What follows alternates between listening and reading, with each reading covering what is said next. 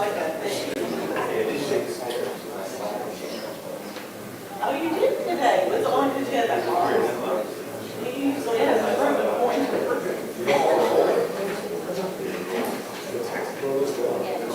We used to,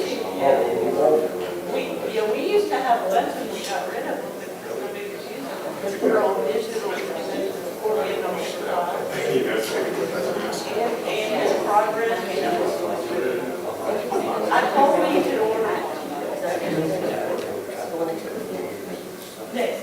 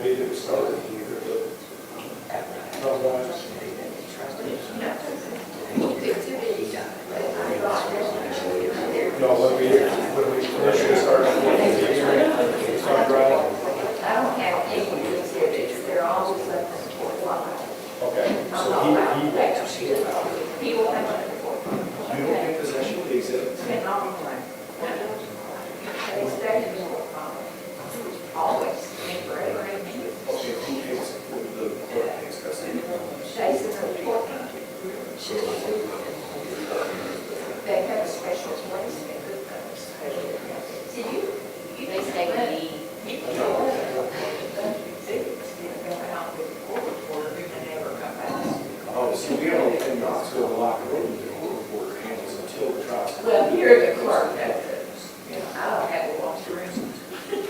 This is your room.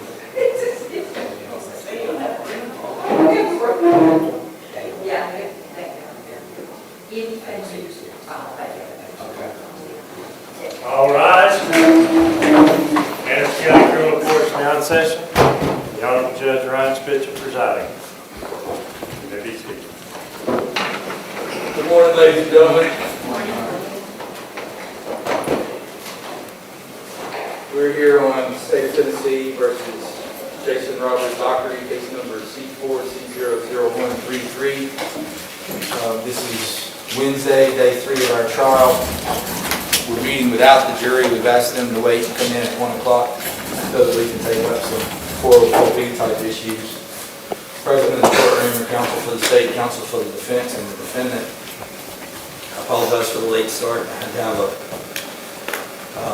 recovery court meeting to address some non-compliance issues. So we'll get rolling.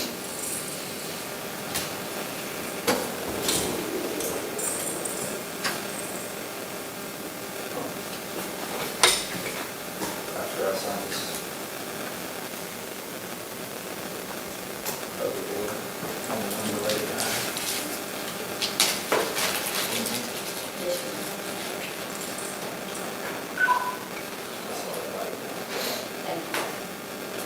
All right, motions.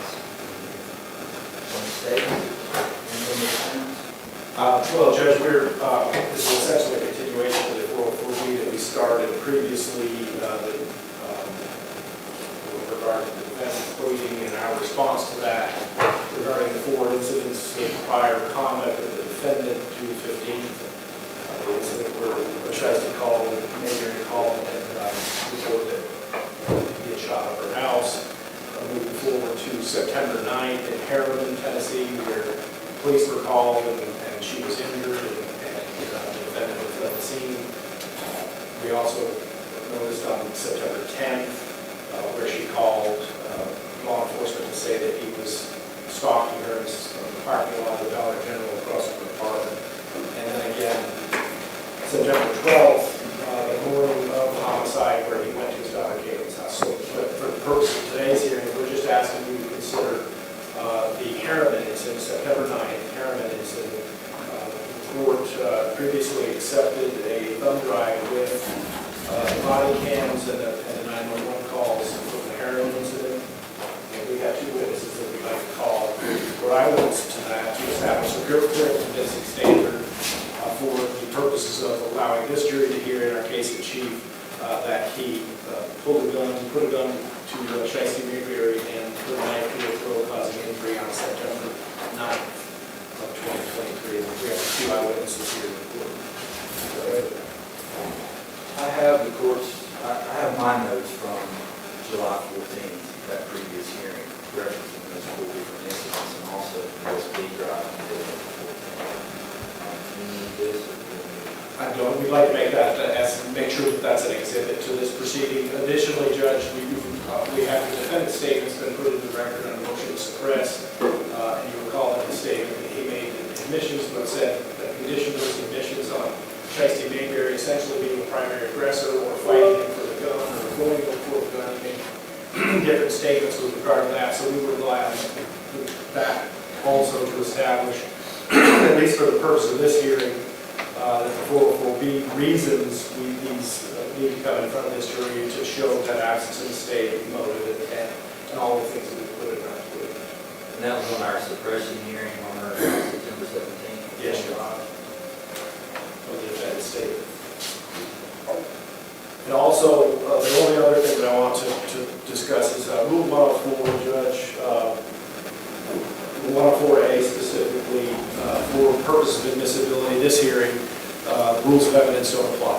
And so the witnesses are allowed to it's our position, the witnesses are allowed to be led, the witnesses are allowed to testify to hearsay.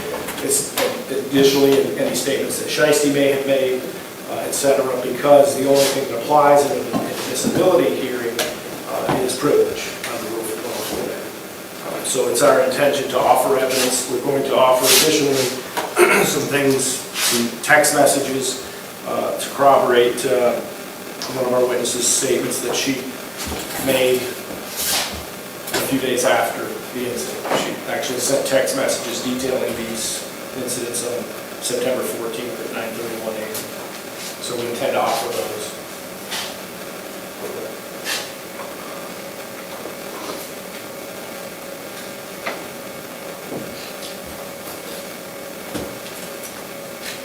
You want to make an initial statement before we start hearing some work? Please do, Your Honor. Just to be clear, we're only talking about the September 9th issue today as far as 404B is concerned. I just want to make sure that that's clear. We did have a hearing on the July 14th, when we started this, and the defense put on a witness that testified as to that, to some issues in this 404B hearing. Specifically, County Marshal testified that he reviewed the OnStar data that was provided by the state, and that there is no data connecting the red Chevy Sonic to the Walden Ave address in Harriman on 9/9. The earliest data that's available for 9/9 is at 6:26 p.m. I believe that testimony is already in the record. So I think that that's relevant. Or that's more testimony. I just wanted to bring that to the court's attention. I know you've had an opportunity to review the exhibit that the state offered. Of course, that's just for purposes of this hearing. And I think it was just to allow the court to get a flavor of what the hearing is going to be about. I did try to review the evidence submitted on the USB drive. I don't know that I've necessarily seen every piece of everything on here related to the 9/9 incident. I know I watched some of the Shysti's the alleged victims' statements on body cam for law enforcement, particularly about the incident with the defense allegedly shooting her apartment in Knoxville. That's a separate. So, we need to look a little bit back at some of this evidence as we're going through our issues today. So do you think you need to have that presented to you again today? So that you make sure that you have that total? Well, I'm here under the tab for 9/9/23 on the 404B on the USB drive submitted by the state. Yeah, 11:43 seconds. It's not one call. a minute and something.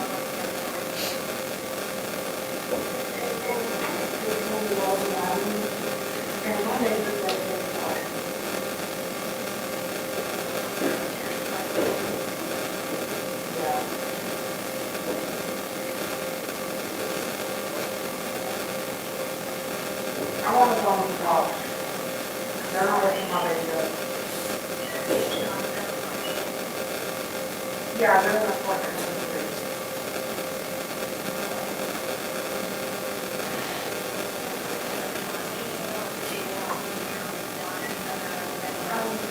Yeah, there's a shooting down in the middle of it, but there's also another one for there.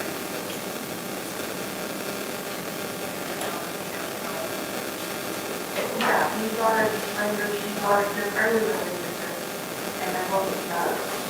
And I was just more earlier, that's why I got the other side. And it's 2 in the morning, I have 2 girls, they live in the front.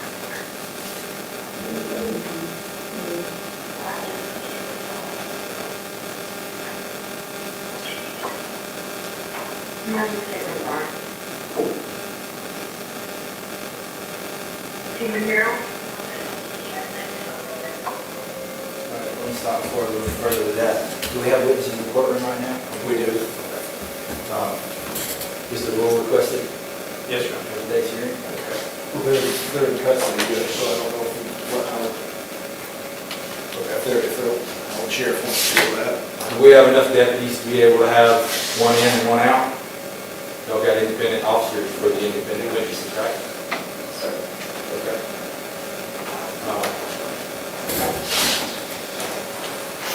So Corporal Blackwell, you've got the gentleman, all right, and Deputy, you've got the lady. Y'all can stay with each of those. If we need to exclude one, we can, or both. Okay. So we're ready to start the scrutiny? Yeah. Who do you plan to call first? Amanda Carter. I'm sorry? Amanda Carter. Okay.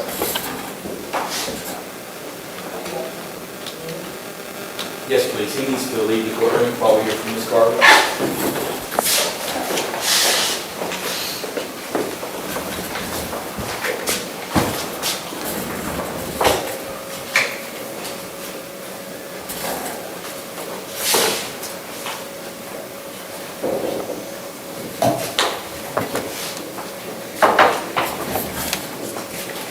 Before we get started, would y'all approach?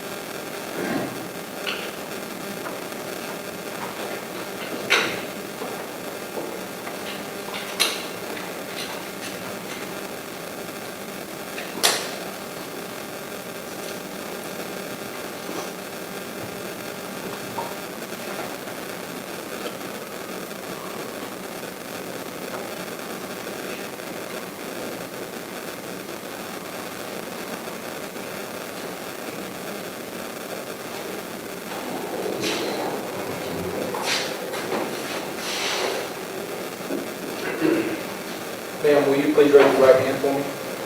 Do you solemnly swear or affirm the testimony you're about to give will be the truth, the whole truth, and nothing but the truth, so help you God? Okay, thank you. Please have a seat in that chair and speak into the microphone. Okay.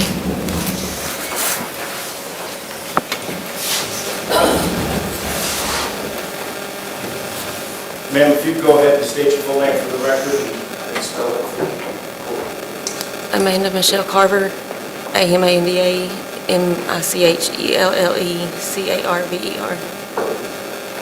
Kind of try to pull that microphone a little closer to you.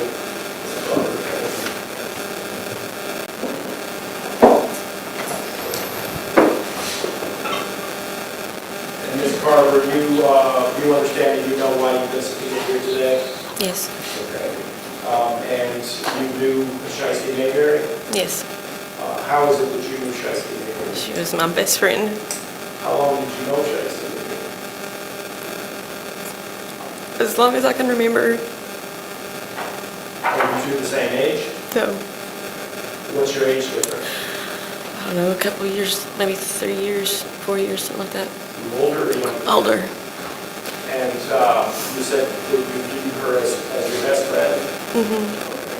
And are you related in any way? No, we called ourselves sisters, but that's just because we'd always been, she was closer to me than any sister I'd ever had. Okay. So how often would you communicate with Shysti Mayberry when she was alive? Every day. Via how? Text, phone, seen her. I seen her every day. In September of 2023, were you in a relationship in September 23? Yeah. Who were Yes. you in a relationship with? Eric, Dockery. And what was the nature of your relationship there, Dockery, back in September? We were dating. Boyfriend, girlfriend? But yeah, yeah. A romantic relationship? Yes. Okay. And it's active to you today? Are you still with Eric? Kind of. I don't really know. Okay. Do you live together? No. Okay. Did you live together back in September of 23? Yes. Where did you live back in September of 23? We lived in Harriman. Do you recall the address? I don't. It was right up from the police station. Right beside a funeral home. I don't remember the exact address. Was it an apartment or a house? Apartment. It was apartment 3. Apartment number 3? Apartment 3, but I don't remember the actual address of it. First floor, second floor? Second. But it was in Harriman, Tennessee? Mm-hmm. Had Shysti ever been to your apartment in Harriman? Only the one time. What was the reason that Shysti came to the apartment that one time? To get her out of hers, to give her a break, to let her come and see my new apartment. Okay. So this apartment was new to you, the Harriman apartment? Mm-hmm. Were you aware at that point that Shysti had an apartment or had a Yes. place to stay? Yeah. Where did Shysti live to your knowledge? Hers was on corner of Olive Street in, they call it Walter P. in Knoxville. Okay, in the city of Knoxville? Yes, Had you been to her apartment? many times. Okay. Hung out there Yes, socially? yes. And who did she live there with? Jensen, her daughter, Who's Jensen? her baby, her daughter, And had you ever had any interaction with Jensen? every day. How so? I had her, I kept her. Or I was with Shysti and we had her.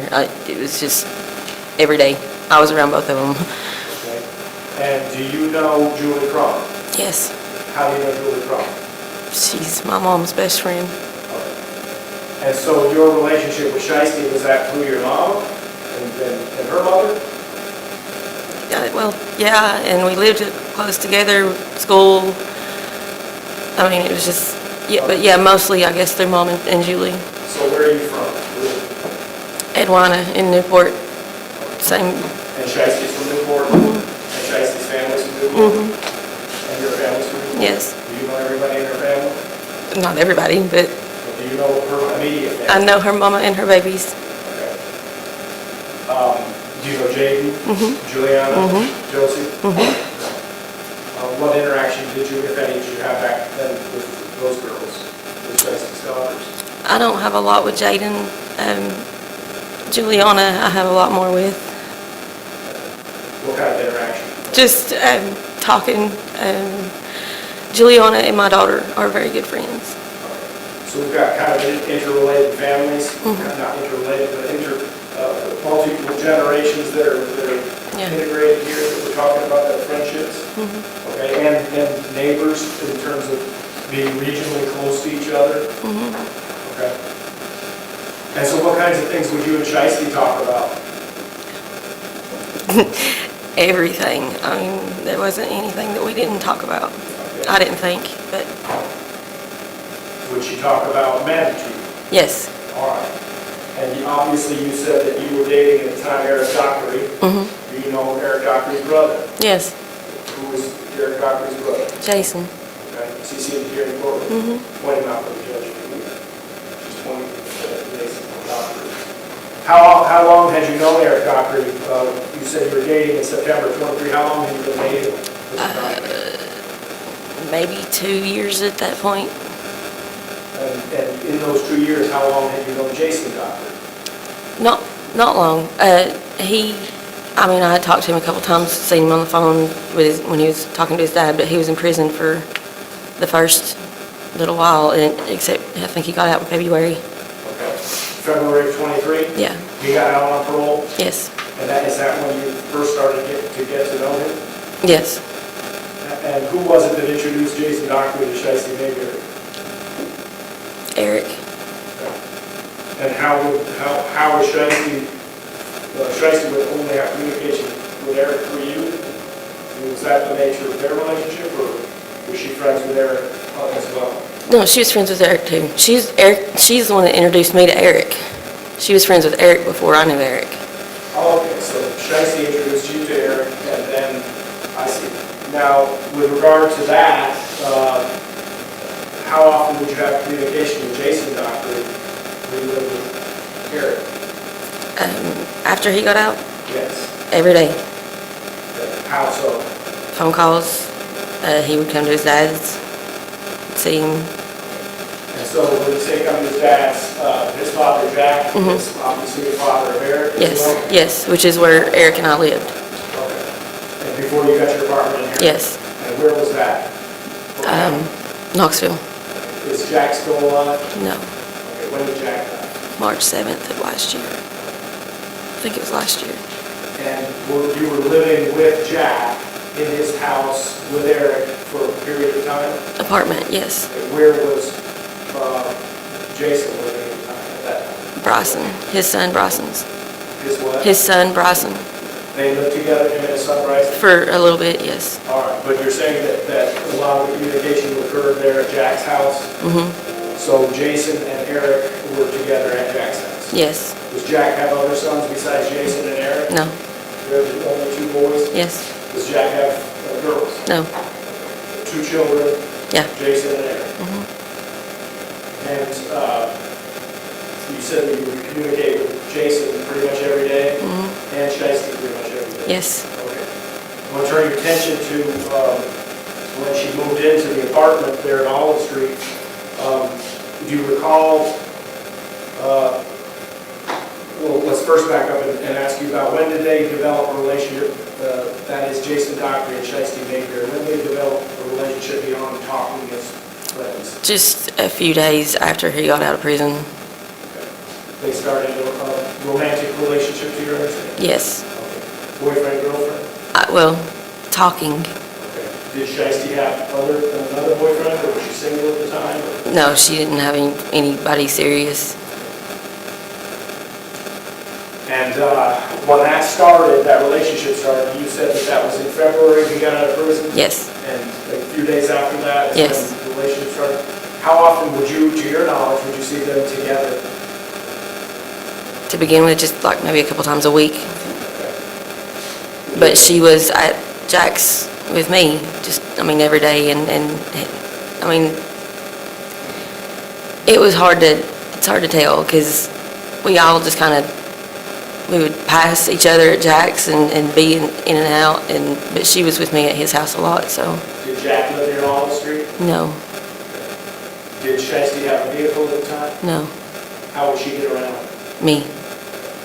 You have a vehicle? I had Jason's car, When did you have Jason's car? When Jason went to prison, Jack had Jason's car, and I drove it just about all the time. Is that red Chevy's car? Mm-hmm. The Sonic, Sonic? yeah, the little bubble, How often did you drive that? every day, But when Jason got out of car, prison, he took it back? yeah. And you talked about their relationship. Tell the judge, what was the nature of their relationship after it became, you said it went from talking to romantic, dating, or boyfriend, girlfriend. Describe their relationship with the judge. I mean, they had a good relationship for a while. They're both funny, they both cut up and laughed a lot and kept everybody else laughing for a while. Some good times, A lot of good times, okay? But you also saw some bad. yeah. Okay. And how so? I mean, they would fight, but when they fought, Like what? like, they fought hard, fist fight, punching each other. Shysti would fight back? Yes, So they would go out and do each other? yeah, Shysti is 4'9", 4'10". something like that, yeah, Okay, she's little, right? yeah, 120 pounds? yes, Tiny thing, right? yeah. Okay. Is she like Juliana's size? Tall-wise, maybe. Okay. Juliana's a lot tinier than she is, though. But you know Jason Dockery had been in prison, right? Mm-hmm. Did you know that he was a power lifter in prison? No, Did he win powerlifting competitions? no. Have you ever looked at his fitness? I mean, I don't know. Yeah, I guess. I don't know, yeah. I don't see Jason like that, so I don't really look at, Don't see him as a guy that's done a lot of push-ups and sit-ups? I mean, he's a big dude, but he's little to be a big dude. In terms of height? Yeah, they were about the same height. But in terms of girth and chest and arms? He was, yeah, yeah. You see any match for? No. Any match for him? No. So that's what I want to get at. Yeah, no. You said that they're fighting. Who's doing the fighting? He should have never hit her, and she should have never hit him, but he should have never hit her. How often did that happen? It got bad a couple of times that I know of. I want to turn your attention prior to the night that police were called in Harriman. Have there been other incidences where you physically saw things happen physically? Yes. Between Shysti and Yes, Jason? yes. How many times would you say that occurred? That I saw just the one time at his son's house, Bryson's. At Bryson's house? Mhm. What did you see, when, in relationship to Harriman, when did that occur? Maybe a couple months before. And what was the reason for the argument there? I honestly don't know. I wasn't there when it began.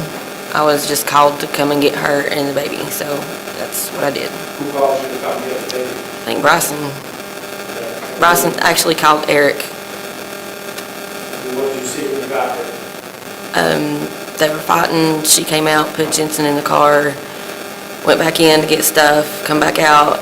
He come back out. Bryson came out, and it ended up being a big fight with everybody, I think. Did you see him putting his hands on her? Yes, yeah. How so? What did he do? I don't know if he punched her or hit her or knocked her down, but she was on the ground. So you knew their relationship was physical? Mm-hmm. Did you counsel Shysti about this? Multiple times. How so? Stop going around him, and him stop going around her. And you would say that to Mm-hmm. Mr. Dockery as well? Yes. What would you tell him? Stop going around her. And you would tell Shysti what? Stop going around him. And why is that? Leave each other alone. You're bad for each other. You're toxic. You're going to kill each other. What do you know about Mr. Dockery carrying a gun? I know a lot about it. You knew he'd been in prison, right? Mm-hmm. You knew he's a convicted felon. Mm-hmm. What did you know about him carrying a gun? I knew he had one. And I don't think he had it when they first had the fight at Bryson's house. I hadn't seen it. September 23, was he, did you know, do you have any knowledge of his habit of Yes, how often he carry a gun? yes. And how often would he carry a gun? Every day that I know of, I don't, every time he got into an argument, like he'd argue with Eric, he would pull the gun. How so? Just, Pull it out, hold it on people? yeah, and no, he pulled it out and held it on him. Held it on Eric? On Eric, on her, I was stupid and jumped between and, We're talking about prior to September the 9th, Mhm. the 9th police were called. Mhm. How many times would you say you saw that gun and pulling that gun on people?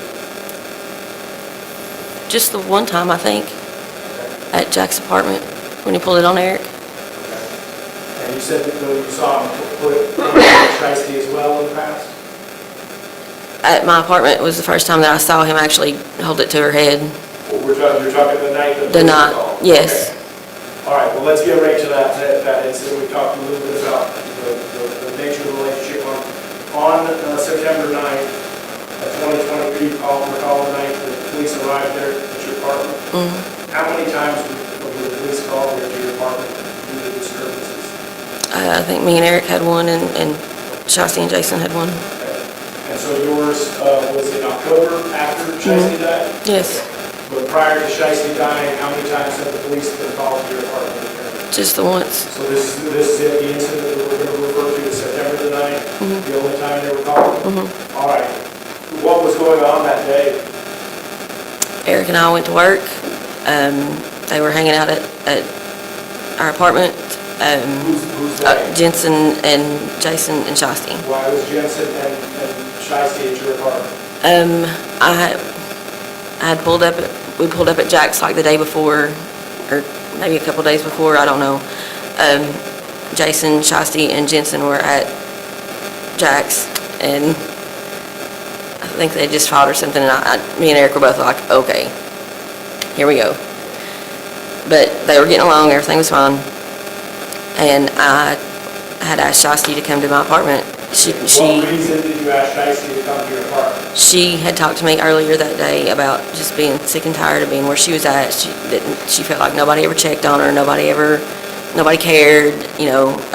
So I had her to come to my apartment, check out my new apartment, stay with me for a couple days, get her out of hers, get her out of her environment with the baby. So let me be very direct with you. Was it to get her away from Jason Dockery? Partly. Okay. Because of things that were happening between them? Yes. Okay. And who transported her to the apartment in Harriman? Jason. And you said that you worked that day? You and Eric were doing what kind of work? Construction. And what Built a deck. We were building a deck and putting a floor down. Okay. Did you have a pretty good business going at the time? And you said you worked that day. How late did you work, if you recall? I don't, it would have been after 5 o'clock. Okay. And did you know that Jason was still there at your apartment? Or did you think he was dropping her off? No, I knew that he had stayed. Okay. So when you get home, what do? She had cooked dinner. She was happy. Everybody was happy. We just kind of sat around and talked and played with the baby and didn't really do anything. We ate. Who was there at the apartment at that time? Me, Eric, Jensen, Shysti, Jason, and my friend Amanda Love, who is now passed. Love still with us? No. She's deceased? Yes. Overdose? Yes. On what, if you know? Heroin that I believe. I don't know for sure. Were the folks there at the apartment using heroin or using drugs that night? No. Amanda got kicked out of our apartment. We kicked her out a couple of days after that because of her use. But she didn't seem like she was fine that day, like she wasn't nodding out or anything, or... How about Shysti? Did you? No, not that I know of, no. Everybody was fine. Okay. But Shysti had made dinner for everybody? And was everything going good? Yeah. All right. Did something change at some point? that- They went in the bedroom and I had Jensen, They is in who? Jason and Shysti. I had Jensen, I normally kept Jensen with me. But they went into the bedroom, Shysti and Jason, and then we heard her hollering and him hollering and commotion, so we went in and Who's we? me and Eric Okay. went into the room. They were just fighting and arguing at that point, I think. So then everybody calmed back down. I went to take a shower. I thought Eric had got Jason out the house and gone, but apparently not. I was in the bathroom and heard commotion again, come back out, and Shysti is on the floor, bleeding from her neck, unconscious, and he was gone. So the first time, though, that you go into the bedroom and you intervene,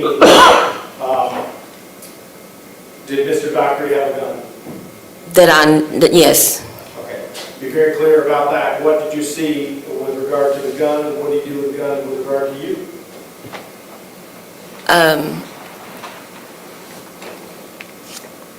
I got between, he had it held to her head, and I got between him and her. So when you say there's an argument going on in the bedroom that you go in and intervene, you actually walk in, he's got a gun to her head. Yes. And you, I what do you do when you see that? jumped between them, and I tell him to put it away. Stop. Okay. Tell him that. Jason. Was he angry? Yes. And how did he react to you telling him to put the gun away? Usually, eventually, he put it away, and he left, or went out of the house. So he did put the gun away? Yes. Where would he keep the gun? And his pants. On his person? Yes. And he put the gun away? Yes. And it was your understanding that Eric was going to get him out of the house? Yes. What was Shysti acting like at that point when he had the gun in her head? Shysti was afraid of the. She was a handful, and she wasn't taking anybody's crap. But when the gun come out, she stopped. Like, she knew better. She knew that was enough. That was when she would just stop and say, "Please put it back. Please stop. Please stop." Okay. So Shysti kind of quieted down in terms of any resistance or argument? Yeah.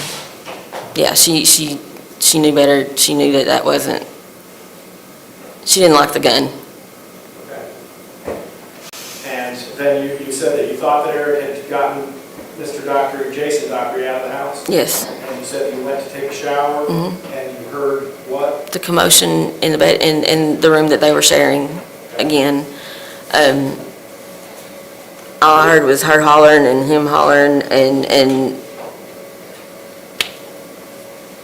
I don't remember exactly, but I come out of the bedroom or the bathroom, and she's in the floor bleeding from her neck and not responding to me, and he was out of the house. He was out of the bedroom, out of my sight. He wasn't there. What do you do when you find her there? Grab her, woke her up. She woke up. She held on to me. She held on to me for a few minutes, and we got up and Do you see her injuries? Yes, What injuries did she have? cut right here. Cut on your motion to your neck? Yes. And how long did it take before the police arrived? Well, I don't know exactly. We got her stuff together and got down to the truck, which was downstairs, loaded up. We had Jensen loaded, and I was about to take her home anyway, and they came. So maybe 10 minutes. Did you know where Mr. Dockery had gone? No. But you live right here in the police department? Yes. So it didn't take them long? No, it didn't take them long, and they came. When they came, they came. They came rolling in 4 and 5 deep. Okay. And did they speak to you? Yes. And what'd you tell them happened? They argued, and that we thought that Jason was gone, and then they argued again, and Jason was gone. Did you downplay what happened to the police? Yes, Why? because she didn't want anything to happen to Jason. Did you watch Shysti downplay it to the police? Yes. Why'd she do that? She didn't want anything to happen to Jason. Jason had enough trouble and she loved him and she didn't want anything to happen to him. Did you know he was on probation? Mhm. Did Shysti know he was on probation? Mhm. Do you know what he was on probation for? Not exactly, unless it was unless it was a prior incident with the ex-girlfriend. I don't know exactly. Did you know that he was on probation for pulling a gun on his ex-girlfriend? I know they had problems, and but I don't know I wasn't around You for didn't know that. the details of it? No, Okay. no. That was before my time with them. Okay, and so you downplayed the incident to the police. Where is Mr. Dockery at this point? I don't know. And what are you counseling, or what are you saying to Shysti? Stay away from him. Please stay away from him. Okay, and what was the plan to keep her away from him? She was supposed to go back to the shelter where she had stayed before. She was supposed to take Jensen and go there. I dropped her off at her house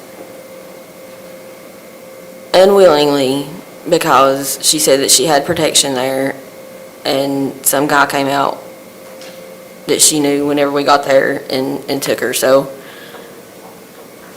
I made her call me the next day. But she called and said that she was at the shelter, everything was fine. She had Jensen, I heard commotion in the She claimed background. She was at a shelter? Yes. Okay. I heard commotion in the background, so that I thought maybe she was, so I had no reason to not believe her. Did you know that she was with Jason? No, What would you have told her if you didn't know she was with Jason? I don't even know. That's why she didn't call me, is because she knew that I would be mad and I would probably fuss, but yeah. I didn't know that she was with Jason. Okay. When did you learn that she was with Jason? The night before, it was, I guess, September 11th, because he had used my phone to log into his Google accounts and his emails and stuff like that before. I started getting emails where they were staying at Super 8 off of Emory Road, because we put it together because, like, I don't remember if the room was in her name and maybe the card was in his or vice versa, but one was in one's name and one was in the other. You got some sort of Google notification? Yes. Super 8? Yes, And you figured out what? that they were together like that, because, I mean, and the fact that neither one of them would answer the phone for me or Eric, either one. And when is the next time you heard from Jason Dockery? September 12th. On September 12th. After Shysti, you said goodbye to Shysti the morning, or I guess the early morning hours after the Harriman incident. Did you ever talk to her again? Just whenever she called to say that she was at the shelter. And that was the last time you talked to her?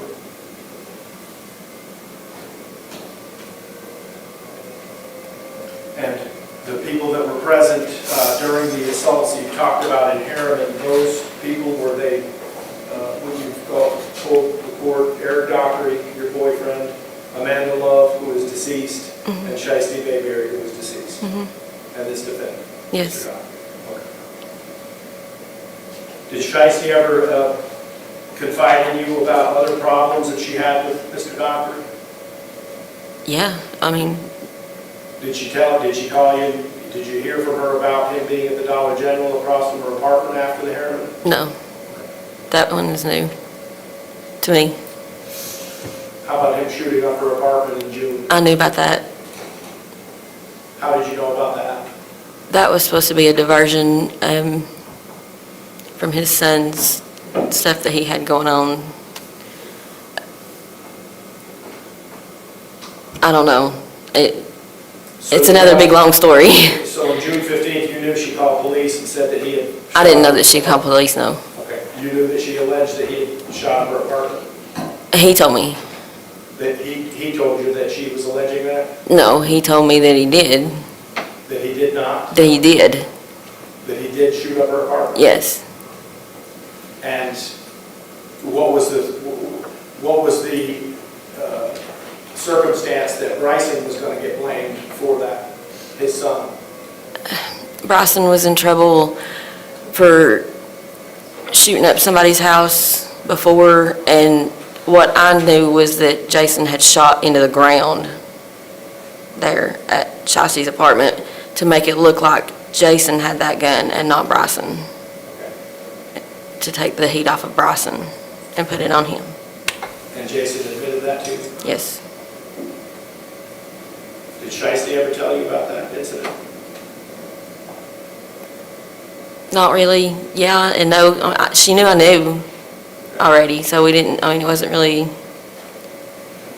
she didn't seem that shook up about it. Not like she was about other stuff. Like the heroin incident? Like the heroin incident, yeah.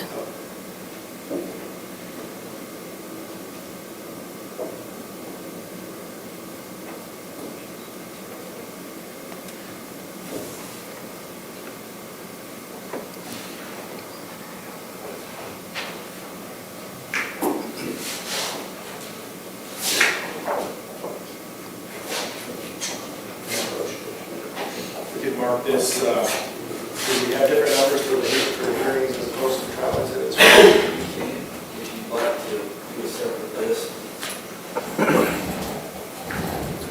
Just a continuation of the previous part. Sure. So, We got A and B on our July 13th and 14th hearings, so this would be C if we pick up where we left off there. C is the sub.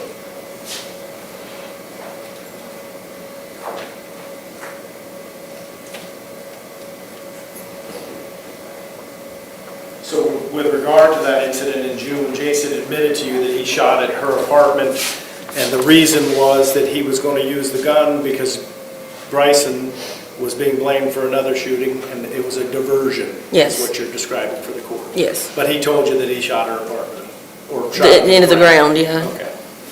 What I'm showing you now has been marked as Exhibit Number C. Do you recognize Exhibit C? Yes. And the top of that, it says Cheryl Wood Sutton. Sherry. Sh- It's Sherry. Oh, my glasses. C-H-E-R-I, Sherry, Okay, yes. who is Sherry Wood Sutton? My mom, Your mother? yes, Do you see the date of of that? yes. Exhibit, what No, date? I mean, yeah, I see it's September 14th At what time? at 9:31 a.m. Okay, and those are what? What does Exhibit C contain?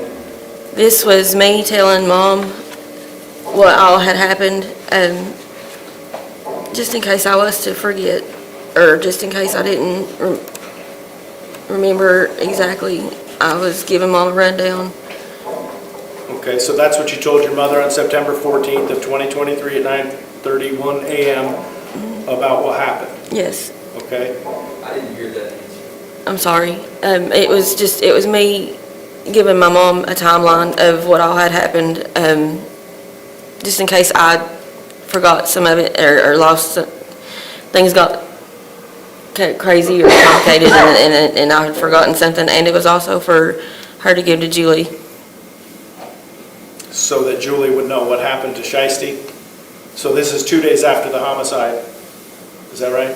This is Yes. before he's even captured, right? I don't know if it was 2 days that he was running or 3 or Okay, something like that. go ahead and read it, and we'll ask you to explain as we get through there. Go ahead and read your text communication to your mom. Okay, well, I will just give you the timeline. So on Wednesday, I still hadn't been talking to her, but we came up to Jack's to get on to check on him, and here they were with Jason. So we talked and made arrangements for her to come stay at the apartment for a few days, just to get her out of her apartment, because she was so desperate and so miserable. I hadn't seen her like that in a long time. She had got back to some of her old ways, and she just needed out. So Thursday, her and What are Jason, we talking about there? That she's desperate, miserable, and back to old ways? she was back to using Using what? crack. Okay. Did she tell you that? Yeah. Okay, You mean continue? continue. So Thursday, her and Jason and Jensen came to the house. I watched Jensen as usual, so she could just breathe and take it easy. She seemed to have perked up while she was there. Then Friday, we didn't get home and from work until around 9:30 at night. She had cooked dinner, and everyone was having a good time. When Jason and Shysti went to the bedroom, next thing I know, she was screaming.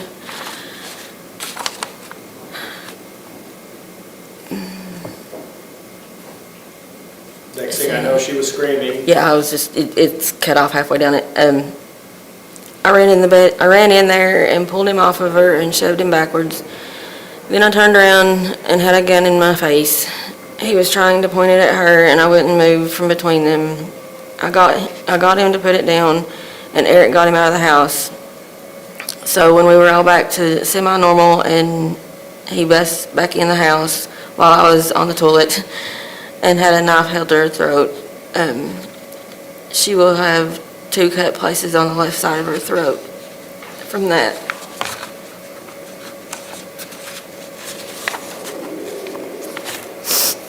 At that point, the police were called.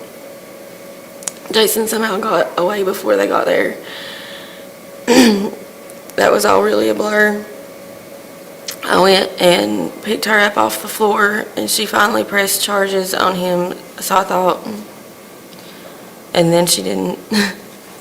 Then the cops wanted me to take her home, or take her somewhere that she wasn't there, but safe, or they were going to take her to a shelter in Crossville.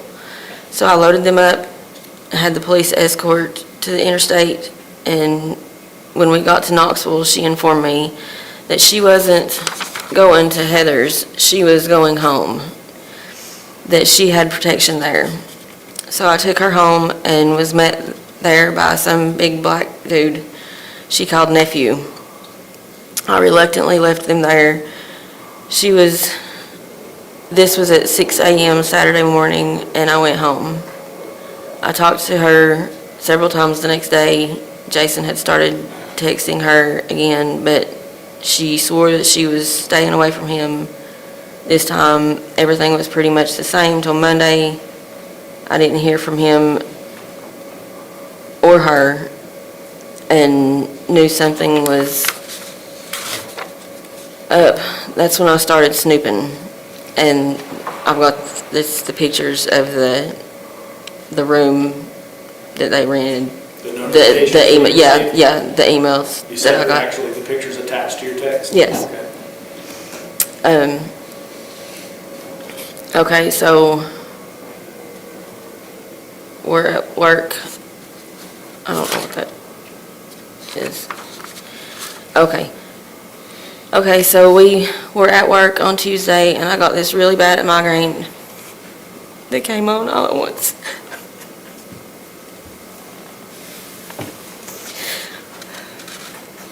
To the point I got physically sick. Then couldn't have been 5 minutes later, my phone rang and it was Jason.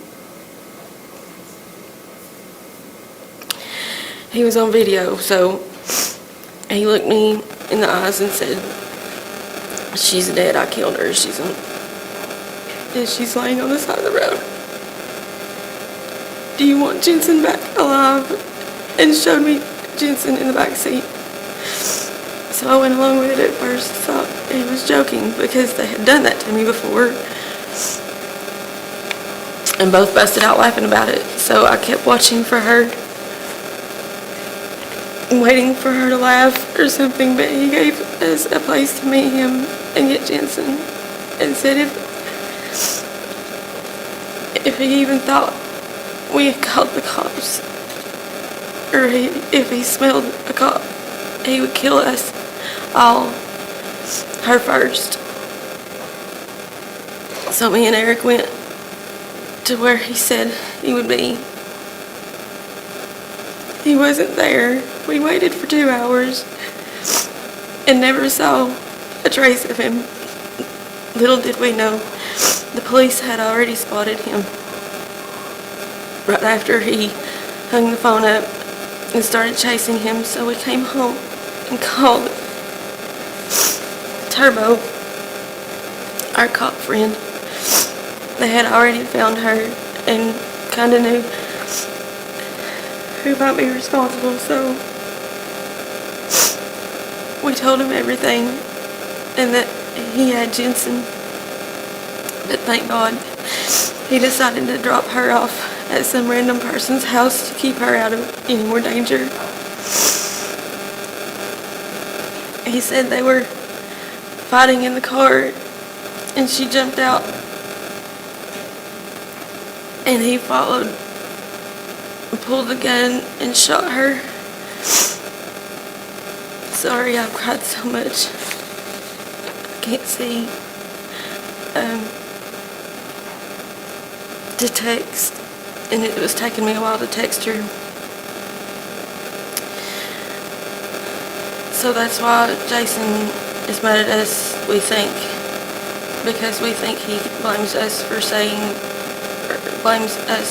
we called the cops when we hung up on him and told him that he was driving in his name and everything, which we did, but not till after we knew we weren't getting Jensen back right then. So I had lied.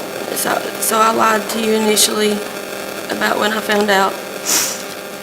I knew 5 minutes after it had happened, but I couldn't say anything for the marshals and police. That's why we were being watched, because they think he might come back since we ruined his getaway, and his life he will ruin ours like we did hers, or like he did hers. But either way, I think I made the right decision by trying to get Jensen safe first. Then when it didn't happen, telling the police everything. That's the only way I knew to get Jensen.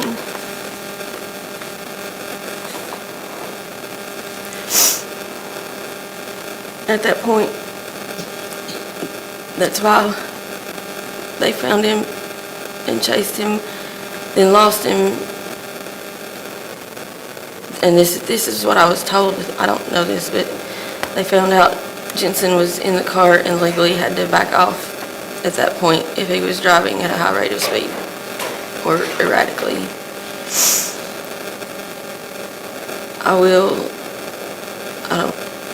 I was just praying I did the right thing and he wouldn't hurt her, and he didn't, thank God. I hope you don't get mad or upset with me. I did the best I could. I don't know who found her. I just know that the anonymous tip they got was that a man shot a woman on the side of the road and left her there on Moore's Gap Road and hung up. I guess the police found her. I really don't know. I just wish I could have gotten to her in time.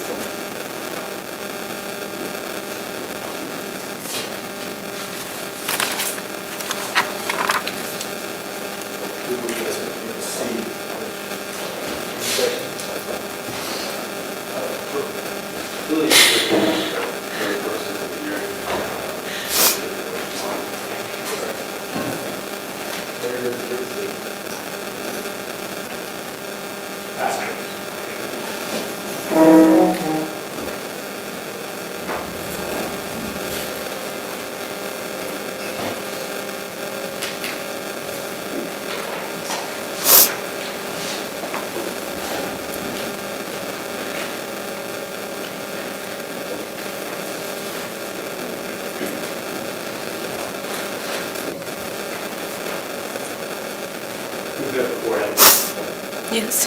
First time in the parking lot behind Wendy's? Yes. Where you were living, right? Living and working. And the second time was at the Cobb County Jail? Yes. Are you still in custody of the Cobb County Jail? No. Yes. Can I ask you some questions about your relationship with Shysti? Okay. You know Shysti most of your life? Yes. And I apologize, I didn't actually have to answer this. I know. That dawned on me, and I said, that's when I said yes. Sorry. So, you were close with Shysti all through growing up? Off and on, but yes. Was there a time that you lived with Shysti? Yes. Can you describe it? That was, I don't know what year it was or anything, but she was living down here with her boyfriend off of Rifle Range. Actually, in Knoxville, sorry. She was living in Knoxville off of Rifle Range with her boyfriend at the time. And I came down here. She was pregnant with Jensen. So, just for reference, when you say down here... I mean, Knoxville. Your world is at where? And that, Newport, right? That's where you guys grew up? yes. And coming down... And I came to Knoxville, yes. Yes. So she was living in Knoxville and you moved in with her for a while? Yes. And she was living with her boyfriend? Yes. And she was pregnant with Jensen? Yes. Do you think that that's the father of Jensen? Maybe. Maybe. Not sure. Not sure.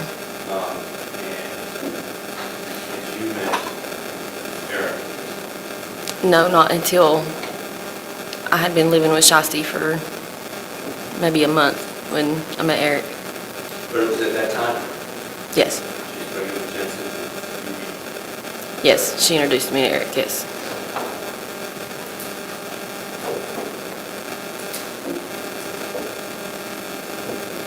How long after that did she move into college? It was several months. It was a while. The shelter was in between? Yes, So was she in the shelter because she's in a abusive relationship? Yes. yes, Was there a time when she lived in the shelter that she would come stay at Jack's? yes. So somewhere between when you lived with her and she's in this abusive relationship, were you there to protect her? No, more just, she had seizures really bad. Okay. And when I mean really bad, I mean several a day, and they were like incapacitating her. I don't know the right word, I guess, but they knocked her out for a few minutes, and she would wake up and not know where she was at. They were bad seizures. So I was there just to help her and just to stay with her, and then when the baby came, to help her with Jensen, because he wasn't much help. So do you have any special training as to how to help her if she was having a seizure? I mean, no, just her seizures. I had just been through her seizures with her before. Okay, so then some conditions she had, maybe, Yes, she'd had them for a while. So you're living with her, and she introduced you to Eric, right? Yes, And at some point you and Eric begin a romantic relationship. yes, And you moved in with Eric at Jack's house. yes, And when she was in the shelter, she would come and stay with you and Eric at Jack's house. no, she stayed with me and Eric at Jack's house before the shelter. I think she went home and stayed for not a long period of time, but she kind of bounced between home and Jack's. Home meaning Julie's. Yes, yeah, with her girls, and back to me and Jack's, or me and Eric and Jack. But she stayed with us there for a couple months after she moved out of the other house with the other guy, What's the other name? Billy. Billy? Yeah, Billy Duff? yes, Billy Dutton. Sorry, it took me a minute. You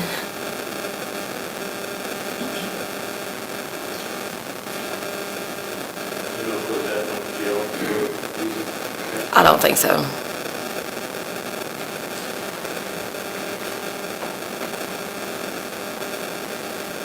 You live with her, is it a bad situation? Yeah, it was okay for the most part, but it got bad just like the other one did. And since you're living there, you understand that, yes, it seemed to tango? Yes, So Shysti would give as much as she could. she was not putting up with any crap. Okay.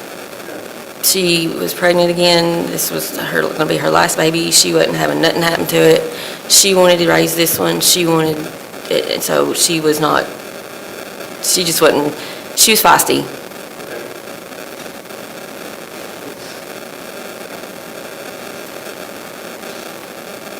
Would you say that she would instigate? Some.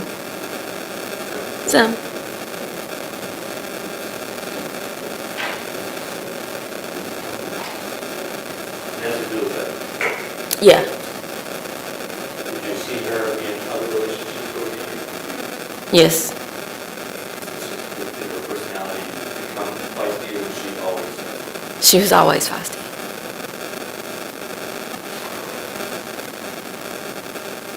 And then she might be the first person to lash out with this. Not usually. She was more of a mouth runner. She liked to, somebody say something to her and she would be right back up in their face. She wasn't really one to start an argument, but she wasn't really one to just lay down either. When you say it wrong, She would run her mouth. She would,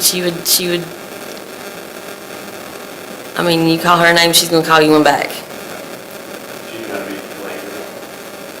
Yeah. So she lives in the shelter for a short time, and you're helping her with, you mentioned that you had Jensen every day you could, right? Yes. I mean, that every calendar day, that any chance. Yeah. Yes. So when she moved into the shelter, she already had Jensen. Yes. And when she's at the shelter, from time to time, she would also stay At Jack's. at Jack's. Yes. Bring all of her stuff to stay for the weekend or whatever, right? Her and her 20,000 bags, yes. All right. And then when you have a baby, you carry the stuff for the baby. She would carry everything but the kitchen sink, always. That when she learned about Jason,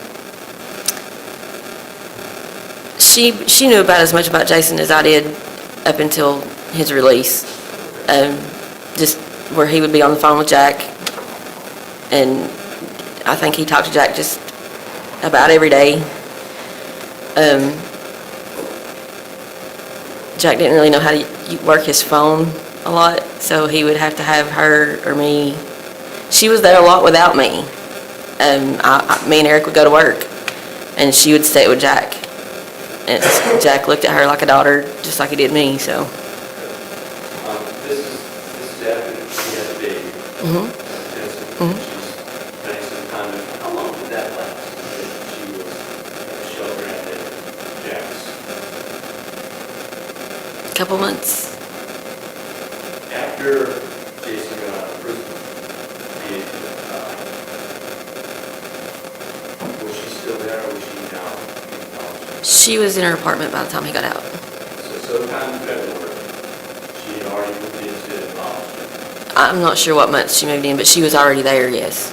We had already decorated, and she was there, You recall that that's when Jason came home, right? yes. Now, tell me about where's Olive? That is her apartment in Walter P.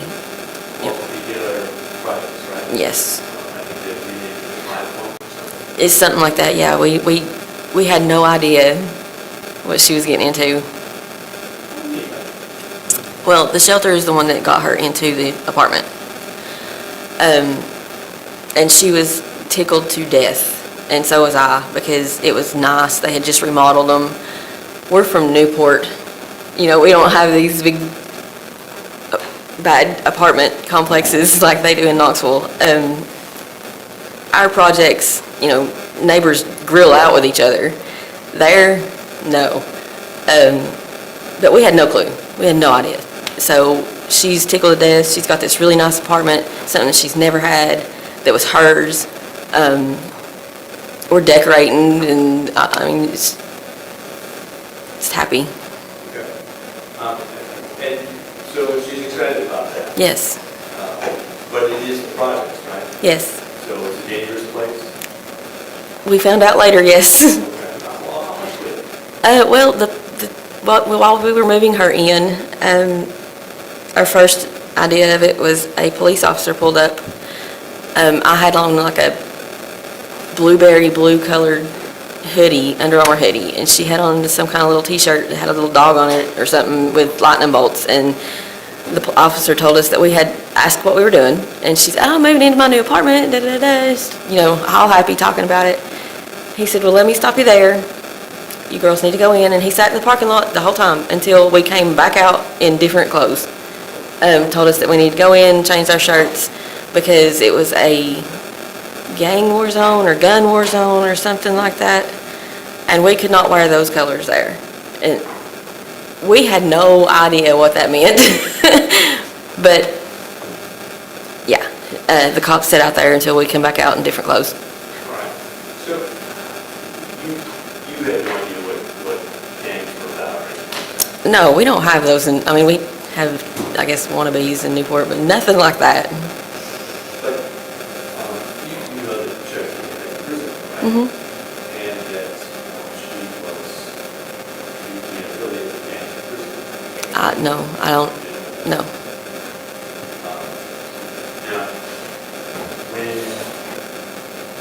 you went there and the police were telling you this is a dangerous place, I'm going to protect you, you got that, right? Yeah, You're not part of a dangerous place. yeah, yeah. So, when you told us about June 16th,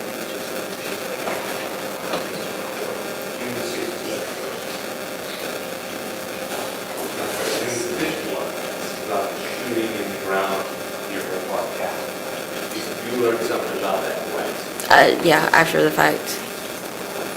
And you understood that it was some kind of diversion. Yeah, that it was not aimed at her.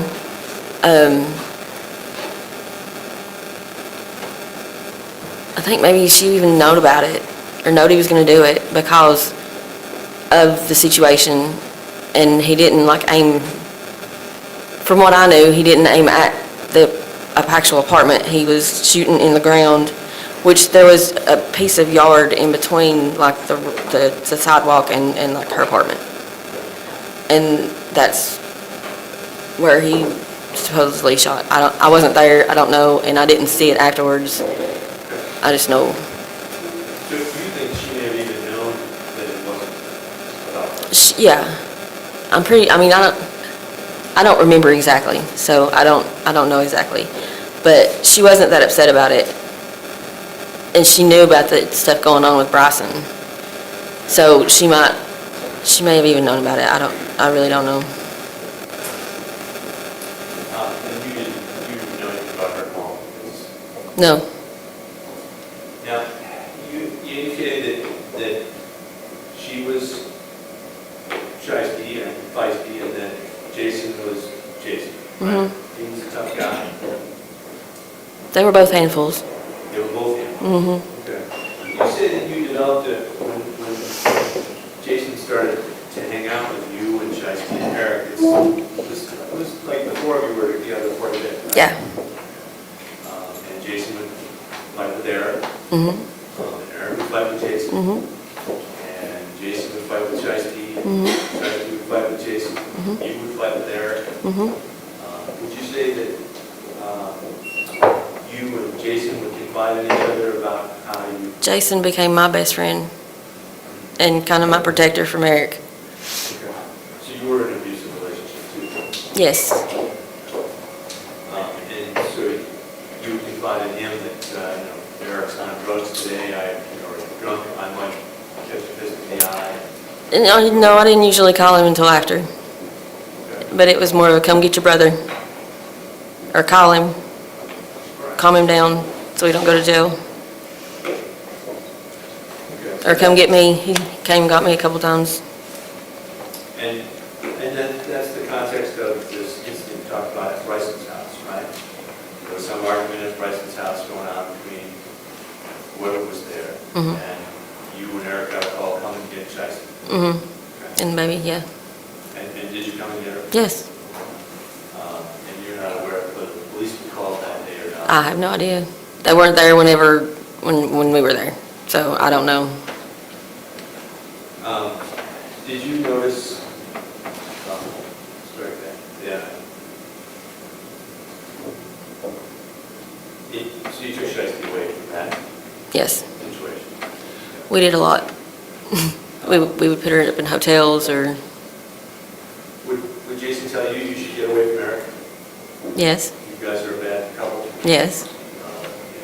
Just Didn't listen. And you would tell Him. and Shysti the same? Mm-hmm, both of So them. your best friends are Jason and Shysti? Yes. This has got to be very difficult. It's very. Now,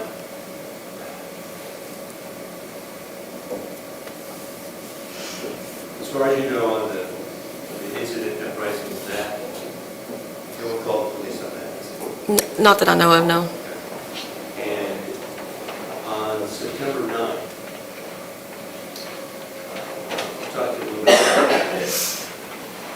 Shysti is living in multi-retailer projects, right? Mhm. And she's expressing that no one is looking out for her.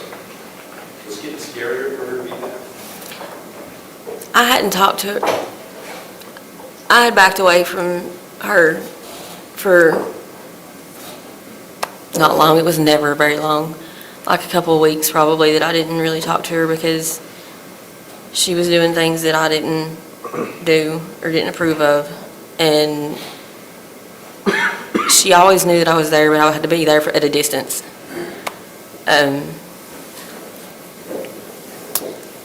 It about killed me to not have the baby, but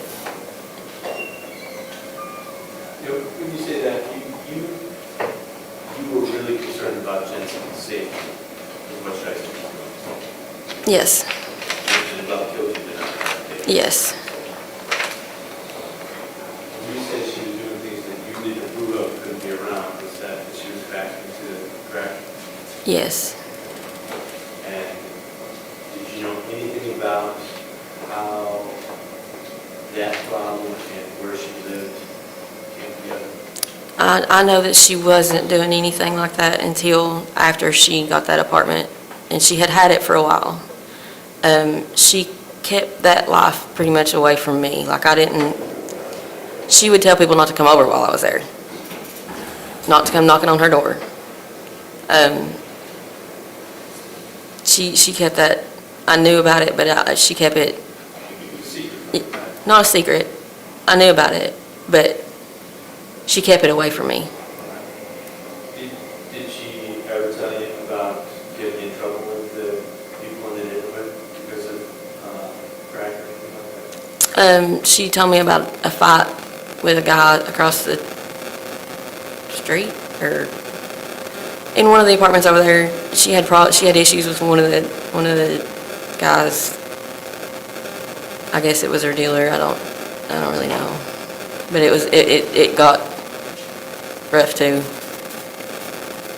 It got rough too. Yeah, I don't know the details on that. I don't know exactly. She never showed you the ring camera video? Oh yeah, yes, I have the ring camera video too. You have that? Yes, on my phone. I have that, but I don't know why he did that. She never told me why. When you say you did that, what do you remember you did? I mean, not just what's on the video, just him coming to the door and going through the door, cussing her and cussing whoever was in her apartment, and then she ran him right back out the door. I don't, other than that, I really don't know. Did you notice whether he was armed or not? She said he had a gun. I'm assuming, I think he did. I think it shows it in the video. She ran him out.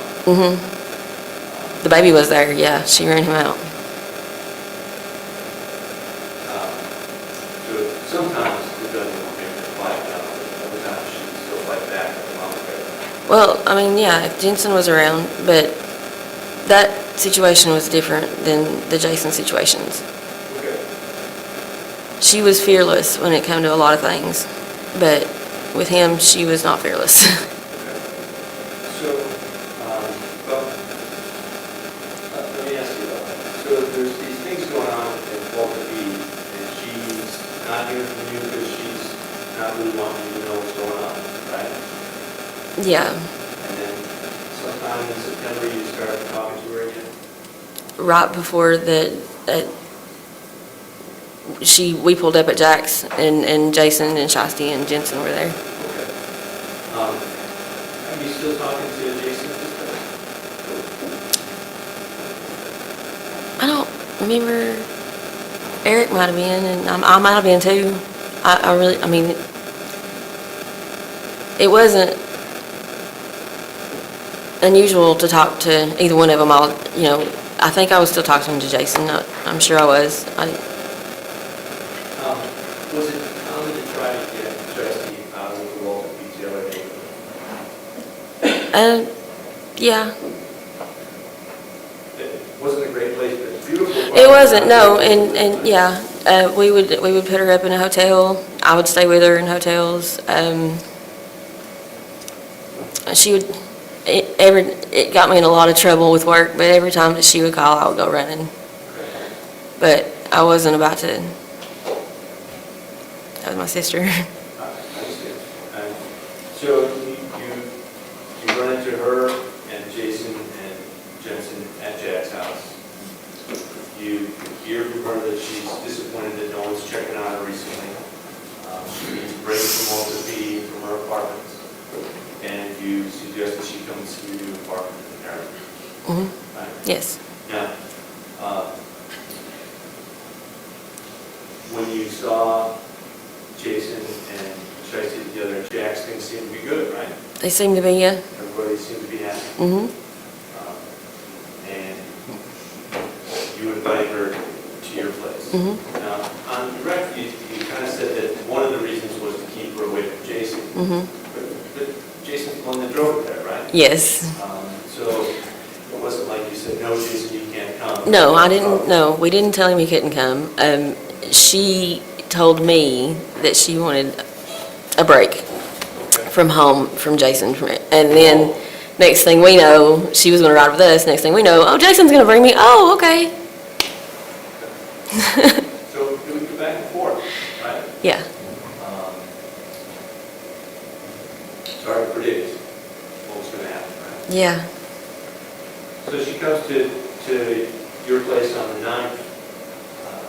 Were you there when they arrived? Were you over? No, we followed them part of the way, and then they got off the interstate somewhere, I think to get gas or something. And so we got there a little bit before them. No, they got there before us.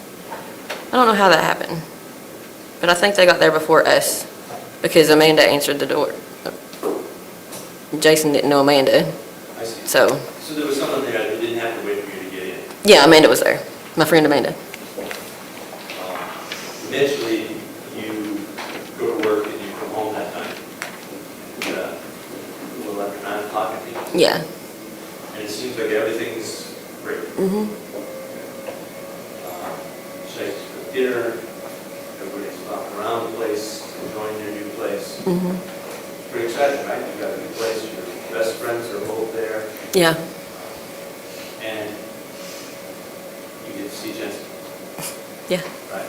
And That was my world. You and Eric and Jensen had a pretty good relationship. Yeah. Now, at some point, things seem to be going well, but then you said that they go into the bedroom, the spare bedroom. Mm-hmm. You expect that they were going into the bedroom to have some alone time. Mm-hmm. Wednesday. Oh, yeah, absolutely. There was some arguing that happened. And there's been a couple of different things that you said about what happened when you went in that room. On direct, you said that when you went in, you had a gun pointing at him. But 2 days after, or 3 days after, the statement you sent to your mother, you said that you got in there and then the gun came out. And he was trying to point it at her when you were in between. Do you remember what happened? I think he already had it on her. I don't know. I don't remember exactly. A lot of that stuff that's why I texted Mom that long text, was because I was afraid that,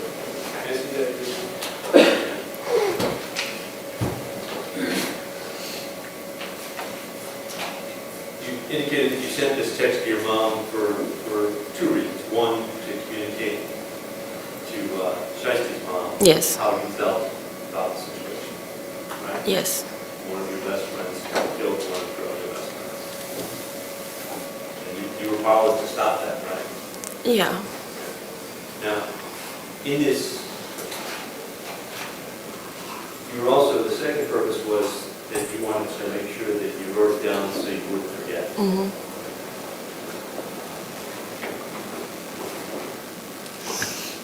When you wrote it, so this is on the 14th. This is 5 days after these events of the 9th. yeah, yes,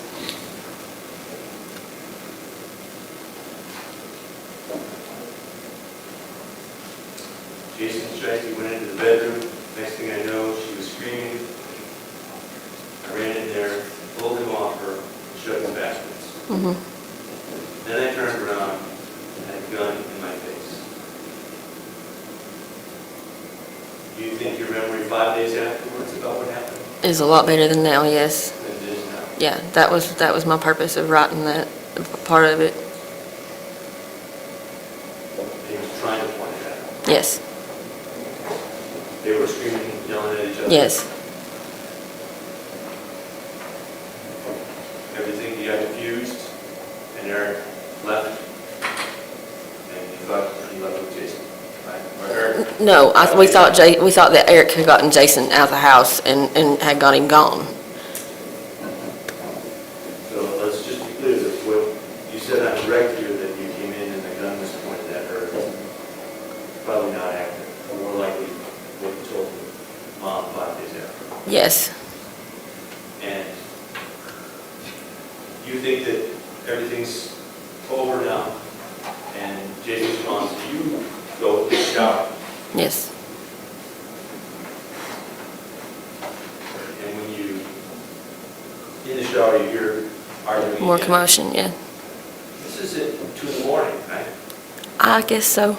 I don't remember what time it was, but yes, it was dark outside. All right, well, okay. In Yeah. September, it might be dark when you got home from work at 9.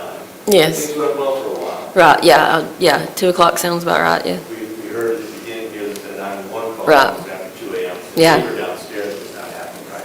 Yes, You didn't call 911? no, Not even when you saw the gun come out? no, I was busy with her. I didn't, You didn't typically get the police involved, right? no, neither one of us did. The neighbor called 911 and the police would show up. Mhm. Now, you come out of the shower after you hear this yelling and screaming, and you told us that she's on the floor with a cut on her neck, Mhm. and Jason is gone. Mhm. So you didn't see Jason attack her with a knife. No, Now, you indicated that she was not responding to you. mhm. Do you mean that she was unconscious, or do you just mean that she was not? She was just kind of lethargic, I guess, or in shock, or she was on the floor. I don't remember if her eyes were open or closed, Okay. but she wasn't, when I said her name initially, she didn't respond to me. So when I got down there, I got down on the floor with her and raised her up and said her name, and said, "Look at me," or whatever, she finally focused in. She wasn't having a seizure to go around. Not that I know of, no, she wasn't having a seizure. Yes, no, those were bad. But she also wasn't unconscious. No, And when you saw this on her neck, is she bleeding from her neck? yes. Just a scratch on it? I mean, it wasn't like a gushing anything. We didn't have to put anything on it or nothing like that. It was just a cut, but it was a pretty ugly one. Right. And you go see Jason Mm-mm, when you found that. no, Your next instinct is, all right, let's get Shysti out of here. yes, So you pack up her stuff, you bring it downstairs. The garage or shop was underneath the house? the shop was, And that's where your truck was? Yes. Driveway. And the police arrived, as you're down there, yes, and it was Shysti that wanted to go. Not, I wasn't putting her out. It was her she was ready to go, get out of there. um,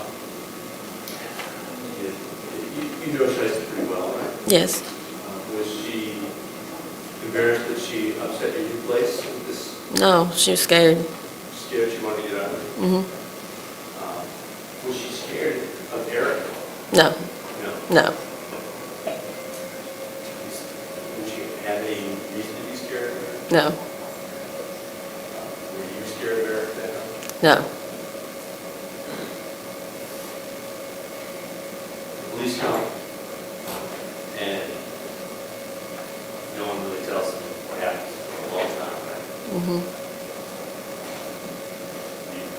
You like even bold-faced lied to the police. yes. Yeah, she was saying just to let Jason go, and don't say nothing. And then I heard her in there on the chair telling them that he didn't do that to her neck, and that he was gone, and so I went with it. Okay. Well, and you didn't see him do that to her neck? No, I didn't see it, no. You didn't tell the police any of this that night, right? No, In fact, you were hoping they didn't find a warrant for you or something, right? a child support warrant from Cobb County.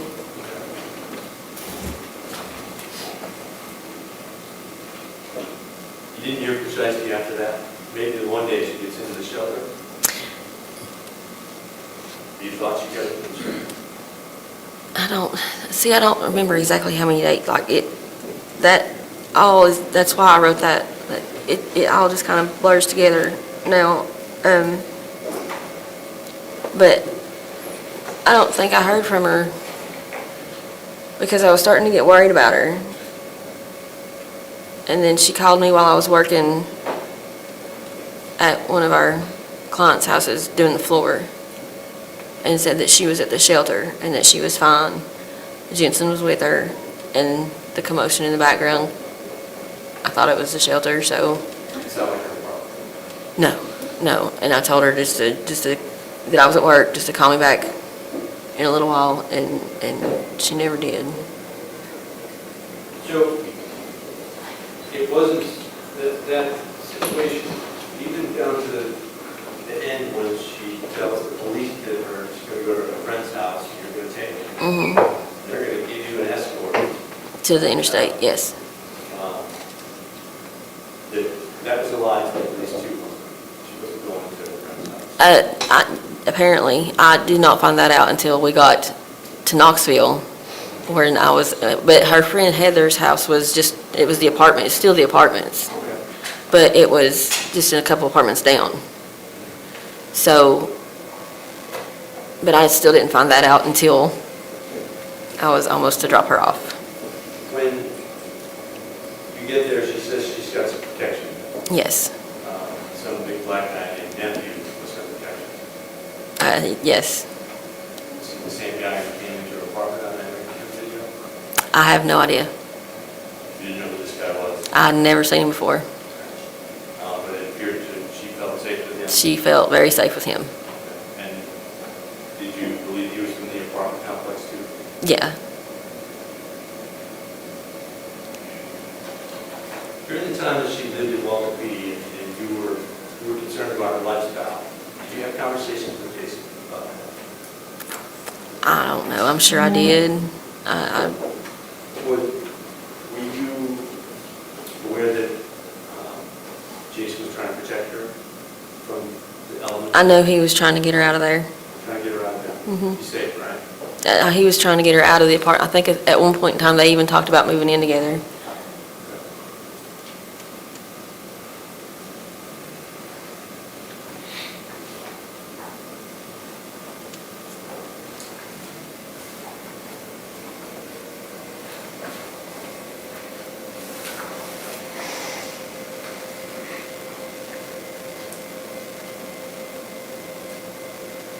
You talked about trying to find out maybe where she's at, because you hadn't heard from her after the shelter phone call. Mm-hmm, And you said you were snooping, mm-hmm. right? And you believed at some point that you were snooping through Jason's email. That had just popped up on my phone. We were just trying to find them, Eric had called Bryson. Didn't know where they were. Okay. I'm gonna have you look at, so you can see page 6 here. There are some screenshots Yes, of the hotel reservation for the Super 8. yes. Can you tell whose email those are made in? Hang on, let me look. Okay, so it was Shysti's email. The Shysti's email? Yes. Right? Right, it Okay. was Shysti's email. Coming through. I don't know how I got that on my phone, but yeah. You're not even sure how you got it? I don't know. I thought it was Eric's. I thought it was Jason's, or Jason had logged into my phone. But it was Shysti's email. Yeah, Could she have sent it to you? Tell you what they'd be? no. No, she wouldn't send me an email. Everything she sent me was in text or screenshotted. So they could be screenshots of her email saying where she, No, no? no. I remember them coming through my phone, through the email confirmations, and looking at Eric and being like, busted. You didn't try to go there. No, And you knew that you couldn't talk her out of being with Jason if you wanted to be with Jason. I had tried several times, and I tried to talk Jason out of it. Just like no one could talk you out of being with Eric. Right.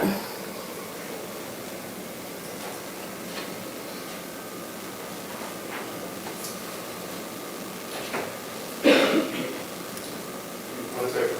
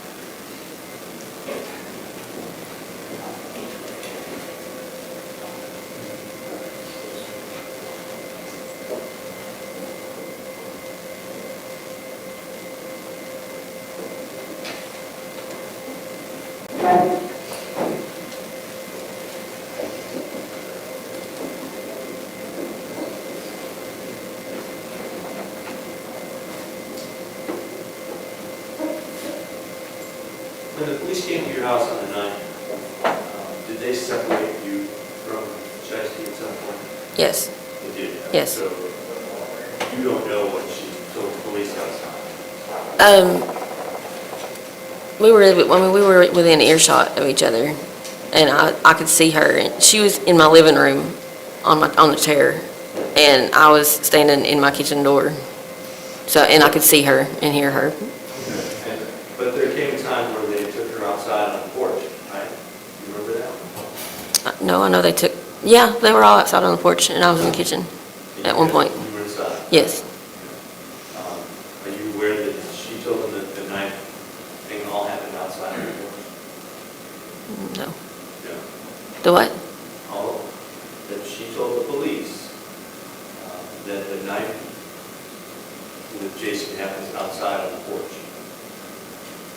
No, No, you're not aware of that? I don't think so, no.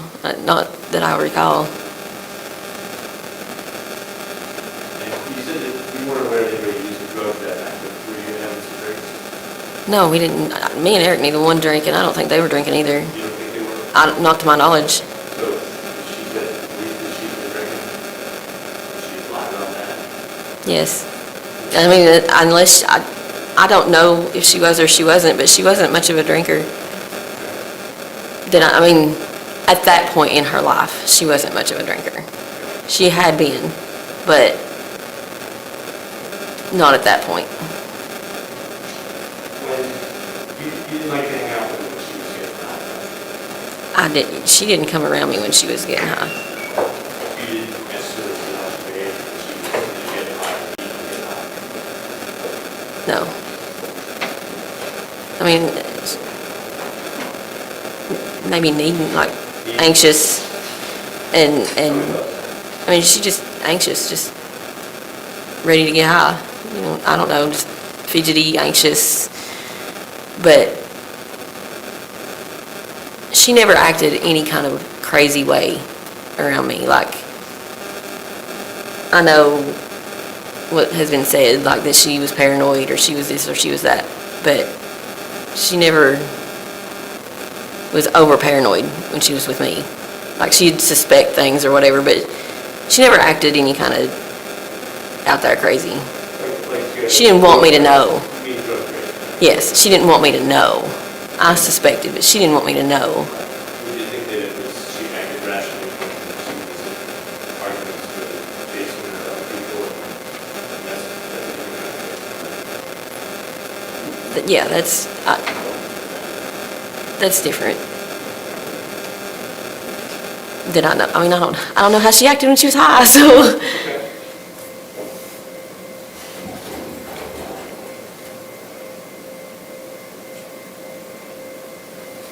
I have no further questions. You correct? You were aware Mr. Dockery was in prison, correct? Yes, Then you knew that he was Aryan Nation, gang affiliated in prison? I knew he was affiliated. I don't know which one, but yes, And he's got tattoos that indicate I don't he's know what- Aryan Nation? I don't know what all that means. Okay. But you knew that the colors that we were talking about at Walter P., that did you eventually come to find out that was Crips and Bloods and Aryan Nation aren't welcome down there? And I don't know. I didn't know what colors. I mean, I knew the colors we had on, but I don't know what they. Okay. So when Mr. Moynihan was asking you about Jason wanting to get her out of there, Jason actually couldn't go down there, right? Were you aware of that? I knew he could. I knew he would park the car somewhere else and walk down there, but I didn't know if it was because the guy across the street that she argued with, or I don't.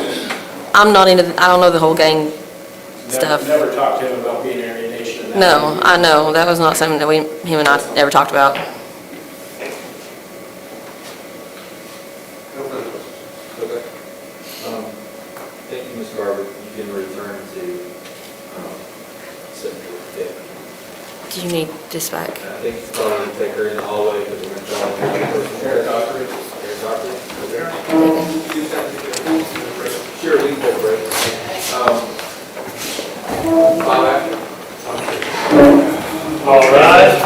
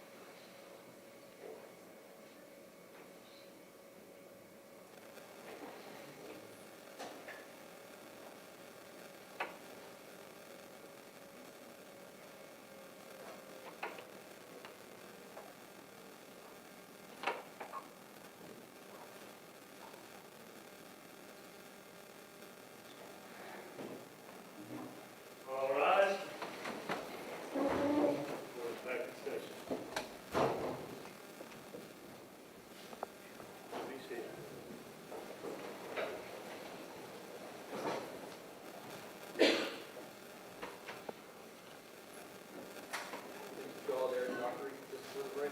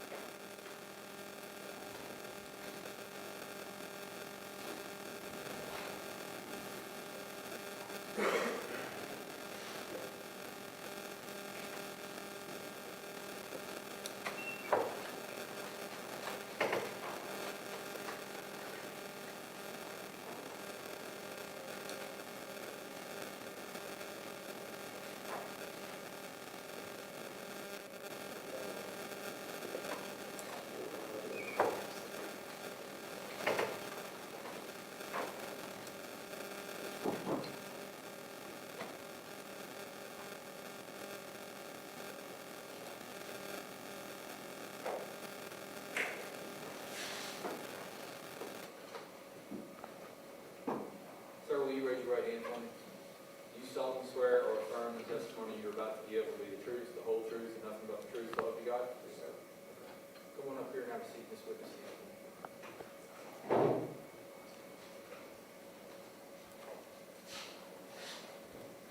Please speak into that mic. Yes, sir. Sir, go ahead and state your full name for the record. Eric Blaine Dockery, Spell that for the court, please. ERICBLAINE, And Mr. Dockery, we met last week Mhm. in the Cobb County Jail, Yes, sir. and we discussed, you know why you're here today, right? Yes, sir. And you told me you did not want to be here today, is that right? Yes, sir. And because you understand that this is a case involving your brother who's seated at the table with you, right? Yes, sir. You know the brother? Yes, sir.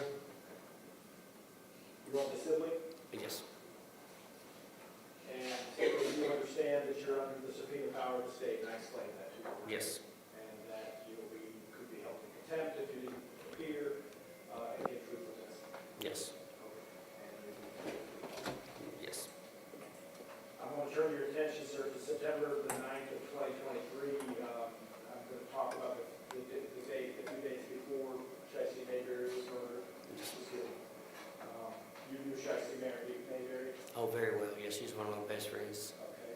And how about your brother? What was your relationship with your brother back in September? Oh, we were good. I mean, we were building a relationship. We hadn't seen each other in a long time. Okay. Because he had been in prison? Yes, yes. Okay. But did you reestablish a Oh, yeah, relationship? yeah, we were trying to. We were always close. Like I said, he's my only sibling. We're only 21 months apart. I was the young brother that always followed the older brother around. Okay. And were you aware when he became involved in a relationship with Shysti? I'm the one that introduced him. Okay. How did you know Shysti? I knew Shysti through a friend of mine, a friend of ours, Brian Pascal. She just gotten out of prison, was at a halfway house. I had just gotten, I had been out for a little while from doing a split confinement in Knox County, and I had my business, and Brian worked for me, and I was his sponsor too in NA, and he was, and that's how I met Shysti, and she was in a halfway house doing good, so was sober, and we just she's cool, Eric, you've had your own drug addiction problems. Oh, yes, throughout yes. your life. Yes. Back in 23, how were you doing in September 23? September 23, we were doing good. I had a company, a remodeling company, and that's how I met Amanda. Was Shysti couldn't work for me one day, and so she did, and I joke that she never left. Thank you. when you said Shysti worked for you, what kind of work would Shysti do? Painting, just, help clean up, it was stuff like that. Was that in the summer of 23? I think mainly in the 22 because, and she'd gotten with Billy after that, and he had owned his own painting company, so she started working for him mainly, and that's why when Amanda got out in September, that was how I met Amanda, was because I needed somebody to help me come paint, and Shysti was busy with painting, working with Billy. But you eventually had kind of a romantic relationship with Amanda? Yes, we've been together for 5 years now, come October 18th. Okay. And with regard to Billy, you're talking about Billy Dunn? Yes. Is that Shysti's Jensen's father?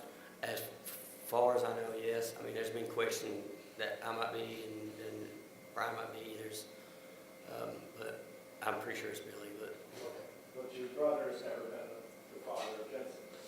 No. Okay. Not that I know of. Okay. And in September of 2023, you said you were in a relationship with Amanda. Yes. Where were you living? We had moved to Harriman, and Harriman. At Walden, I don't know the numbers, but it's Walden. Where was Shysti living? Shysti was living, I don't know what it's called now, but it's Walter P. That's where it was, 105 Olive Street. For some reason, I remember that. And the day that, I'm going to turn your attention to the day when the Harriman police were called to your residence there in Harriman. You recall that day? Yes. Like I told you before, it's kind of mainly screenshots. I mean, I can tell you what I remember. With regard to that, did you recall if you worked that day? I didn't. September. I don't think we worked because 2 days prior to that, I had my probation officer wanted a home visit, and I had yet to tell him that I'd moved to Harriman. So we went to Knoxville to get to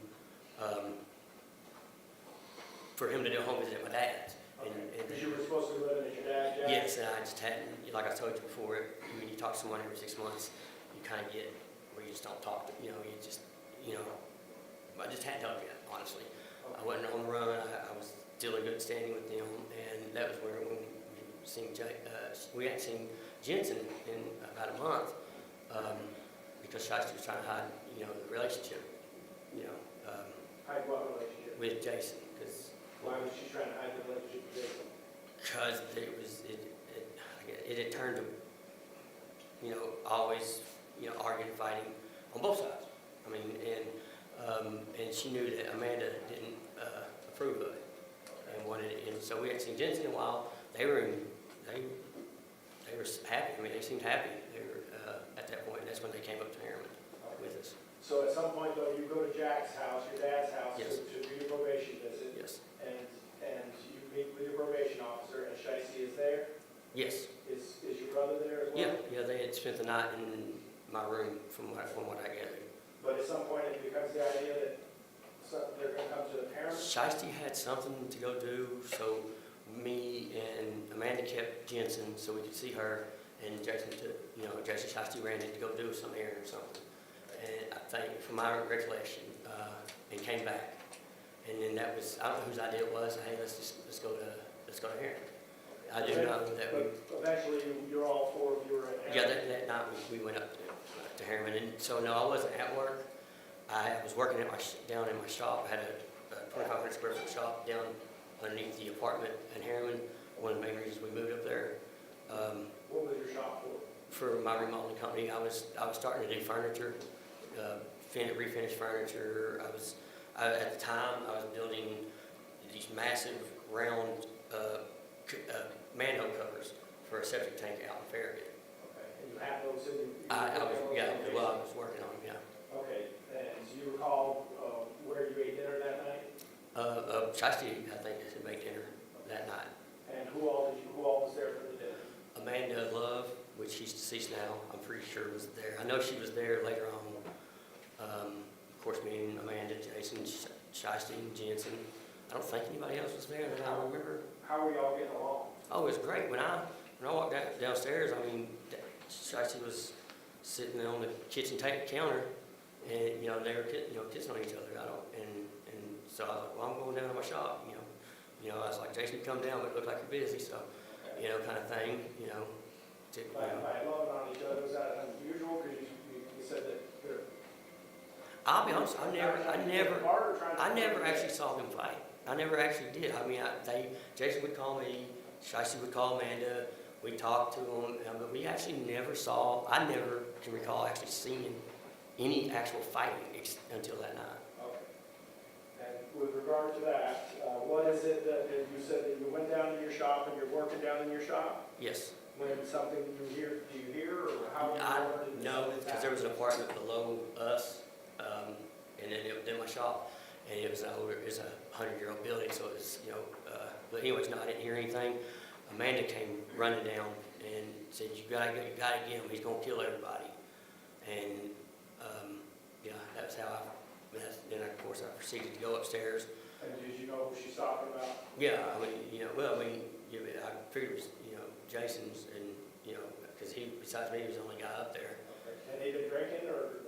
Honestly, I don't know. I'm not gonna say yes, because I didn't see any alcohol. You know, I don't like alcohol. You know, I always say I'm allergic to it, breaks me out handcuffs, you know, so I don't really drink that much. So when you go up into your apartment, you said it's on the 3rd floor, but you're in the basement, you go up the flights, the stairs, or however you get up there. Yes. What do you see, what do you encounter, what happens? Jason had Shysti up against the wall and had a knife on her. And Where did he have the knife? to the throat. You saw that happen? Yes. I grabbed Jason and pulled him off of her. And that was about the time you started hearing sirens, I guess. And we lived a baseball throw away from the courthouse, you know, which is the courthouse. It's apparently a small town. There's a courthouse, and I don't know what you call that. The police department, all that's right there. So you physically removed your brother? Well, I pulled him off of him. I was like, Jason, what are you doing? And that's when you heard signs like, look, just go, just get out here. You know, and he did. He left. Yeah. Yes. You take his knife with him? I don't remember. Did you see the wolves on Shysti?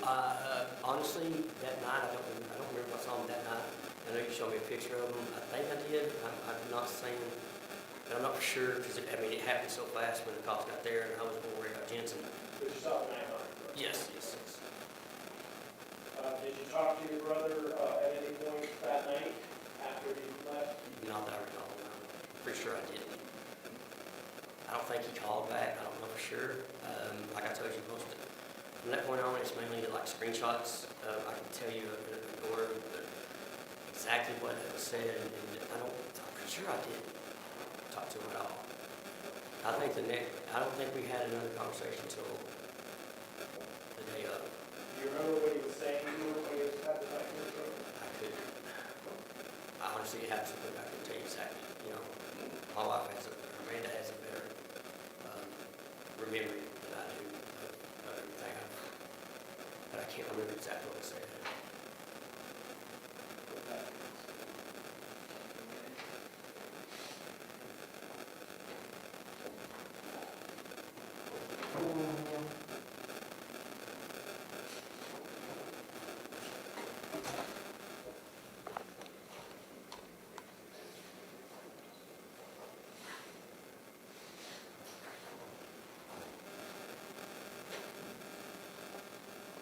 We've been to Dockery Joe as well.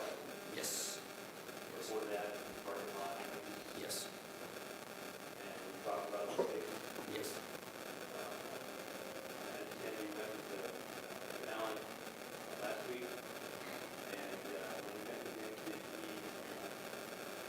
showed you He showed me a picture of Shysti, yes. a picture of that. Yes. And that picture, you said that you remember that, saw that. I don't, I didn't really see Bruce, because Bruce is taking time to come up to, you know, I was, like I said, I was more worried about Jensen, and getting Jensen calmed down, and then the cops showed up, but I do remember her going, you know, rubbing at her neck and stuff, but, The police who arrived at the house, yes. Jason's not there. Did you tell the police what had happened? No, not that I recall. I mean, nobody, you know, I didn't know what No, I didn't. And I think you said that you weren't at work that night because you had to, you PO not to remove the wrong county.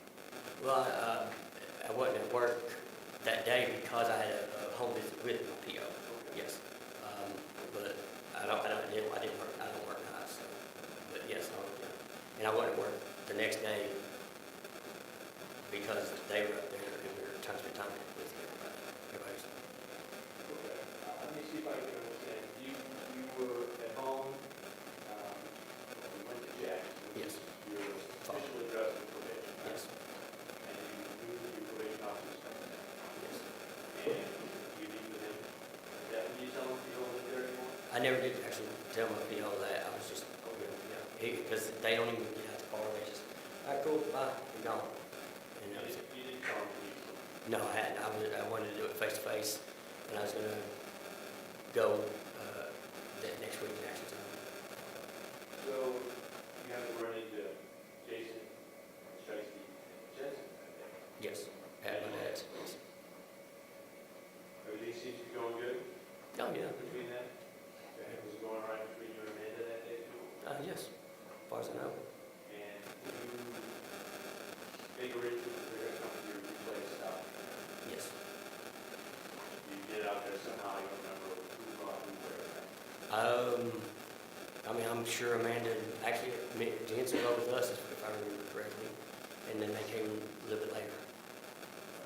You focused on Jensen's problem. Oh, yeah, yeah. Me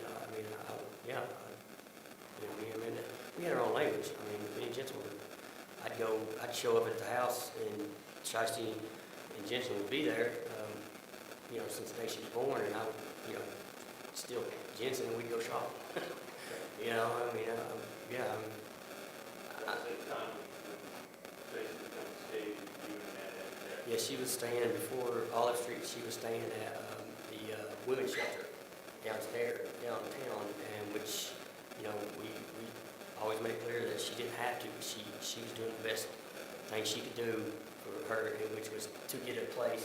She had to go down there, but we always told her she had a place to stay there. And we kept Jensen quiet a bit. You said something about that she basically worked with you and then she went to work for Billy, Billy. Yes. And then you think Billy's the dad and you might be the dad?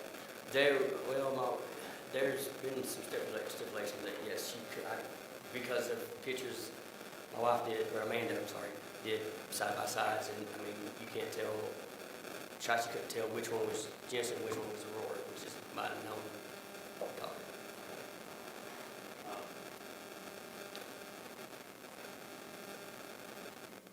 So on September 9th, you're in Harriman working in the... Back in my shop, yeah. And Amanda comes downstairs. Yes. That was their fight.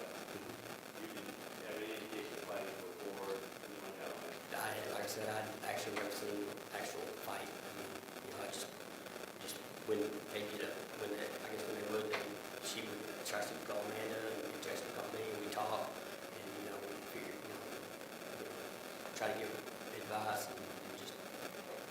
So, the four of you spent a lot of time together, right? Oh, yeah. And it seems that when Shysti and Jason got in an argument, he would talk it out with Amanda and you would talk it out with each other. No, back to the reverse. Jason would call Amanda and Jason would call me and we just,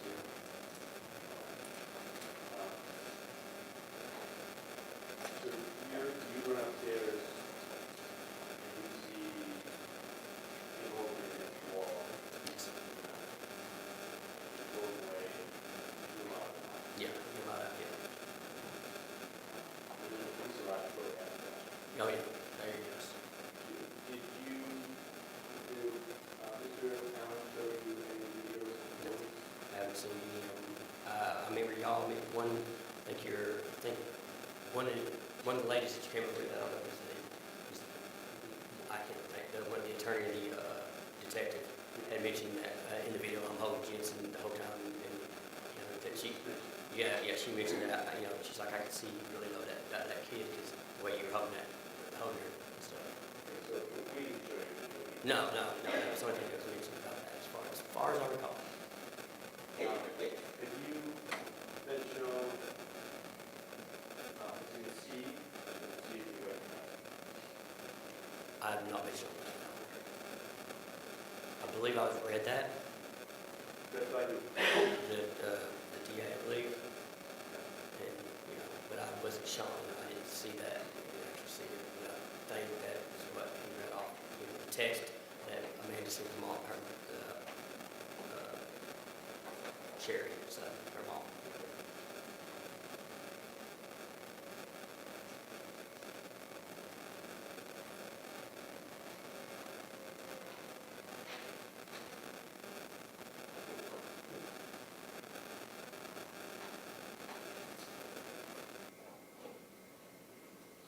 Any further questions? Can you read it? No, Your All right. Thank you, Mr. Dockery. You can return your seat with the court.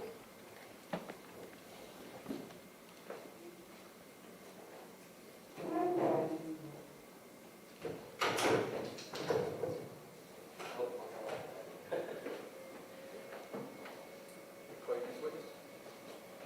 That's all we have, Judge. Okay.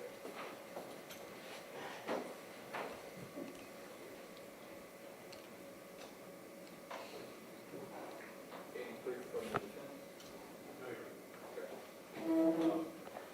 Y'all want us to listen to these two recordings on the USB drive, one of the 911 call, and the paper below? Your Honor, I have proposed that you listen to the state earlier on. I think we gave you a context of what was going on here before the watching.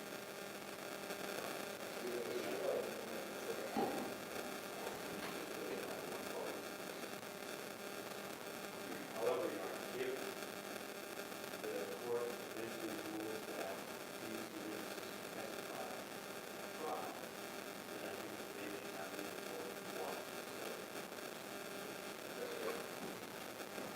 We stay here, Dockery, back up.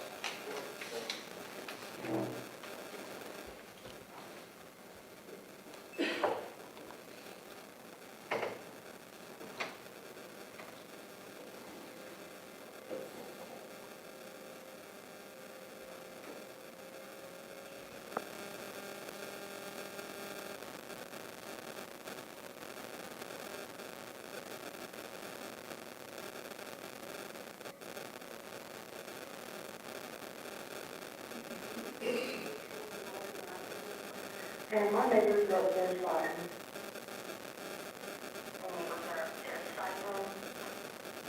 Yeah.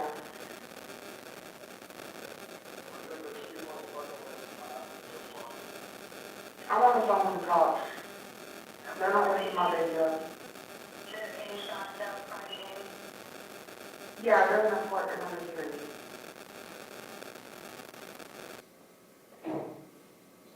it a male and a female? Is it two males? Can you hear them yelling at each other or anything? Yeah, there's a male and a female up there, but there's also there's more people up there. So you can hear a male and a female yelling? Yeah, he's already slammed her, she's already, just earlier they did this, and they woke me up. And I was gonna call earlier, but they quiet down, and now they're starting again. And it's 2 in the morning, and I have a 2-year-old, but they wake me like this on their here. All right, this is a shield wall. Okay. What's your name? My name's Caitlin Barnes. Can you hear them? Up there? That is them. All right, then we'll try to help out too, okay? Okay, thank you. Okay, Am I good to hang up? you're good here. If anything changes, you just give us a call back, okay? All right, thank you. No problem.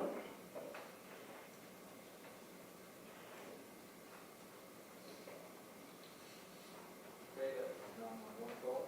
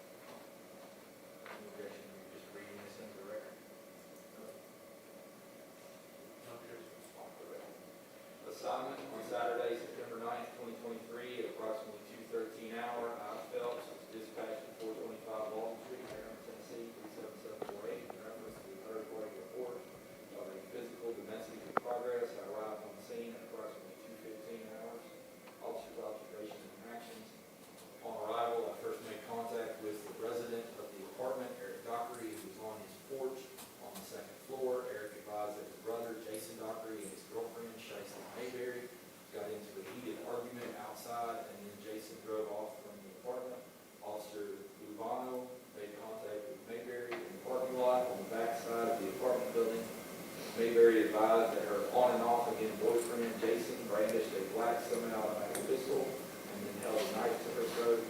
Mayberry further advised that Jason had recently been released from prison and has had a violent history, especially towards her.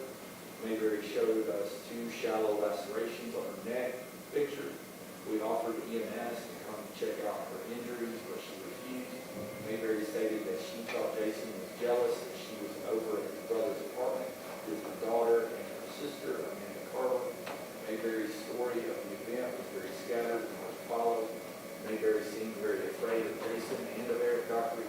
All of the individuals at the department was reluctant to give us officers information of what took place that night. I asked Mayberry what Jason was driving, and she at first stated she didn't know, and then she stated it was a red Chevy Sonic that was registered to his father, Jack Dockery. I searched Tennessee Criminal Portal, and I could not find a Chevy Sonic registered to anyone in the family. I asked Mayberry if she had anywhere safe that she could go. Mayberry stated that she would be safe at her place in Knoxville. Since Mayberry was slightly intoxicated, we asked that her sister, Amanda, to take her and her daughter home. I tried to provide Mayberry with contacts for victims of domestic violence, and Mayberry said that she was aware of all the resources in the area. Before Mayberry left for Knoxville, she found what she claimed to be the sheath of the knife that Jason used near the steps to the apartment. I then followed Mayberry and Amanda to I-40 and cleared the call at approximately 3:35 hours.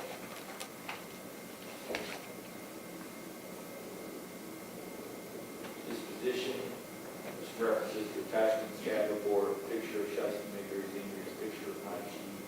Disposition, Mayberry and her daughter was transported to a safe location by her sister, Amanda Carver. Officer Rubano and myself followed their truck to I-40 eastbound on the ramp. Due to the victim being uncooperative and lack of witnesses, the disposition is unfounded.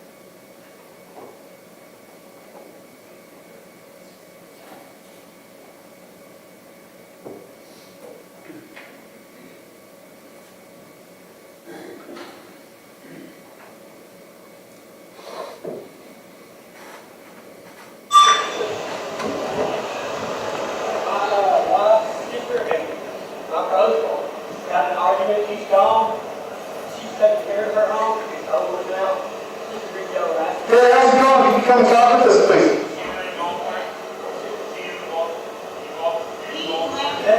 That's my wife's sister, and her and my brother are, I was taking to him and stuff.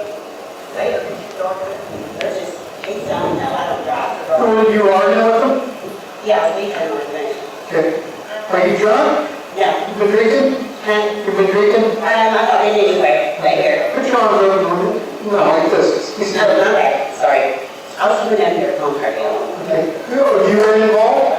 Huh? You were involved in the I argument? was really involved, we were just, he didn't come in. Or she was involved? No, he wasn't involved either, he didn't come in.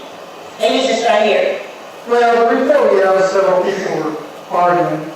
No, he didn't come in, he just. Can you guys talk to me, please? I'm not from here, Where are you from? Newport, Newport where? Tennessee. Okay.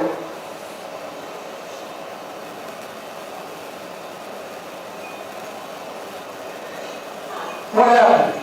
I was dancing there in the shower. He pulled up, she was getting in the shower, we just gave the baby bath. He didn't come in, like it was just, and he ran off. Okay. You guys get along with him?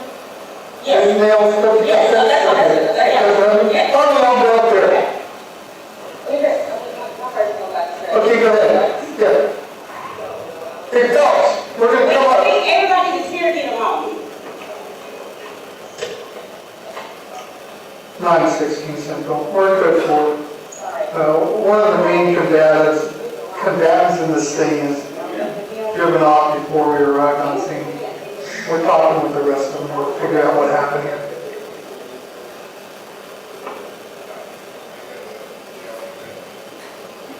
Do you have your ID on you, ma'am?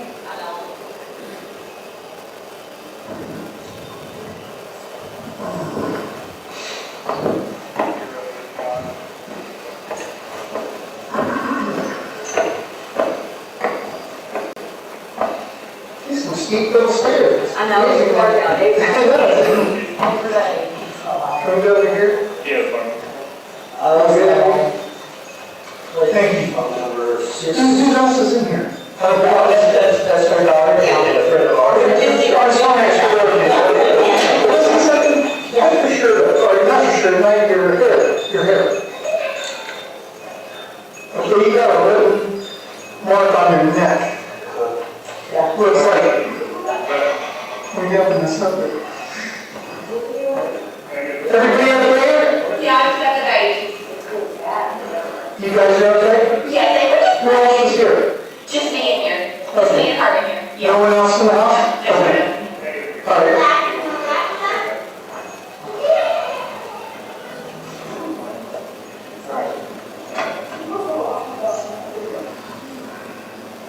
Hold your hair back.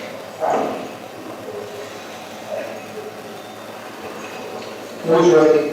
not only, that's why it's just so important. You have the It's in first my one, wallet, yeah, it's in my wallet though.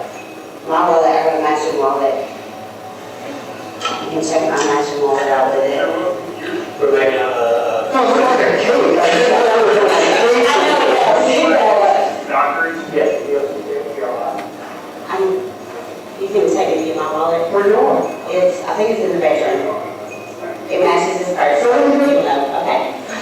Make sure that, I'm just here for my wife, and because I thought that for officer in the morning, but. Your parole? Yes, I've been over Here's your parole. the officer said, I'm out of the hospital.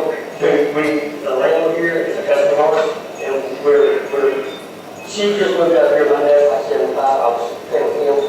We were staying with him, because he's so small, I had a chance to, I had to move up here officially, because I hadn't really tell yet, but, I started out with a high intense, probation of 3 years, I've never had a violation, I've never felt drug test, I've never, I've got on numbers. That's good, man. That's got to do that.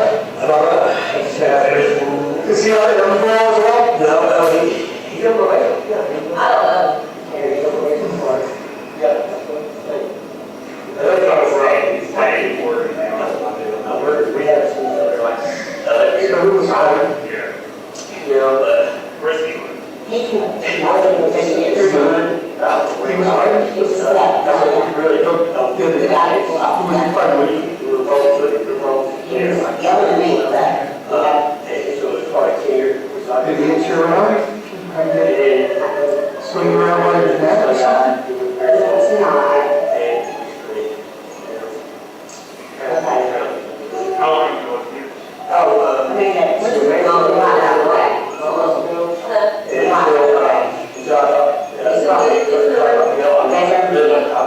I really do. The landlord is my customer, we moved remodeling his house, and we're about to remodel, going from Pine Ridge, so that's on the next talking about. Yeah. 2 months ago. That's so okay. I'm waiting to get her ID. And then, do we have the other male's ID? The brother's in. You said you knew his phone number?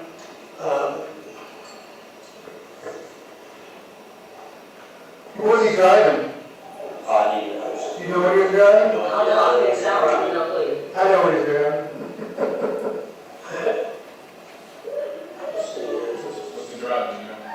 And we're going crazy out here just a few. The one that you were by, maybe. The one going south on, yeah. It's down from here.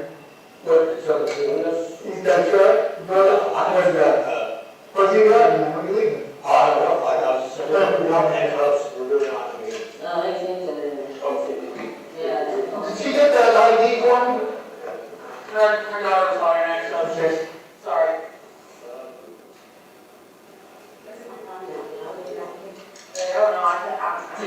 Okay. I can use my letter, I can have a t-shirt. That's okay. Let me see your photo of it. That's what it is.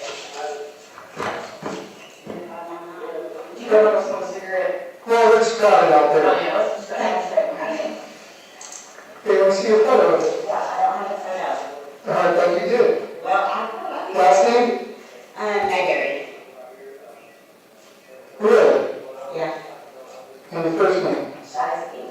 Spell it. And I'm always happy, but I want to use Spell it. everything. S-H-Y-S-T-I. S-H-Y-S-T-I. I don't drive or nothing. Date of birth? 6/7/85. Social? 412-474-4409. Okay, go ahead, slow again. 412. Yep. 47-44-09. Okay. Yeah. And it's S-H-Y-S-T-I. Shysti. That's your name? Your middle name? Spell it. Mayberry. Now, spell your middle name. R-E-N-E-A. R-E-N-E-A. Let's see. Oh, that's good. That's good. 9/6 love wondering. Let mommy see it. Let mommy see it. Thank you. Last of Mayberry, common. First name was Shysti. Sierra Hotel, Yankee, Sierra, Tango, India. Middle of Renee. Date of birth is 6/7/85, and have a social 412-4744-09. So what happened?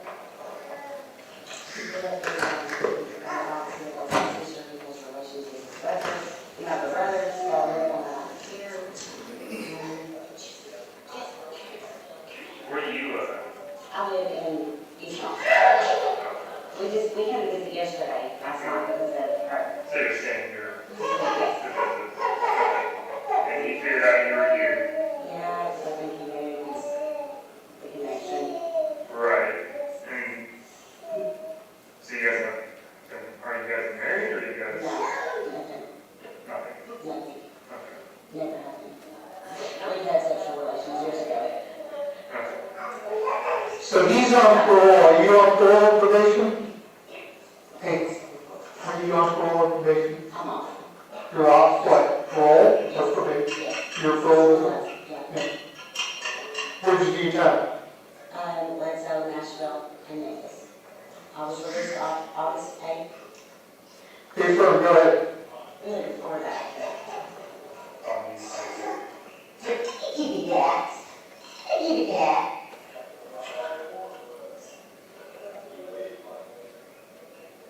what does he drive? The last one we got on is he raped it. Temple. But someone's driving, right? Here? When you can't get by here? I'm not sure he was driving. Well, what vehicle was he in? I didn't see him. Come on, man, this is ridiculous. What's his phone number? What's your phone number? Contact number for you. 3248. Because the reason we're doing this, because you got an injury, so we're gonna check it out. Now, what's your contact number?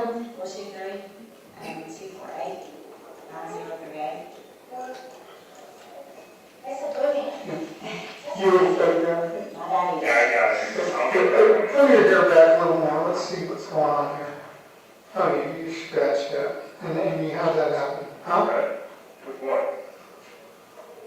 If you just look at where there's a sheet that. From where? What my address. Tell us what happened tonight. Let me tell you right now. What? Send off the safe. That's why. When do you want to go? Any dishes on My food? dad's in the tire shed. I'll be the best of all this program. I'll be with this. I'll get with this. Well, I'll with this. Then why would you let it go right now? I didn't. Well, we're here. He ain't gonna come back here right now. He's wanted, probably. He should be. He's my, I love things. Shooting up a house, 17 shots with an AK at a strippers at his house. I mean, all that's in his monster. Shut up my Okay, house. well, we've asked, so you've asked her how it happened, and I'm asking you now.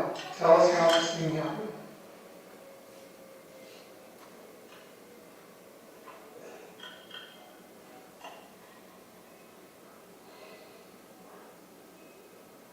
I mean, I had an altercation With, with him. and This is what happened. how did it happen? His family. This is his family. Right, they're outside. Right.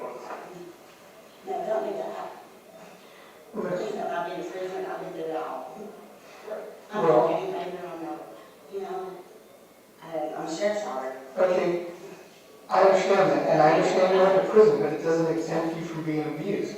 And I think today you were abused here. Report after report. Not here. You're doing, This is the first time I'm here.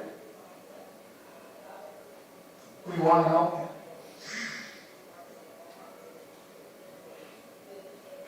Where's your next candidate, in Knoxville? He lives close. They're in Newport. They're all like Knoxville because Okay, who do you have that's a friend close by? they Not that. forgive me. Mm-hmm. I don't have anybody that can give me right now. I mean, I'm stuck with my sister. I just don't want his brother knowing. Well, you could come back at any time. I know. Once we leave, we're not going to Just take like that risk. all this time that he's fired shots at my house. He fired 9 shots at my house. They didn't find any rounds. They didn't find anything. He's very smart. He's in there been reports made for it. Okay, well, that's a lot of other stuff. I want to know what happened to you. And just an altercation and then that's it? That doesn't make sense.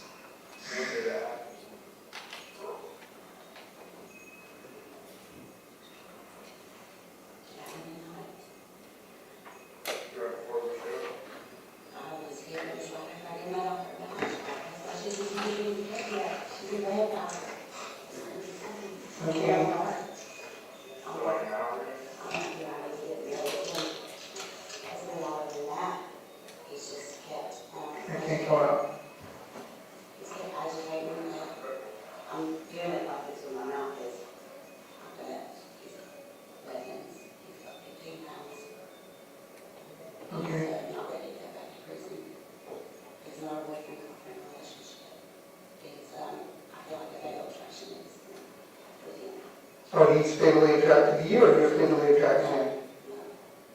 I mean, I don't know, negatives at this point. I'm not going to date you. Is he drinking too? Because I can smell your alcohol coming off I mean, you.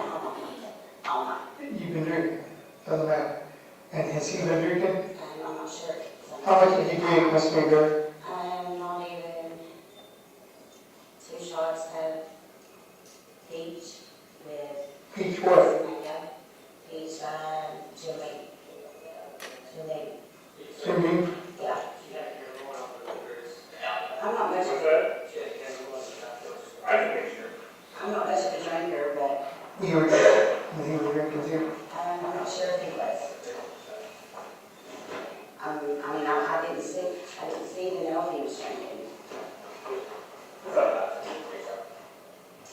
I do know I'm not being outside. Okay. So you're in here, it looked like you guys have a little mini get-together. And then what happened? Was he with you? Did you get here with him? Did you come here with him? No, everybody's. You were here and he shows up. Yes, and everybody's been working today. Everybody here has So been. tell me what happens when he shows up. I hear screaming. I have my messages in my phone. I hear screaming. Screaming at you? Yeah. What's he saying? At everybody.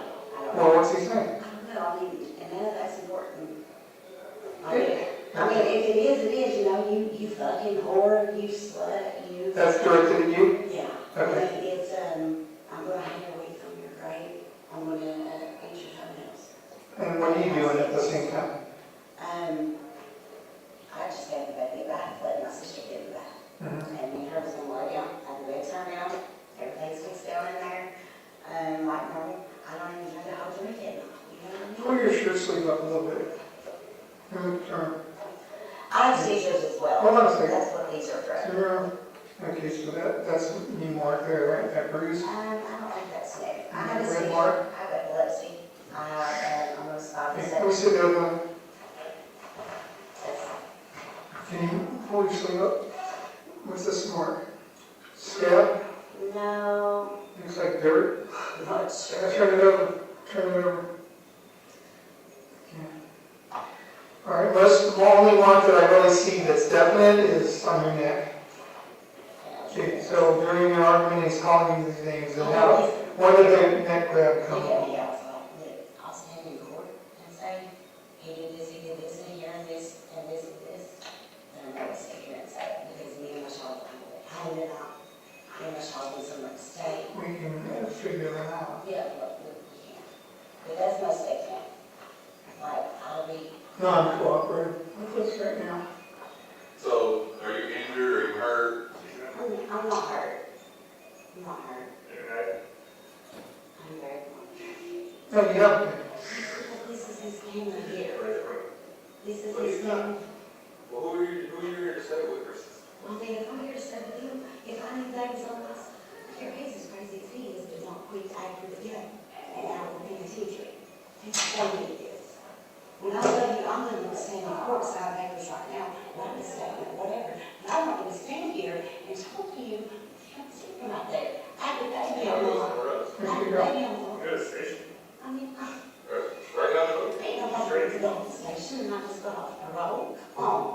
You know what I mean? Come on, for real. Well, that means that you're the good person. Okay, so if I do this, I mean, if you want me to see people talk to you, I will. Okay, I'll get my kid out here. I wasn't hoping to leave tonight because I have tried what I told you right now. Right. You know? Yes, you did your, And there's,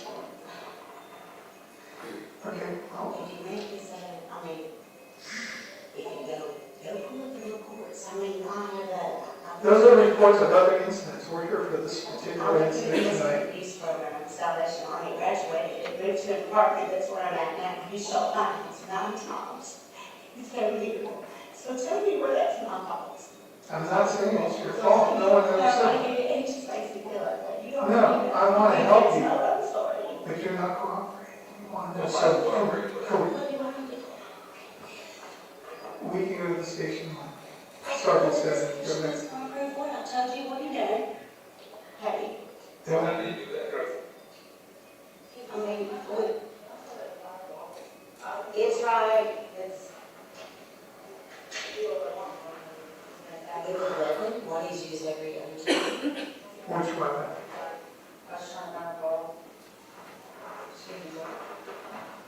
It's a pink one. Sure, we just want to help you. You might go out, then listen, this is what I understood, what you said to him. What you said to him is, she's drinking. She's this, she. You've been drinking. But what about he? You haven't told me. I But I got it. told you what should be What, here. was he drinking as well? I don't know if you should be, if I'm not being with you. And when he was in, if you got I close enough to do don't that, know if he's been drinking. yeah. See, I go take a shower and stuff. Sorry. Yes, it is, it is strawberry. So, Let me ask you this, Shysti, did you get thrown onto the ground? It was all standing. Was it outside or inside this house? At any time you feel like you're gonna pass out? Can you open your mouth so I can see if you're cutting your lip? Did you get it in your mouth?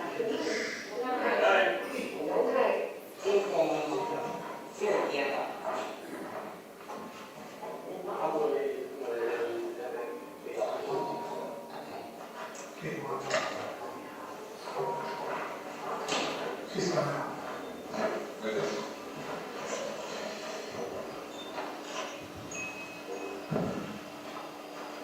Okay. So they're all in there around you. Yeah, see, I mean, the picture's right here. Okay. I just felt in defense mode because there was nothing being said about him, it was all her. Tell me about him.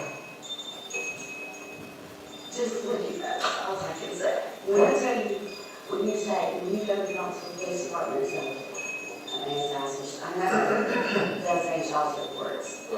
These were, We can't look them up, so there'd be no way. right, okay. Well, So today, So tell us you about came in, tell me about tonight, what happened? I mean, he's straight out of prison, I've been on him for 23 years. I've had sexual relations, no boyfriend, no girlfriend, my daughter's sitting twice. I don't bring him around. 2 years or a year. Just this last time we got out, I guess since February is when I met up with him this last time, and I've not seen him in 12 years. Like he spent 4.5 years in the street. It's all county affiliated. I live at Walter Creek. I was sitting down right in the middle of Walter Creek. I've never even lived in apartments. I'm from Newport, Tennessee. My dad was, sheriff there, like, I have no lies to tell, but I'm also not going to put, like, if it was me, I don't care, but me and her stuff feel like that here. You know, like, I mean, he's better than his brother, let me say that. But I don't trust him enough to not have his brother back here for me. I mean, why are you here tonight? Don't bring me to call. I'm gonna have a home, and I mean, I can get there. You can get there, right? But My sister was gonna take me, that's when we said it. I was going down to, the truck stadiums, like carry tools in the trucks, they work in the truck, we just got home. And so. Has she been here? Yeah. So is she ready to go? She probably is, I'm not perfect, and I've been drinking tonight. And I promise you, I'm 61, that's clean. And this is my second day drinking. You know, I'm here to tell you, like, I pulled my thoughts back. I'm ready to hear when you're ready to tell me what happened tonight, and in detail. He came in, he said something about the police report, so therefore I knew that came back from his brother. He dropped off the police report on me. And when he fired shots at my house, my kids, high chair was shot at, actually. She was sitting there eating vitamins, sausages, and her high chair was shot at while she was in it. And I'm on the VAWA Act to get an emergency room. There's not room in the shelters right now. So we've been in the house, I've been trying to go here and there. My dad's dead, I don't have any other family. I'm an addict. I can't find a daycare right now, so I can't find a job. I've been 4.5 months without work. Here I am. I know. What happened tonight? Because you keep going through your situation. Yeah, you can't put it without me, and not on you. You put a knife on you? Here or up here? At the steps. On the steps? Okay. Oh, But where? it was like he was like doing this, you know what I mean? Like he was scared too. Like, but he had already prior to that. Prior to that. Where did you start? Like, hey, or, No, before he, oh, go back. yeah, he dropped in something, he ended up finding it. Him and his brothers been down there for an hour, and Can you show me where it's at? I'm right there at the corner. Is that the, is that the on, is that the first? Yeah.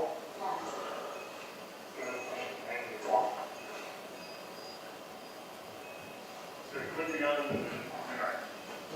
And I mean, and I'm not saying one word, which I wanted to, because I'm telling you, I've got a lot of, even though I've got a lot to say, but I mean, she's here.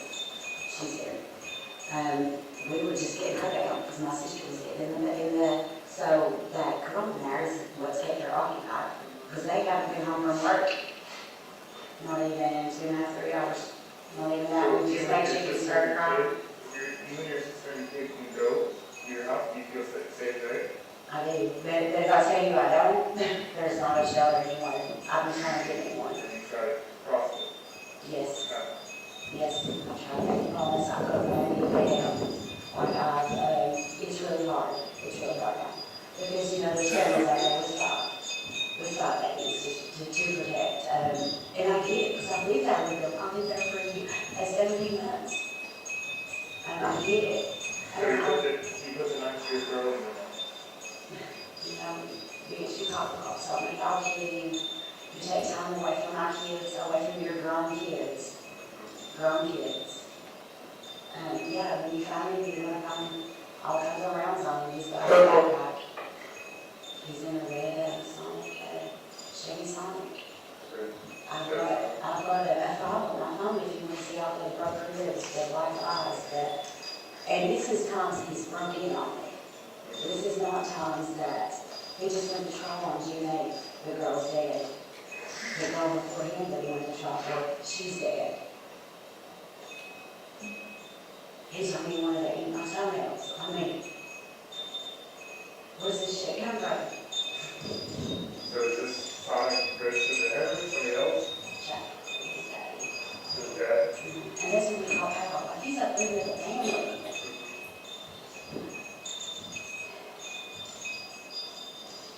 But I do feel like he's for it.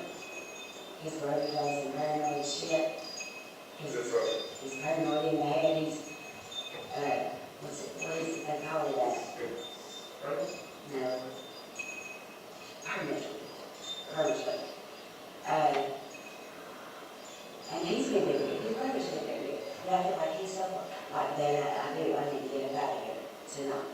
Okay, so he comes up and he grabs you and does, how's he cut you in the throat? I mean, I don't know, I'm heavy, when I'm drunk, or not drunk. I mean, you keep your breath loss on me, it wouldn't be much, it's a peach 0.5 milliliter bottle of Jim Beam, that's what I drank tonight. Yesterday I drank peanut butter whiskey with some grape juice, and that wasn't even that much. Okay, so how did he cut you? I mean, He's calling you, saying stuff about you being here, and then he does what? hey, I mean, hugs it, no, he hugs it to me, and says there's sex for me. In front of you like this, or behind you? In front, Okay. yeah, he And has, all this happened right here? yeah, So nobody in here saw this? no. So you're in the back? Or did you get up? No, I was standing up. You stand up?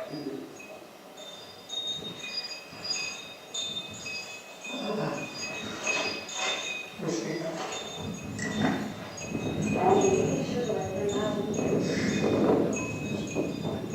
That one right here. This other one's like a missing piece of skin. Let me sit back here a minute, please.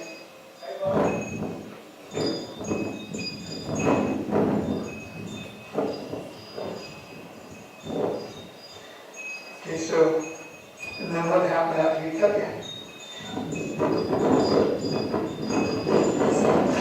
That's it. So you ran out? Yeah, it was, after that, to tell you the truth, after he killed me, we all went here, within 10 minutes. So it's been 10 minutes prior to this showing up? I mean, I wouldn't say that, but it wasn't far.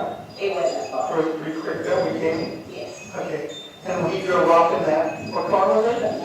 Oh, If it wasn't a Chevy sign, is that what you?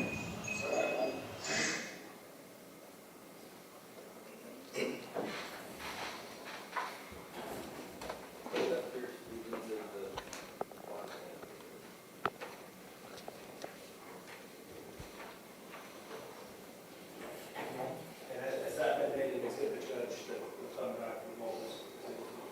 Yes, it is on the.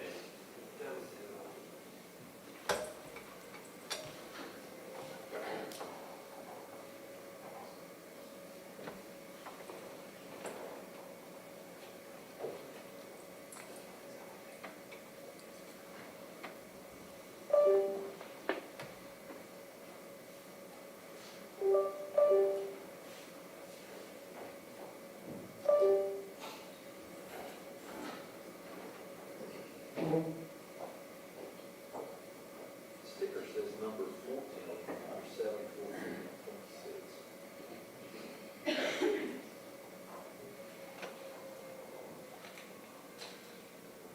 I remember something vaguely about that, I remember numbers to letters, maybe Ms. Jones can tell us something.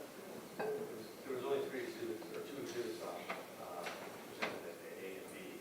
Oh, we did the 609 hearing the same day as the 404 and something. Did you give him your grand jury exhibit 14 instead? Is that something that you just on? A was a consent to search Motel Lake video system. B was for ID only, a defendant expert report. Right. And then C today was the Sherry Wood Sutton text messages.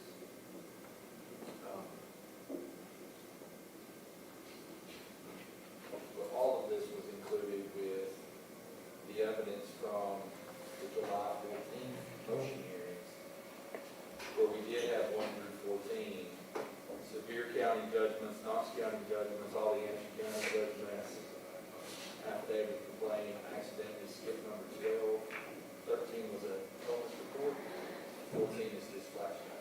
So really, that was in the nature of the 404. We were doing 609 and 404 the same day. The other numbers I was doing letters.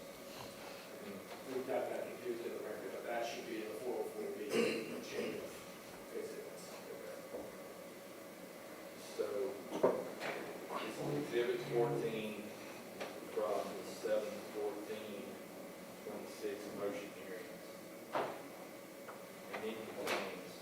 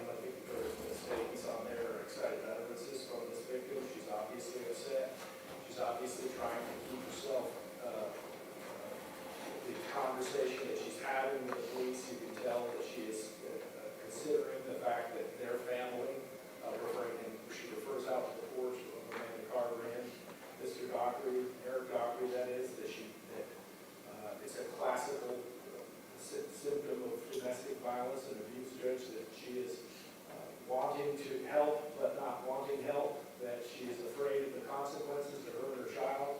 He's made threats to her that he's going to put a wreath on her grave and eat her toes or eat her toenails, or whatever that reference is, but she felt it was a dire threat to her.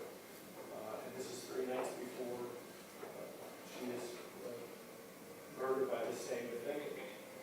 So the acts of violence against her, as we put in our plea, it goes to his motive, it goes to his intent, it goes to his considered purpose, common scheme, absence of mistake, all of those factors that squarely fall within 404B. You've heard not only the body cam, you've heard from Shysti about what happened to her, but you've also heard from the other 2 witnesses who were there. They admit that they didn't tell the police the truth, that what they saw what happened to her. And that we feel that the jury has to know that this person has an intended purpose to kill, to harm Shysti Mayberry. We feel that that's the 404B false claim within 404B, and it's the purpose of 404B.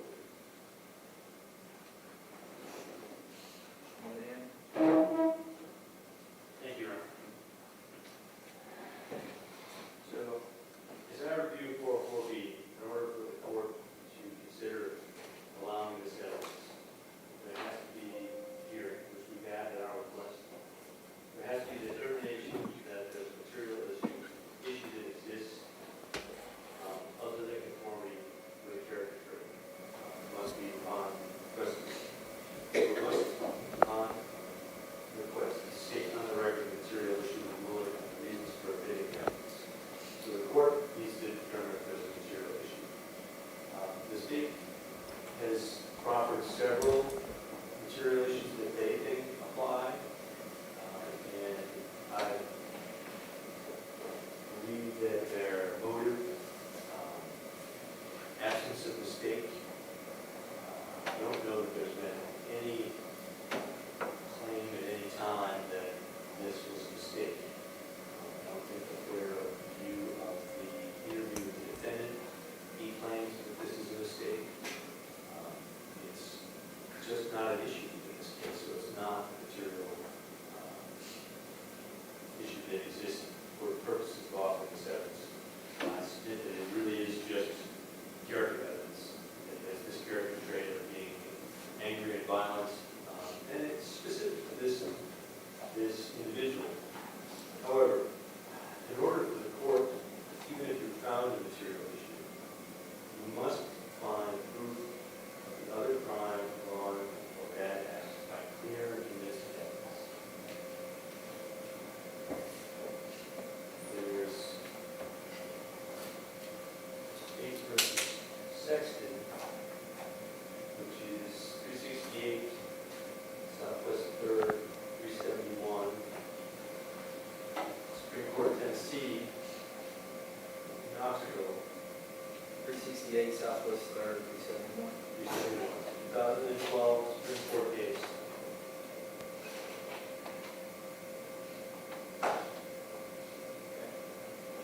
That sets out that very convincing evidence cannot be met by hearsay.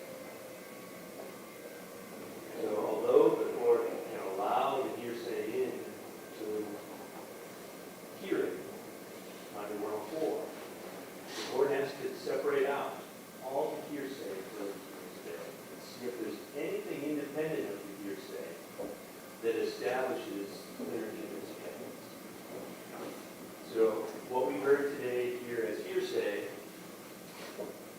the 911 call, that's not a witness to anything. She's the downstairs neighbor. That's not, although the court can hear the hearsay here, that's not the hearsay as to what the facts were that happened in the apartment that day.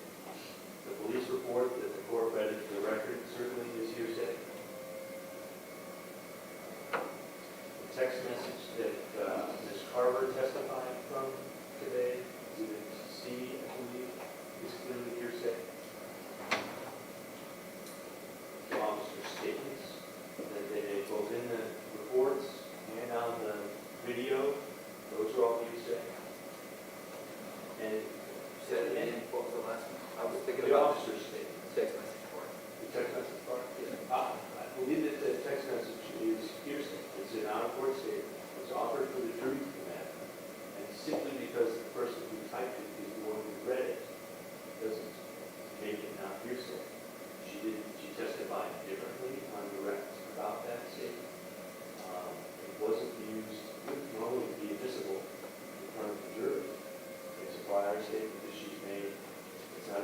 statement is not prior testimony, doesn't fit any of the 804B hearsay exceptions.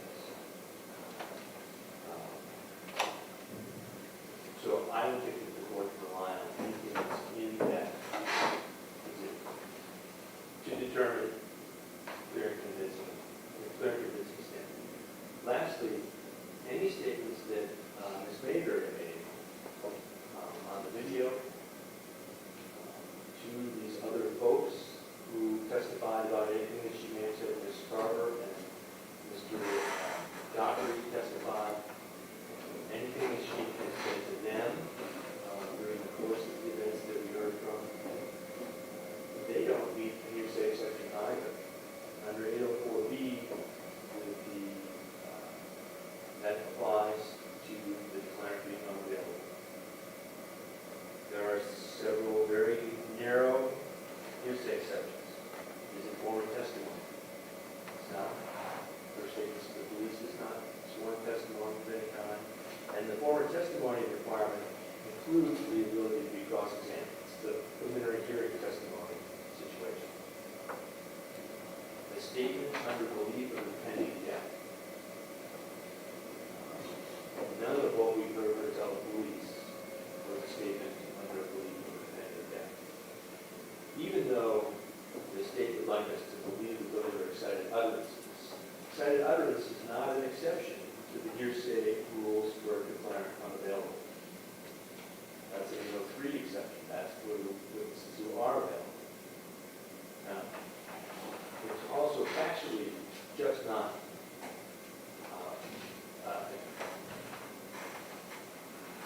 a statement made under belief of impending death.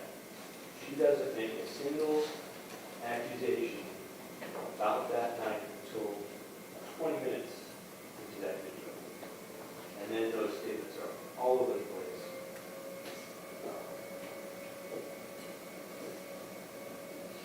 I suppose they can't be relied upon for the nature of their statements, but also that it's all hearsay. And it doesn't meet the hearsay exception. I don't believe that it even makes the 3 exceptions, because it takes 20 minutes. She's acting completely normal. It's not a situation where the excited utterance is 911, he's going to kill me. That's not the excited utterance we're talking about here. The neighbor calls 911, the police show up, she says, oh, nothing happened, he didn't even go inside. That's what she says to the police. Now, as far as, so I don't believe that the court can consider any of those things in determining whether the state's met their burden under the fair and convincing standard. Then the court's left with, all right, so what did we hear that wasn't hearsay that's credible? We heard from 2 witnesses. We heard from Amanda Carver, who says that she saw a gun in part of an argument, and that it was pointed either at Shysti or at Amanda. Some inconsistencies there, clearly. Then she says that she saw her on the ground but did not see anything to do with the knife. Eric Dockery doesn't say anything about a gun. And he, in fact, contradicts what Amanda says about the knife incident, because he says that, well, Amanda says she was in the shower after she thought Jason had left, and then she comes down because of the screaming and sees Shysti on the floor. Eric says that Amanda came down to the basement of the building and said, we've got to get him out of here, and then they came upstairs, and this is when Jason has the knife to her throat. Totally inconsistent. The court, I don't think, can credit either of those because they're totally inconsistent. Amanda can't be in the basement getting Eric to assist her in the shower at the same time. So she can't be believed is what she saw. And because her version of the facts is completely different than the other eyewitnesses, I don't think the court can be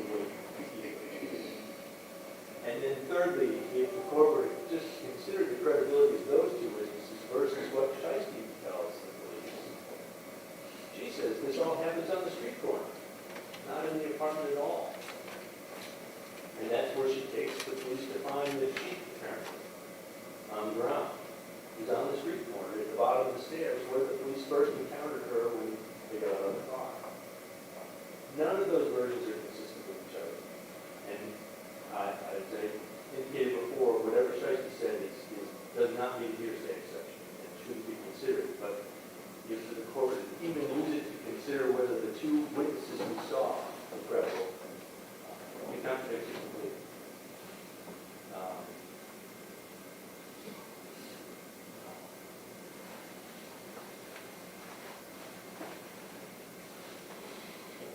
And lastly, of course, I'm not quite certain what exactly the state wants to put in front of the jury from all of this evidence that we heard about this. I don't know if the state is actually asking us to just put Eric and Amanda on the stand. It seems to me that they want the officers also to testify. It also seems that they would be happy to play this video. The court is going to have to decide first if we meet that grand commitment standard, that the probative value of that information, which is totally unreliable. I can say that none of us here know what happened in that apartment that night. And that's not probative, and there's a certain danger of unfair prejudice. There's Dockery in this trial to play any of that evidence. So I think that based on the law and the facts that have been presented here today, that the court should deny the state's motion to submit this evidence. Much of it was not then beyond hearsay, and that the court can't consider that alone in determining clear and convincing. And I don't believe that the testimony that is not hearsay meets that clear and convincing category. It's so consistent. Clear and convincing is not a probable cause standard. And the court can tell from this, where we are, that the police officer's report says that it was unfounded, that the police officers on the scene talking to witnesses didn't find probable cause, even swear out a warrant in this case. For the court on the same facts to find clear and convincing evidence, it doesn't make sense. Now, again, I don't know what the state intends to actually put forward in the trial, because that opens another huge can of worms. There's many statements by Ms. Mayberry on that body cam that are clearly not such utterances, clearly not true, and they clearly revolve around all kinds of other incidents that are before the court that shouldn't be in front of the jury. That's my opinion. Do you want to address some of these raised questions? So I judge, with regard to Sexton, Judge, I think that Sexton stands for the proposition that obviously the 404B hearing, the Rule 104 says we can enter in hearsay and non-hearsay evidence. We relax the rules of evidence for the purpose of establishing that. It's just that the court can't rely completely on inadmissible hearsay to have clear and convincing evidence. But that makes sense because we wouldn't be able to put it in front of the jury. We wouldn't be able to put inadmissible hearsay in front of the jury. So that's, in this particular case, we feel that other than the police report, which would generally not be admissible, just because in Tennessee we don't allow that under the public records, the police reports, we don't allow them in. But as far as the other evidence, we got a 911 call, which is clearly an excited utterance. It's a startling event. This woman's being woke up, that people are throwing each other around. You hear her say, he slammed her. You actually hear, she said, that's them, can you hear them now? And you hear the rumbling in the background of them actually tumbling and tussling or whatever's going on here. So it's happening as the startling event is happening. So a 911 call is clearly, I think that even in Crawford, they talk about excited utterance being the most well-founded, most well-founded exceptions to the hearsay rule. So yes, the 911 call would come in under those circumstances, not only for the report of the incident, but also the contemporaneous. You hear the things on the 911 tape, the struggle that's going on. been as corroborated by the live witness testimony. Help me out with that for just a second. The caller on the 911 call, the neighbor from below, doesn't sound particularly excited. She sounds like she's irritated that the child would get one. It's not really oh my God, they're fighting upstairs, I think she's gonna get killed or whatever. It's not that kind of impassioned call to 911. It's more like, it's 2 o'clock in the morning and my baby's asleep and they're about to wake my baby and, you know, that's gonna be a problem. Yes, and that's a determination the court would have to make. Our position is that's the start of the event. If you're getting woken up in the middle of the night, sufficient that you've got the people fighting so bad that a woman is being slammed and you feel they need to get here because there's something happening above you and you can even hear them through the walls and hear them through the telephone. Our position is that is a startling event, and that woman is reporting a startling event to the 911 operator. But more important, I think, for that is the ability to hear what the actual tumble that's going on and hear that there's actually a fight in progress for that purpose. When he says everything's hearsay, I wish you had 2 direct witnesses that actually saw. Of course, they're piecing together, and Eric Dockery struggled and said, I see it in frames. And he tried to explain it the way he's trying to piece it together, his memory, his mind about the way it happened. But he's very clear what he saw, that he saw his brother. And that's tough on a brother to come in. And there's some credibility factors that the court should weigh on that. That it's his brother that got, for all intents and purposes, kind of good relationship with his brother, but he's got to be here and tell the truth about what he saw. And what he saw was his brother put a knife to Shysti Mayberry's throat. And Mr. Moynihan makes a point of the officers and their observations and what they did that night on September 9th. Well, you've got a little Monday morning quarterback that you're able to do, Judge, because what they didn't know is that 3 days later, he shoots her and dumps her body on Morris Gap Road and takes off and goes on the land. So you have that ability to see that he actually did or that she was actually murdered 3 days from this. And so putting that in the, if those officers knew that she was going to be killed in 3 days, I think maybe their assessment might have been wholly different about that. So giving that any credibility or weight, I think it should be minimal. So the text messages from Amanda Carver, judge of the clear hearsay exception for recorded recollection. If a witness, Mr. Moynihan points out that there's some things inconsistent in there, well, that's what the recorded recollection is for. If you've made a recorded recollection of a prior occasion that was more recent in time to the event, and it had more or sufficient detail in it, and you recorded it, that's a hearsay exception. We can do that. Secondly, in addition to that, And that's the text message to the mother. the text messages to the mother recorded on September 14th. In addition to that, Mr. Moynihan will not be able to help himself to impeach these witnesses, and I'm sure he'll do that. He'll do that to this jury. And once he does that to this jury, to Ms. Carter, and impeaches her, then it becomes a prior consistent statement. And a prior consistent statement can come in after a witness has been impeached with the possibility that she might be making it up, or might be changing her mind, or changing her story. Then we can come in with those text messages. If we don't come in as a recorded recollection, we come in as a prior consistent statement, or to rehabilitate her once he decides that he's going to tear her down and make her look like a liar.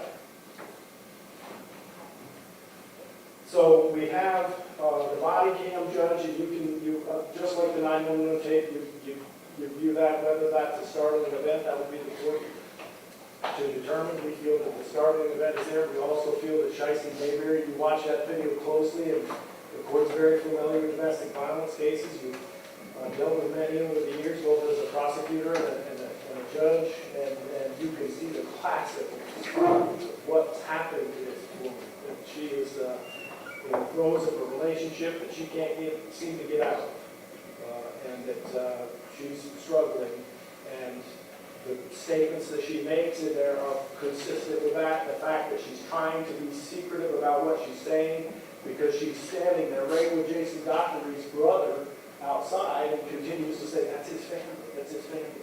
I've got a baby, that's his family. She keeps trying to convey that to the officers because she wants to do the right thing and tell them everything, but obviously she's getting pressure or feeling that pressure from them under those circumstances, that she's got a baby there. She doesn't have any, I think she went through, look, I'm a single mom, I've got a baby, I'm an addict. All the circumstances in her life that felt made her feel trapped. I'm from Newport, my dad's dead. All the things that she went through, that her position where she kept going back to that when the officer kept saying, what happened, what happened? And she's obviously trying to convey to the officer, I'm trapped here in this situation. If I tell you what happened here, I'm in worse shape than I would be if I didn't. And he's going to come back, and he's going to do something worse to me. He's going to put a wreath on my grave, or he's going to eat my toenails. And guess what he did? He came back, and he's now put a wreath on her grave. He did exactly what she said he was going to do. And so those types of statements and those types of things that she thought was going to happen, happened in 3 days. She didn't know she'd be dead in 3 days. The police officer didn't know she'd be dead in 3 days, but we now do. And therefore, that makes this September 9th incident that much more important for the jury to understand that he has had that motive, that intent, that settled purpose to harm Shysti Mayberry. So is that a excited utterance or more appropriately an existing mental, emotional, or physical? We think of a combination of both the excited utterance and the 8033, which you're at now, that existing mental, emotional, or state. And so a combination of both, that she is under the startling event.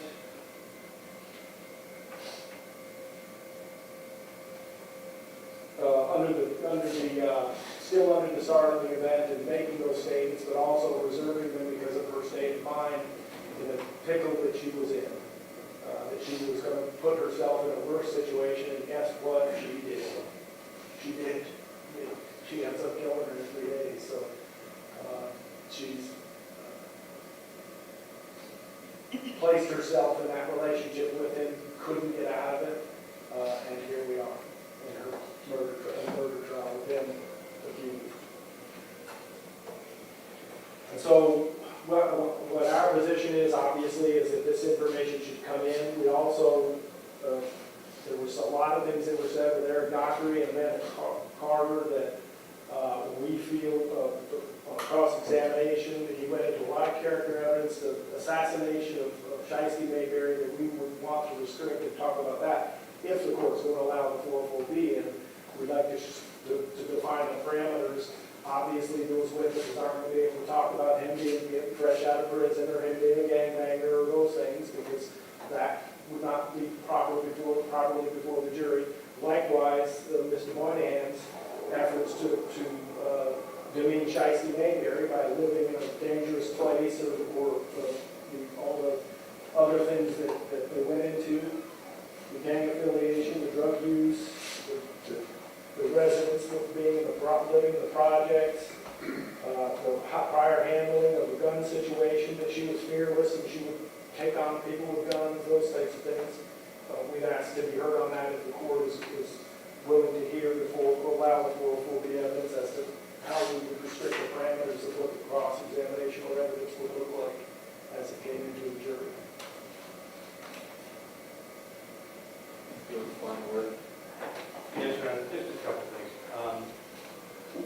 The 911 call, as the court points out, is not related to excited utterance, and the party on the 911 call is not a witness to any of who the people are making noises there.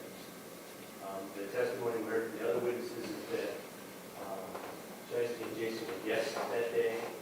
There's no indication that the lady downstairs knew anything other than that Eric and Amanda were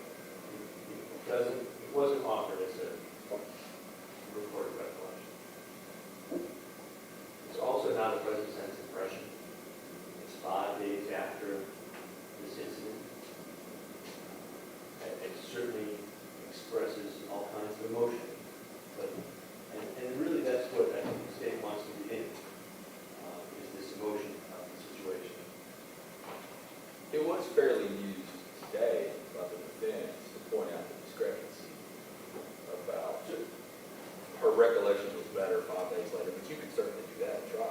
I certainly could, Your Honor, but what we're talking about, though, is can the court consider that document as admissible evidence that's not hearsay, that puts a check on the box of clear and convincing evidence that this event took place? This is a high burden that the state has to come upon to put in this prior bad act.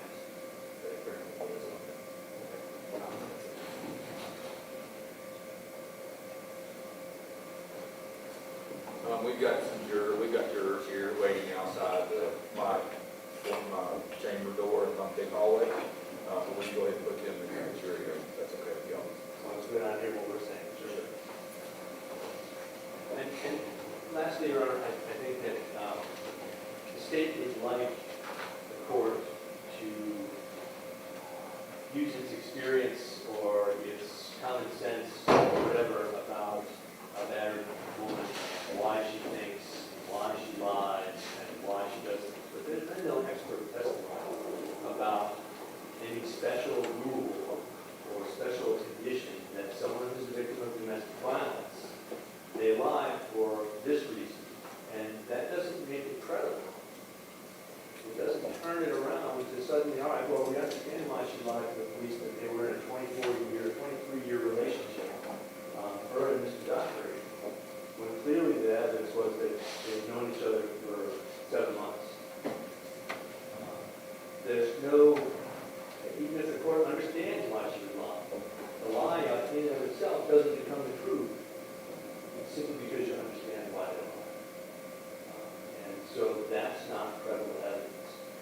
I still think that there's nothing about that incident, although she sounds very upset at some point. She talks about events that are 3 months before. That's clearly not excited utterance. And she doesn't make an excited utterance to the police.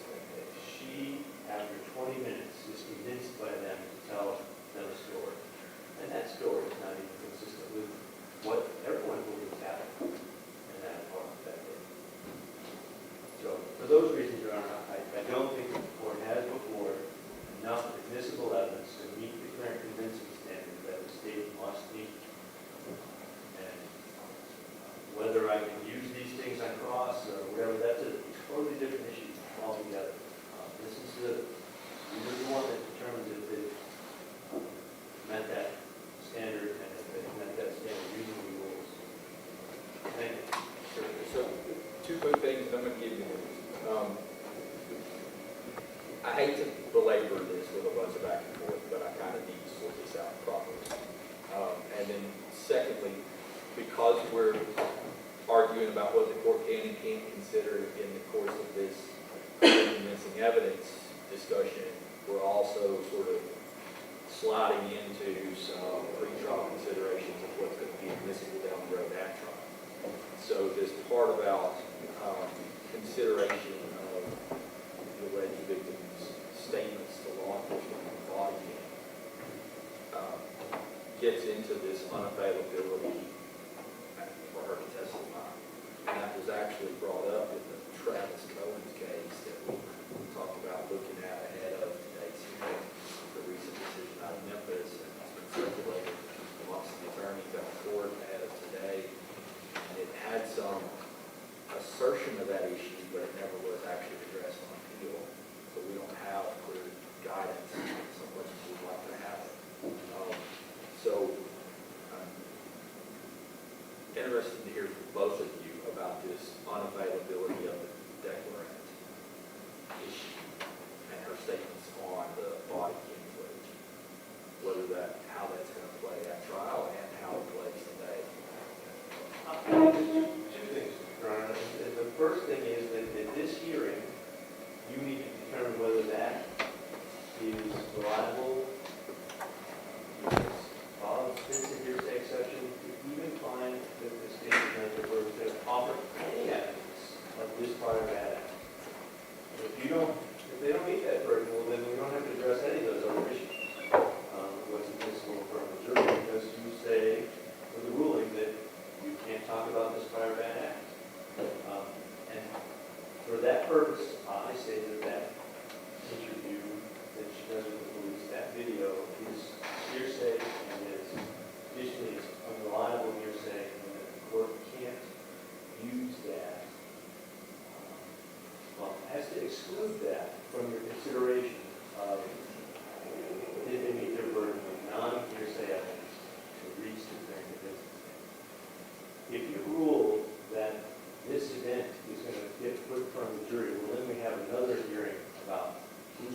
to say what offerings are we gonna make? What landmines are there everywhere with this prior bad act? I understand why the state wants to offer it in. Right, and I understand why the state wants to offer it, but we're talking about a trial within this trial. And that's just fraught with problems. Especially considering Mr. Dockery is the one who has the right to prepare. I think what the court's referring to is the forfeiture by wrongdoing. Yes. The concept, yes, Judge, and what we have noticed the defendant on factors 2, 3, and 7 under the life without parole statute, and I thought that one of those 3 factors is that the killing was made to avoid an arrest of the defendant. And so part of our 404B, the other instances of conduct in those cases were instances where Shysti was trying to get him arrested. The June 15th, the body cam's there. She's saying he shot up my house. His name is Jason Dockery. She's trying to get basically police help to get him arrested. September the 9th, this incident, this night that it happened, she tells the police reluctantly that he puts a gun to her and he puts a knife to her. The next night, on September 10th, you got the call there where she calls police and said, he's stalking me, his name's Jason Dockery, he's got warrants, he's at the Dollar General parking lot. She's trying to get him arrested. The next night, she's with him for some reason. Whatever happens or whatever communication happens there, she's with him, and then she ends up dead. It is not a stretch, but it is an inference that the state is going to argue to the jury that the part of the reason that he killed her was for that reason, that she kept reporting him to the police. And you heard her make that statement, and her fear here was, in general, was that he was going to retaliate for her essentially saying things that he did. And with regard though to the 404B, I think that one of the things that we're probably missing, and what I've been missing saying is that the excited utterance exception to the hearsay rule, and I know the court had a little bit of concern because you hear a flat affidavit from a caller. And so that's probably maybe initially a conclusion that the person's not startled.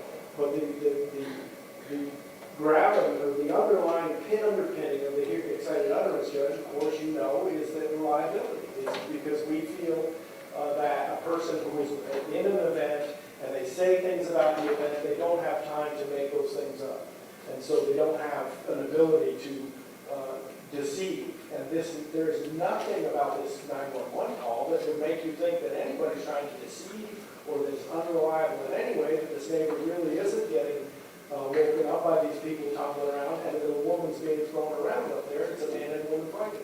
All of that is reliable for the purposes of establishing that. So the reliability should not be in the court's mind, I think, if you think about who the caller is, why they're calling, and what the purpose is, which would make it easier and rest for the court to rest easier on this being a startling event for that person, because she got up in the middle of the night and she dialed 911.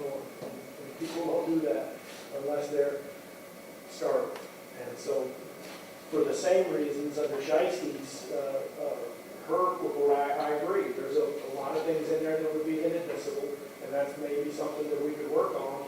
But with regard to that body cam, thinking the statement she makes about him being in prison, being a gang member, that type of thing. Of course, what we did, we had a 2-hour, 3-hour almost statement to protect the school. Mr. Moynihan sent me all of his redactions. I agreed to pretty much all of it. And we cut it down to a 2-minute segment, a 2-minute segment, and a 28-minute segment without any court intervention. We were able to agree what all that was. So we know what we're doing with the statement. We've agreed the admissibility of the portions that we're going to play. He doesn't have objections to them, and that's how we're going to do it. We could do the same thing with the body cam. So that shouldn't be a concern to the court. He can give me his objections. We can decide if we agree or disagree. But the way I would want to structure it, I'd want to call Dockery and Carver today in front of the jury, let them put their testimony out, and then Lovano, who is the officer that you just watched his body cam, have him come and testify about his observations of what he saw.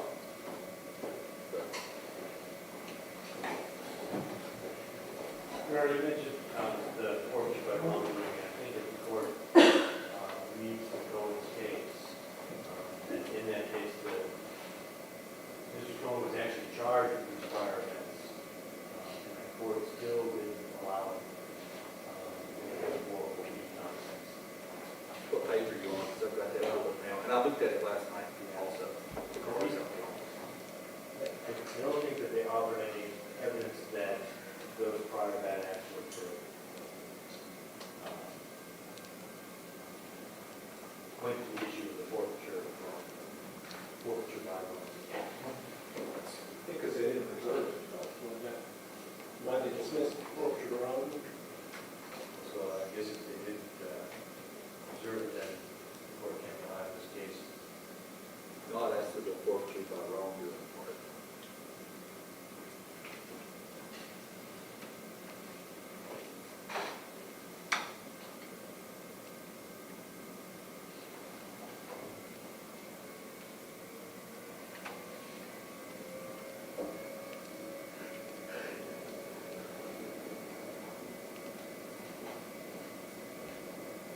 Here it is. It's right at the beginning of the analysis, bottom of page 7, carrying over to page 8, top of page 8. The defendant frames this issue as whether the trial court erred, quote, when it held that the defendant's prior bad acts were admissible under Rule 404B and the forfeiture by wrongdoing doctrine, quote. However, the defendant's only mention of the forfeiture by wrongdoing doctrine in the argument section of his brief consists of the following conclusionary sentence, quote, along with the 404B issue, the court allowed statements to be admitted under the forfeiture by wrongdoing doctrine that was in error, end quote. The rest of the defendant's argument revolves around whether the trial court erroneously admitted 404B evidence of, quote, wholly unproven burglary accusation and car accident with no known malicious intent, end quote. We thus agree with the state that the defendant has waived our consideration of whether the trial court erred in its application of the forfeiture by wrongdoing doctrine by his failure to provide appropriate references to the record, arguments, or citations to authorities. So, I think we're going to have an evidentiary question on whether or not the alleged victim's statements on the body cam footage are going to come in at trial, which is a separate bridge we can cross down the road. Cohen doesn't really illuminate that for us. For the purposes of today, we're here on the 404B motion. And it's important to always start with the text of the rule. I'm going to read that briefly. 404B, other crimes, wrongs, or acts. Evidence of other crimes, wrongs, or acts is not admissible to prove the character of a person in order to show action in conformity with the character trait. It may, however, be admissible for other purposes. The conditions which must be satisfied before allowing such evidence are, 1, the court, upon request, must hold a hearing outside the jury's presence, which we're doing now. The court must determine that a material issue exists other than conduct conforming with a character trait and must, upon request, state on the record the material issue, the ruling, and the reasons for admitting the evidence. And those alternative purposes are discussed in the advisory commission comments below. Paragraph 3 of the rule, the court must find proof of the other crime, wrong, or act to be clear and convincing. And 4, the court must exclude the evidence if its probative value is outweighed by the danger of unfair prejudice. Okay, so. We are requesting that the court stand on the record material issue. Sure.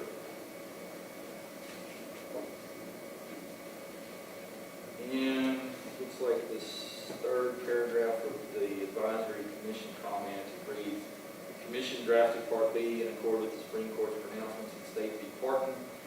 There, the court established precise procedures to emphasize that evidence of other crimes should usually be excluded. In the exceptional case where another crime is arguably relevant to an issue other than the accused's character, issues such as identity, including motive, and common scheme or plan, intent, or rebuttal the trial judge must first excuse the jury, and then it goes on to describe the process.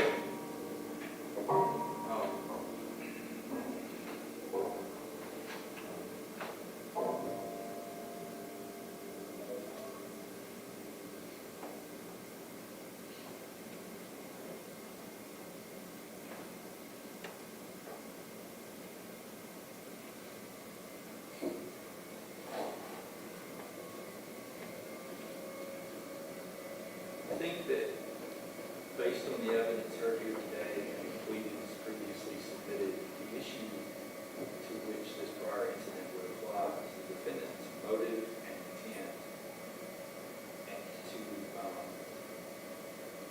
to bodily harm the victim. And also, because of the involvement of deadly weapon in this previous incident, either a gun or a knife or both, to cause serious bodily harm and or death to the alleged victim.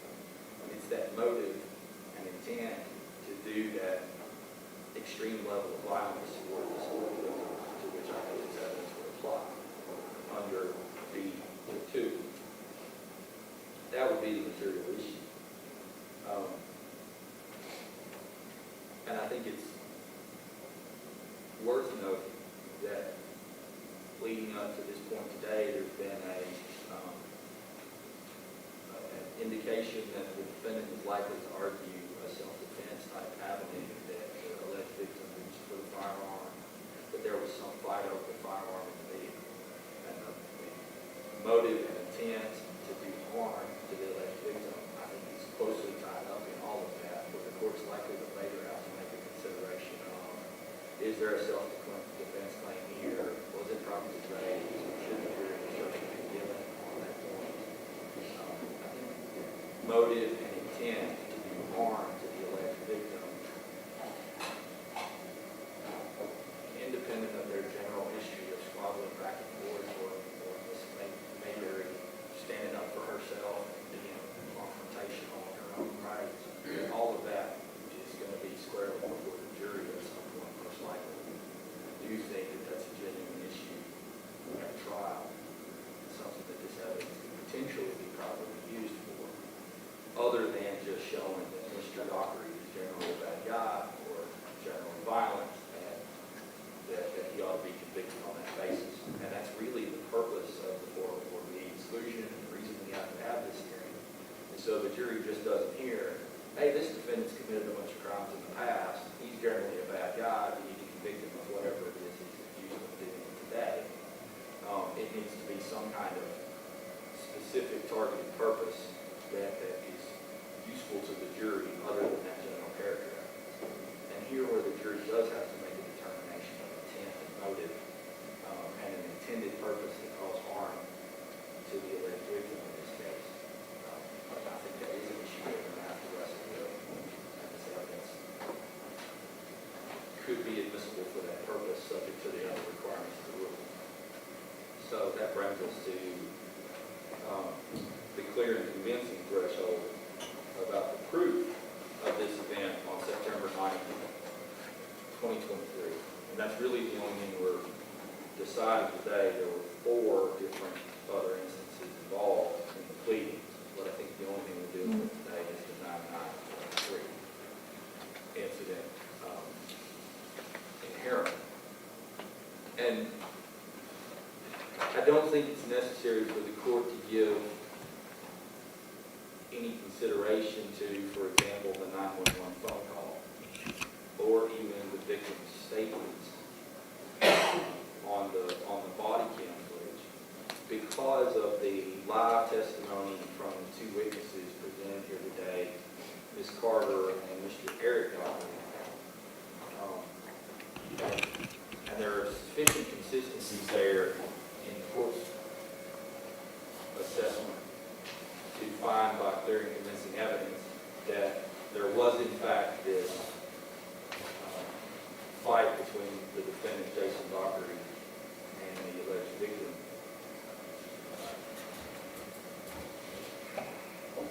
And I'm going to kind of articulate that as clearly as I can for the record. First of all, both Ms. Carter and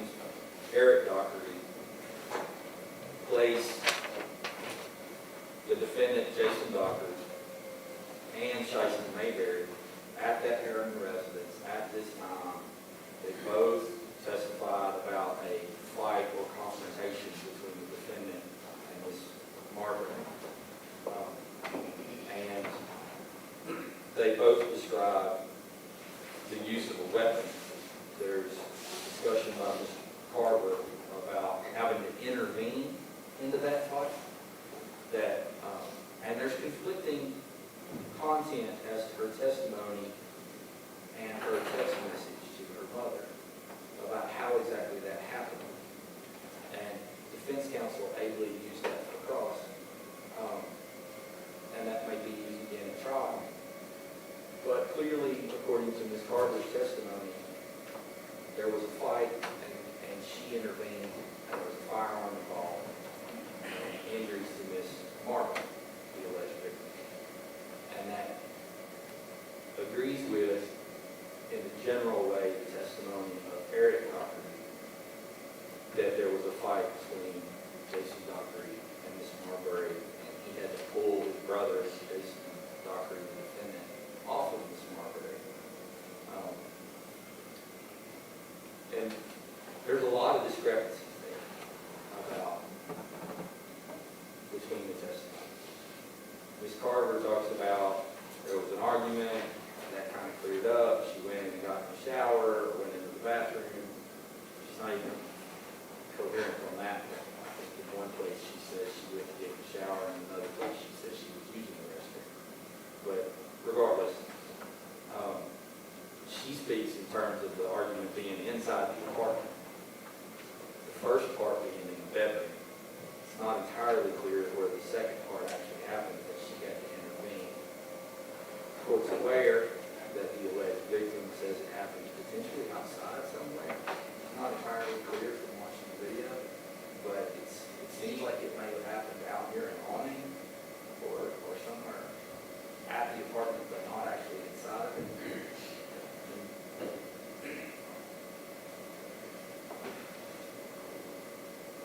I suppose for the purposes of this clear and convincing evidence determination, the court is going to consider the ways in which the defendant points out the inconsistencies under Rule 104 is admissible, at least for this part. So I'm going to give some thoughts on the inconsistencies. But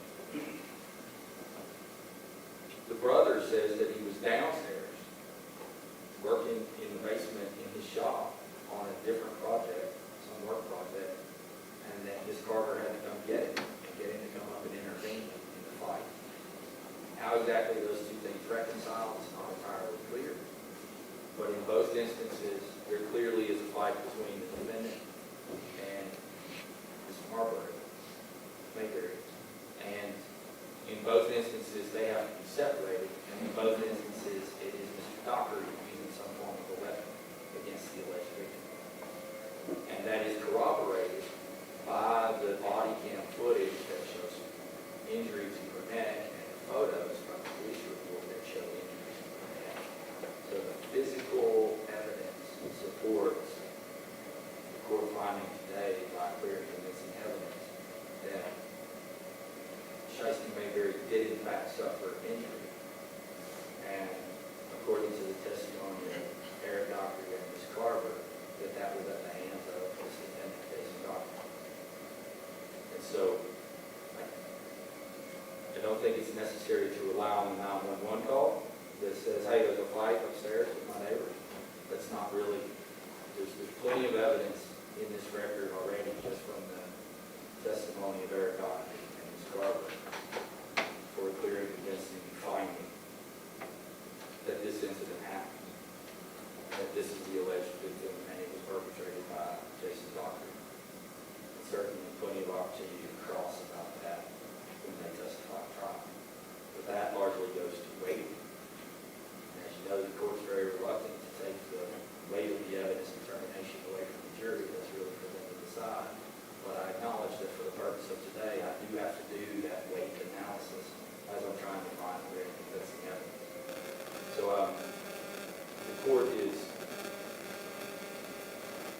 recognizing all the ways in which this testimony is incongruent and the reluctance by Ms. Mayberry to give a clear explanation on the body footage and all of that. And so I don't think it's necessary to consider the content of what she said and get into the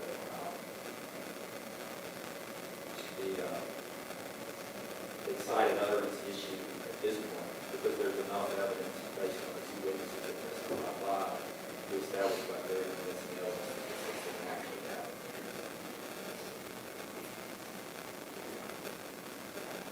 Part 4, the court must exclude exclude the evidence if its probative value is outweighed by the danger of unfair prejudice.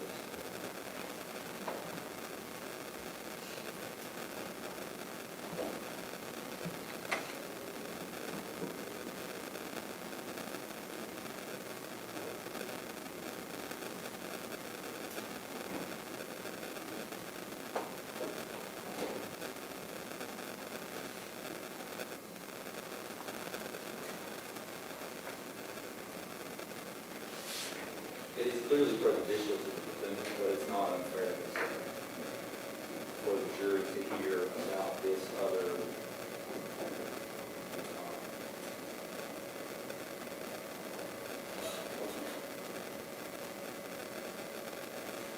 violent attack on the alleged victim, Shysti Mayberry, and injuries to her neck that goes to motive and intent, goes directly to the issue of self-defense.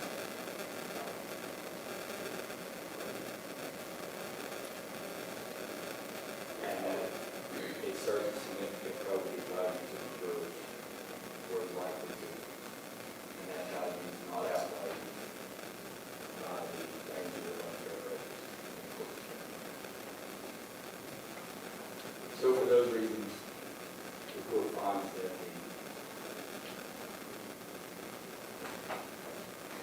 the testimony of Eric, Dockery, and Ms. Carver is admissible under Rule 4 subject to any other normal evidentiary application. Yes, sir.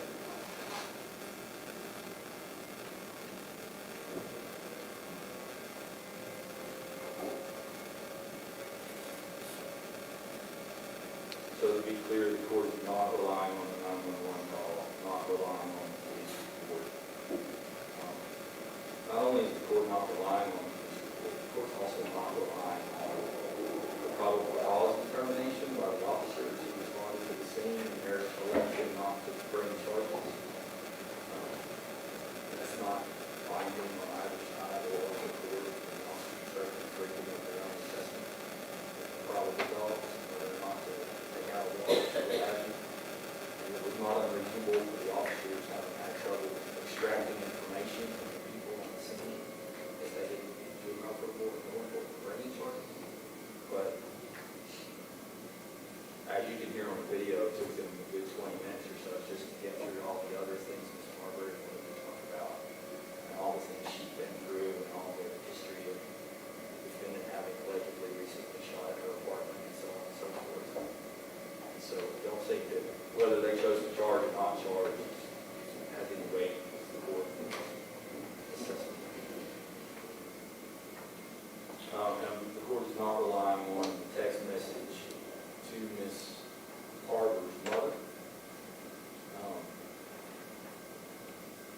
Whether that's ultimately a recorded recollection or a prior consistent statement at trial is a separate issue, but Ms. Carver's testimony was direct and on point about her account of what happened. In some ways it conflicted with Mr. Eric Dockery's testimony. And I do give consideration and weight, though, to the discrepancies pointed out by defense counsel in considering the issue of clear and convincing evidence for today.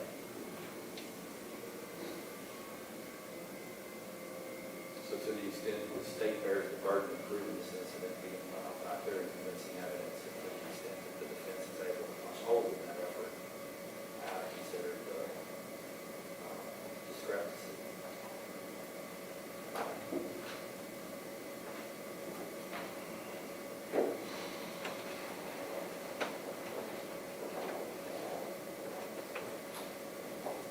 About how Ms. Carver intervened. And some of the particulars of how that went down.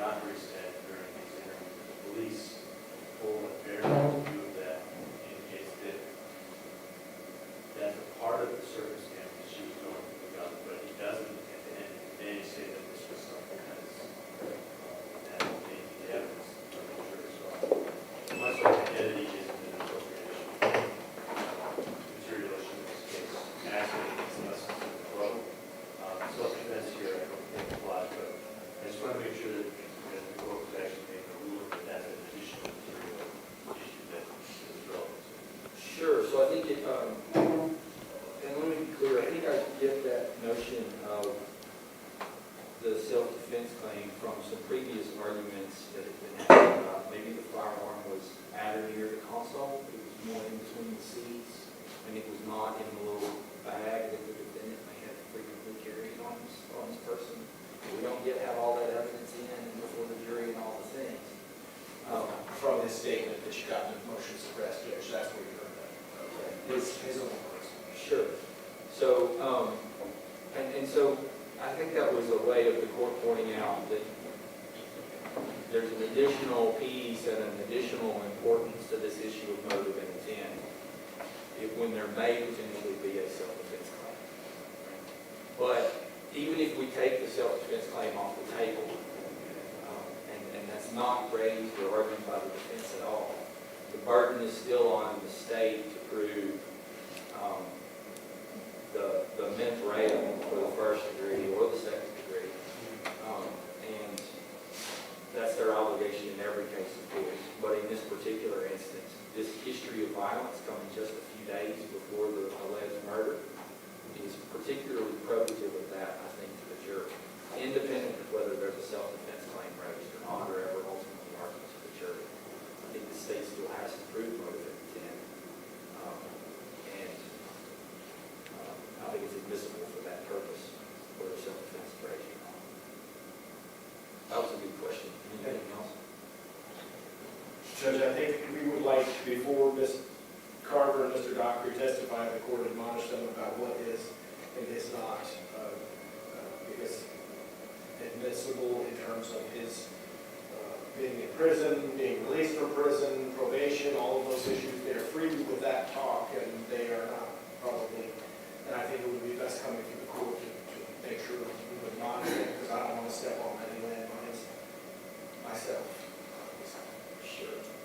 So the court is happy to do that, happy to do that fairly forcefully to try to drive home that point. I think it's very difficult for lay people and not lawyers to, who might normally in their ordinary course of just rattling off things, to hold that back and do that consistently over an hour or two of testifying and then crossing. So I'm wary of that, and I hope we don't find ourselves in a place where we have to give a curative instruction on the back.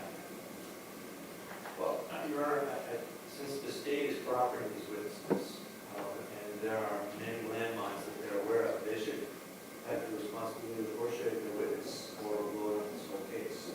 I would accept a curative instruction that he just got out of prison. They're a witness, they're gone. If I open the door, then that's my problem, but they should probably instruct the witnesses that way. For all kinds of things. The second is It's also important that neither side ask a question and might listen. understood, I have my responsibility and they have theirs. The second is that there was an issue raised about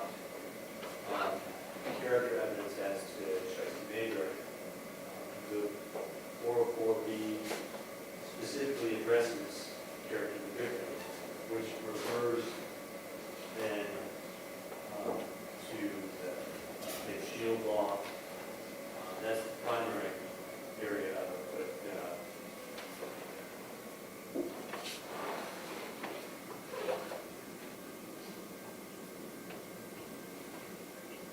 I think that her character is very decent in this circumstance. That's the Shannon Christian rule, Judge, that no, the victim is entitled to a jury out here if he's going to attack her character. And so that's exactly why the law was changed after Shannon Christian, when they tried to do the types of things that he just tried to do with them. If he could try to put that in front of the jury and trash Shysti Mayberry, he's not allowed to do it. And we're allowed to have a jury out here if he's going to go into things like that in her character, or malign her in ways like she lived in the projects, right? Those types of things. So, Your Honor, I appreciate that there's maybe there's some limits on it, but there's also this Dockery represents the defense. And some of these issues are simply facts. I know that the state doesn't want the jury to know that she lived in the projects, or that she lived in a violent atmosphere, or that she was allegedly in a gang in prison when she was doing prison time. But those are all factors that go into what happened in the car.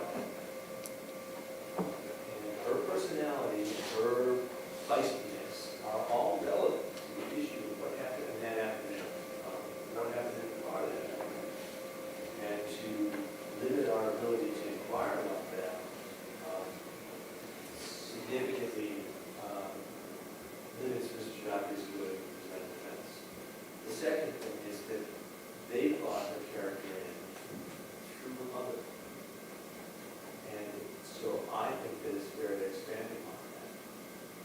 Her mother talked about, and I understand they're trying to build sympathy that she had troubles and that she has issues with other children, that it was hard for her. But to just bring in her character and her life circumstances for sympathy is also not fair. It's not giving the jury a fair view of Ms. Mayberry. Now, I don't think that there was anything that I interacted with Ms. Carver that Ms. Carver even cringed at. These were just the facts about Ms. Mayberry. This is where she lived. This was the circumstances she lived in. This is the prior interactions she's had with other domestic violence relationships. As many were coming into a apartment like guns. Those things are relevant as to how she lived and her personality, and that beat us to that car on Warsack Road. Maybe there needs to be a hearing about that. I don't know what the court wants to do about that. But I think that those things are fair game, that the state has opened the door to that by offering character evidence to gain sympathy, and that we have the ability to raise that as our defense in this case. This woman was capable of aggression, capable of pushing people's buttons. And it's been clear from our open that our defense is that the priest of William wasn't part of that. This isn't simply a story about that Mr. Dockery finally got her, which is what the state wants to show. This is a story of a relationship where they're at each other all the time, and it takes two to tango. And I think that the jury can hear that. We're not judging Ms. Mayberry, we're pointing out the facts. Why did she do it? And again, I think the state will.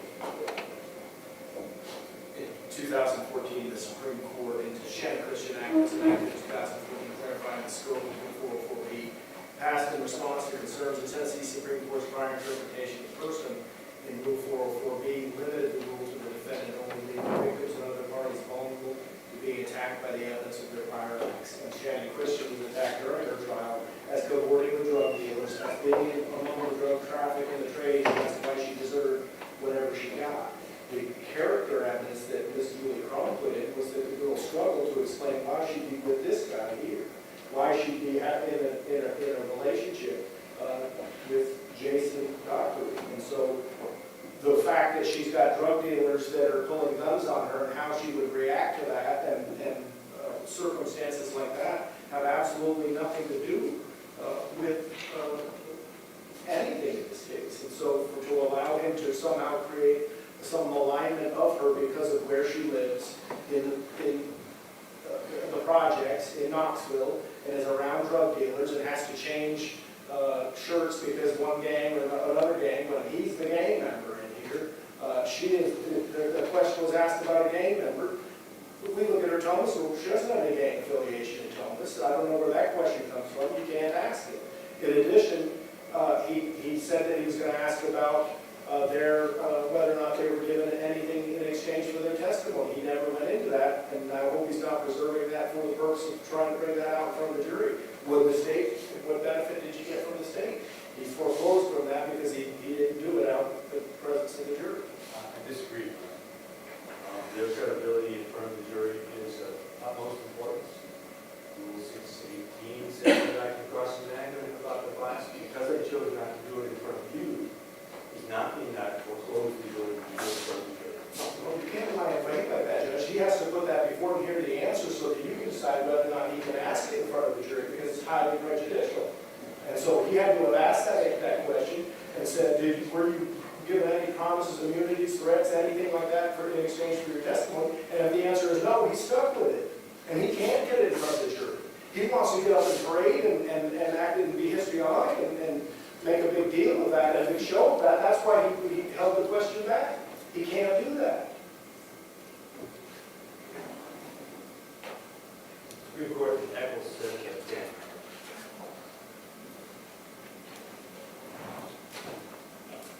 So is your objection just asking the question because it implies that they are in custody or facing criminal charges? All of the above, that he's going to somehow try and and attack their credibility on some baseless claim. You can't ask a question that you have no basis in fact for. Both of those witnesses would have told him there is nothing the state has given me in exchange for being here, and he would have gotten that answer. Now he wants to get in front of the jury and say, let me ask you, sir, isn't it true that you got some benefit from the state? He wants to ring a bell like that in front of a jury, and he can't do that. He was given the opportunity of 404B hearing for that purpose. He stated his intent was that he was going to do that. Now he's lying in wait, and he knows what the answer is going to be, but he wants to ask the question just to create this histrionics in front of a jury. Okay, so let's walk through this a little bit. I know there was some discussion previously about the defense wanted to know whether any consideration had been given. And I think earlier you had not gotten a clear answer from the state whether any consideration had been given. That's correct. And I think on the record at our hearing on July 14th or 17th, whatever date that was, I asked who was going to give me no consideration. That does apply, and consideration has been given to the state's witnesses. I have not received any notice that there's been any giving no consideration. However, I do know the circumstances of these two individuals that have testified. And their case law is pretty clear that when it comes to bias, I can cross-examine them about the present charges. I can cross-examine them about whether they're given any consideration, whether they think they're being given any consideration. In Eccles, they gave the consideration after the testimony and after the jury hears the case and the defense raised the issue. Well, geez, this person we just found out they got them out of jail, they gave them a good deal, all this stuff that they said it wasn't going to happen. And the Supreme Court sent it back and said that, well, they didn't send it back. They said that the defense had the right to cross-examine the witnesses on those issues. They determined in Eccles that it was harmless error. But here, I don't think that's true. And just because I didn't cross-examine them in front of Your Honor about their credibility does not mean that I forfeit my ability to cross-examine them in front of the jury about their credibility. That's a strategic move that I've made, and I think it is allowable under the law. There's Eccles, there's Sales, there's Hill. It's pretty clear that I can get into their bias and interest, and I've got quite a breadth to do that. Now, the state still hasn't said whether they do any consideration other than putting in the street clothes come to court here today, which I think is some consideration. It's an attempt to boost their credibility with the court, with the jury. The state provided them with their street clothes. They transported them here. Those are all things that are important to impress the jury, and the state is dealing with that. That's the minimal amount of consideration I know of. And other than right now, the court knows that I don't engage in histrionics. I may cross-examine the witnesses as I see appropriate, but this is not about the actual case of the jury. Their credibility is an issue, and Rule 618 says that I can get into all that stuff. The Supreme Court backs it up. And most of that case law predates the Christian use of that. It's mandatory for. Well, that's a victim case. That's not the state witnesses. That's different. No, it is. It says person is any witness. It applies to witnesses and victims and defendants. That's what the Shysti Mayberry Act is. You have to have a 404B hearing before you align the character of any person who takes the stand. You can't do that. And Judge, the whole purpose of what he's trying to do is to say that there is some giggling material. We are on the record stating we have given them no benefit. The very first thing we said to them was, we can't discuss anything, any reason you're in jail. We can't discuss your cases. You have attorneys in those cases. You have other jurisdictions, and they're in other jurisdictions. We have no control or any kind of semblance of control over what happens to them in other jurisdictions. But he wants to make it appear as if I have somehow engineered something with another jurisdiction to get something done in their favor, and I haven't. And I'm putting that on the record. I've done nothing for their other cases. I've not spoken to the other prosecutors in the other jurisdictions, Jefferson, Cox, or Knox. I've not dealt with their cases. I don't even know what their cases are. I don't want to know what their cases are. So any question about what Mr. Allen or the state has provided you as a benefit for your testimony here is an improper question, because he knows the answer is none, and he should have just asked it when he had the opportunity, because he had it right there. Instead, he wants to create this mystique in front of the jury, and he can say all day long he doesn't want history on. He said, why would you lie in wait? Why would you ask the question? If you were really concerned about the person getting benefit from the state, you could have asked him that, and you would have known, the answer would have been no. Okay. Well, clearly Eric Dockery and Ms. Carter will be subject to cross-examination with respect to prior convictions that follow the felonies and felonies. But in terms of asking the questions in front of the jury about did they get consideration on pending charges or consideration from the state, strongly implies that they're somehow involved in some sort of criminal activity, that they're in somebody's custody, or there's some charges, or it's in general an attack on their character by other crimes, wrongs, or acts for which they may not have been convicted yet. I don't know if you want to say something about that. I appreciate that, and you know, I think that under, I know what the rules are under 608 and 609 about their prior convictions, what their prior convictions are. I understand the 404B nature. This is 616 evidence. This is not 404B evidence. Sure. And that's what the Supreme Court distinguishes 404B from 616.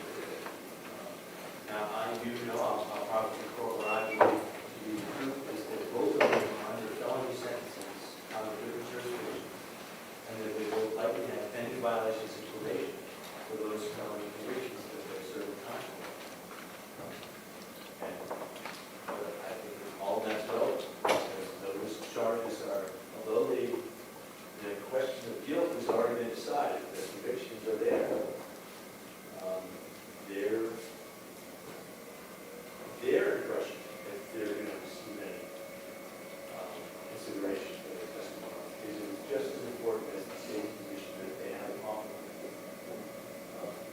And because that goes to their bias in favor of pleasing the state in their answers. The state laid out a foundation for Mr. Dockery that he doesn't really want to be here, but for some reason he decided to do that. So if they're both in custody on felony convictions, they're going to come down. Seems to me. I mean, we're trying really hard to have them in civilian clothes and have civilian officers around them and all that thing. Unless I'm mistaken about the facts, Your Honor, my understanding of the facts are that Ms. Carver is being held on a violation of probation for a 5-year aggravated burglary out of Jefferson County, which is the 4th district. Assistant District Attorney hit here yesterday in the 4th district. And then Mr. Dockery is on an 8-year sentence for 2 consecutive aggravated assaults in domestic violence out of Knox County, and he has a violation of probation penalty.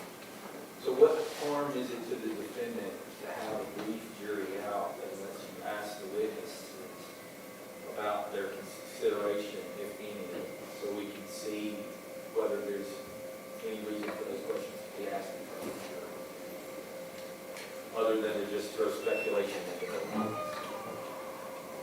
Isn't it the jury's determination about whether they are biased or not? Whether they might be, right? No, it's your determination with the very little convincing evidence hearing that we just had, that he should have asked those questions. And all the impeachment questions, that he's going to stand up here and say they were incredible. That's what he just argued to you. He should have asked those questions in front of you, because you were going to make that determination based on that correct evidence. So now he's lying in wait, he's holding back on questions unfairly when they should have been let these witnesses answer, determine whether or not he could then ask them in front of this jury. So any kind of bias or prejudice or consideration or whatever is not at all a part of the clear and convincing evidence analysis previously. I think that wasn't our side. I think he said that they weren't credible. He said the only direct evidence you had was the 2 witnesses, and they weren't credible. Sure, he attacked their credibility in all sorts of ways, but not in terms of consideration. Oh, I guess I'm referring to now he wants to impeach them on certain, whether they were arrested declarations, those types of things, when he held back on those, didn't hear the answer yet. He could have gotten the answer in the 404B hearing because you were going to make that credibility determination.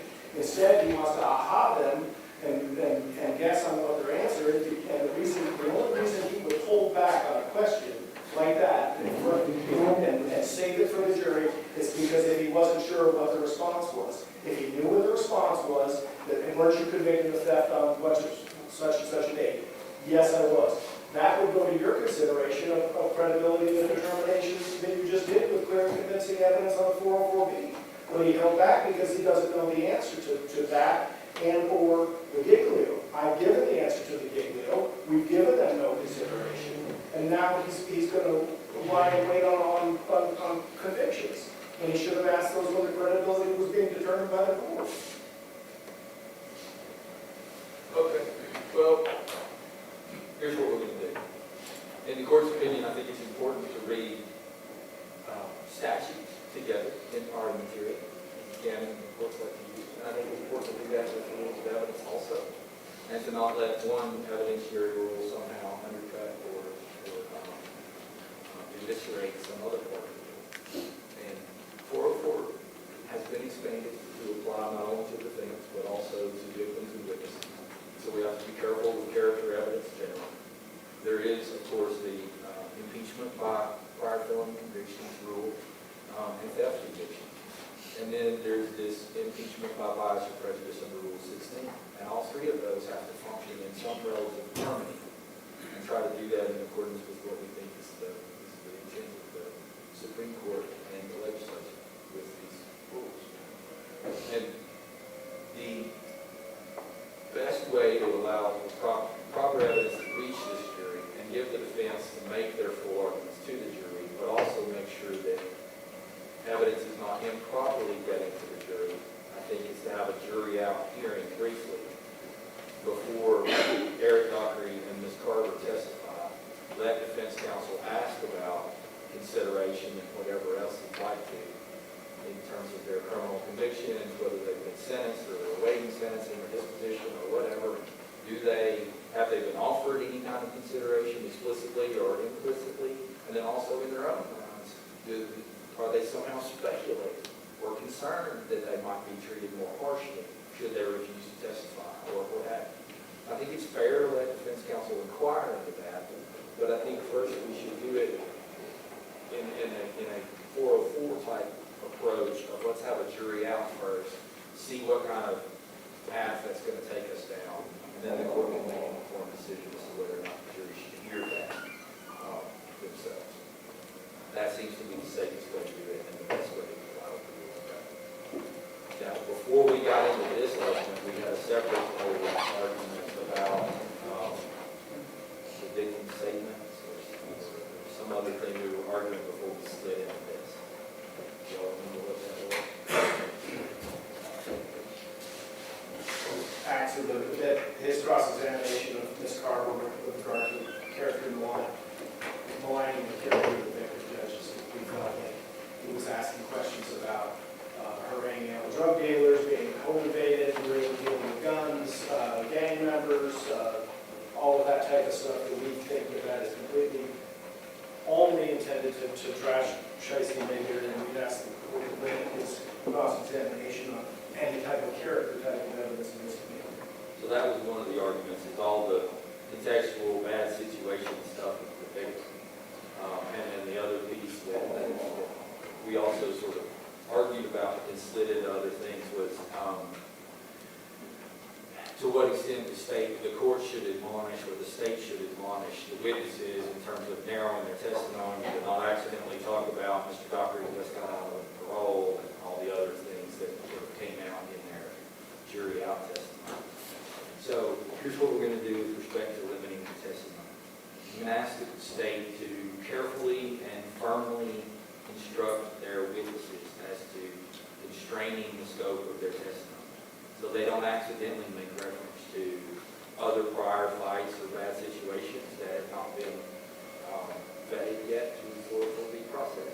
And also to be really careful not to have any kind of discussion about Mr. Dockery, the defendant, recently getting out of prison, or any of those prior charges, or the aggravated assault with the ex-girlfriend, or any of that sort of stuff.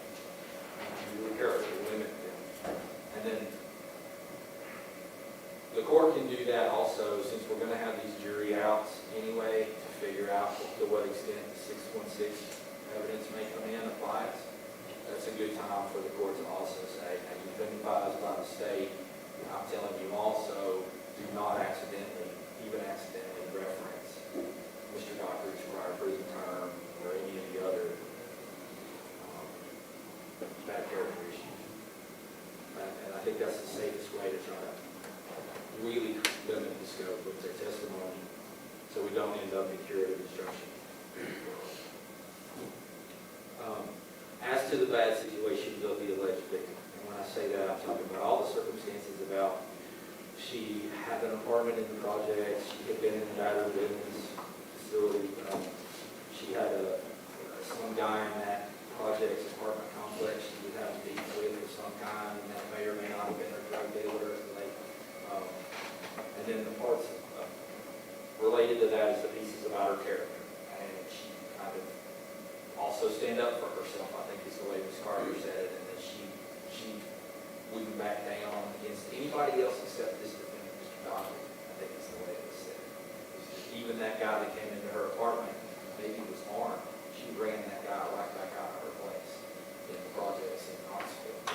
So she was fearless in that respect, but not always quite so fearless with Mr. Dockery, although that went unexplained.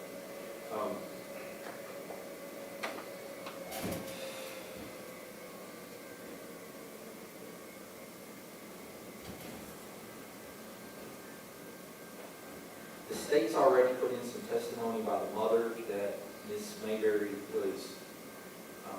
has had a history of drug problems and had lost her 3 children, or at least that mother had raised her 3 children, or they were living with her. I'd have to go back and look at the transcripts to figure out the exact way that was said. But there was some discussion about the alleged victim's struggles in life. It didn't really come across as bolstering or building up the character of the alleged victim as much as sort of inoculating the jury against somehow saying, well, she's a druggie and she's in the criminal milieu and she'd be surprised that she got killed, right? And they should somehow care less about her death than they would somebody else. From the way the questions were made in jury selection. That seemed to be a genuine concern, at least on the part of the state, not to minimize the importance of Ms. Mayberry's life. Because it was asked over and over again about what if Mother Teresa Pope was murdered versus somebody who's got drug addiction kind of problems. So I don't think it was necessarily bolstering her character or building that up. I do think it's fair to admit maybe some of that as to why she was not happy in Knoxville, why she felt fearful living in Knoxville, why she was spending time, so much time with Ms. Carter and all of that. So there are some ways in which some of that should probably come in.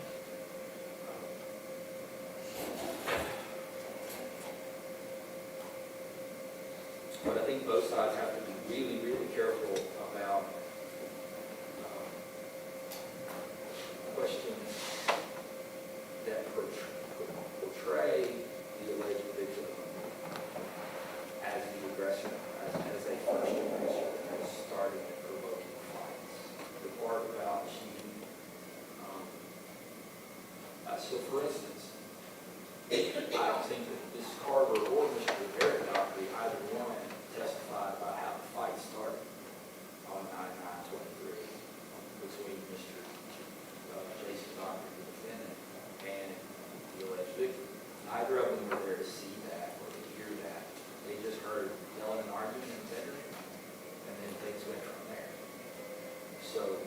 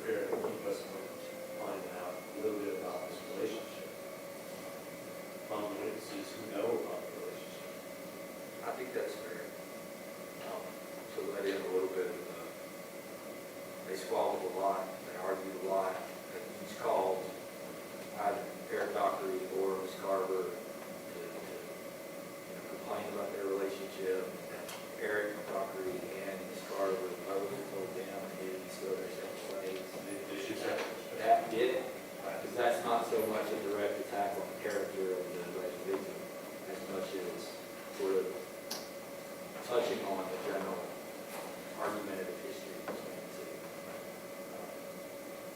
And it's not a specific prior bad act pointing fingers at either side. It's just more a, here's what they were like for the February to September timeframe they were on and off together. But I think that's a reasonable place to draw the line and let the defense argue their point, but not get too deep in a character attack on the alleged victim, or not get into a general character attack. Judge, you know, we talked about, and obviously you saw Shysti Mayberry saying, and being reluctant to speak in front of these two, and the fact that they're both best friends with Jason Dockery, you asked for some latitude to believe both of these witnesses for the purpose of this. And, you know, Mr. Moynihan, I understand his position, he got to defend his client, but he stood up and he said he doesn't want the court to admonish, he wants me to admonish, so I'll follow my sword. If they say something in response to a question that is, and of course he's going to be up there standing up mistrial, manifest necessity, right? So I would ask for latitude to lead in all the circumstances for these two witnesses. Sure. I think since you're going to have to work so hard to avoid stepping on any kind of landmines in terms of their testimony, not eliciting, accidentally eliciting.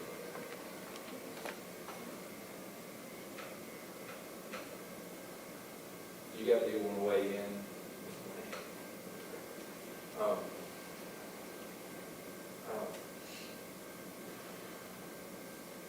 The general rule is, you're not supposed to lead indirect. The court has some latitude to allow some leading questions. I don't want to give a blanket permission to just lead throughout the testimony. I think there may be instances where you need to be careful in how you craft the question in order to not trigger some of these issues we've talked about visibilities and that sort of thing. And so I'll give some consideration to that in ruling on objections.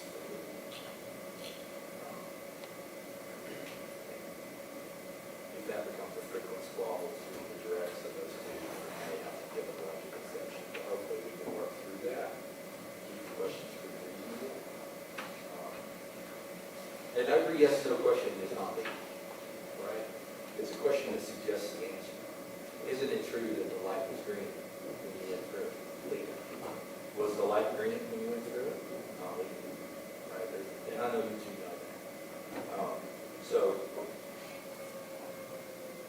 I don't want to give a blanket carte blanche, but we'll give consideration to the necessity. That's the next question. Other issues? For the moment, anyway. For the moment, I don't think so, Your Honor. Logistically, we have a jury waiting in the back. Just proposed we have to have another jury out hearing. I know that we can use it shortly.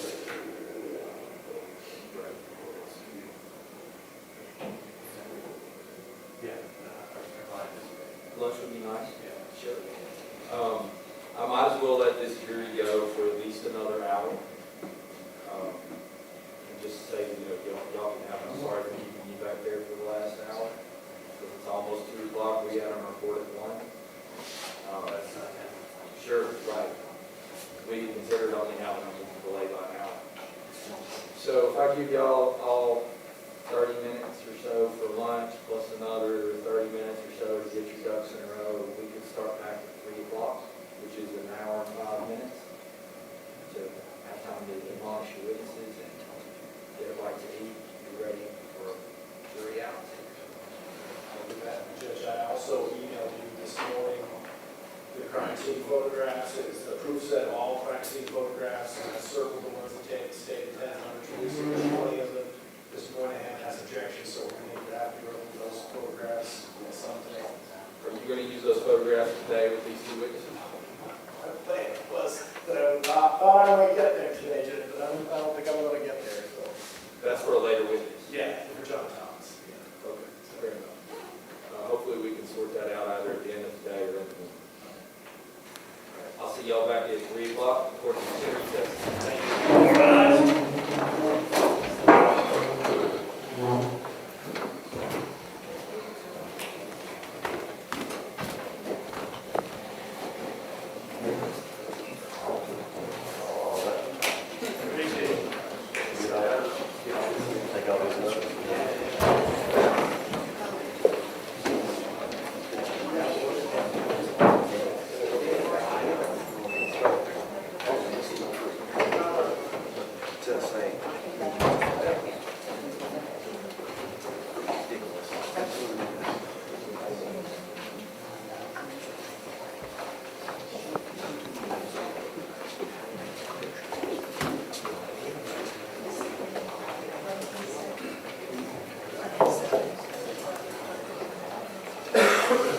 All rise.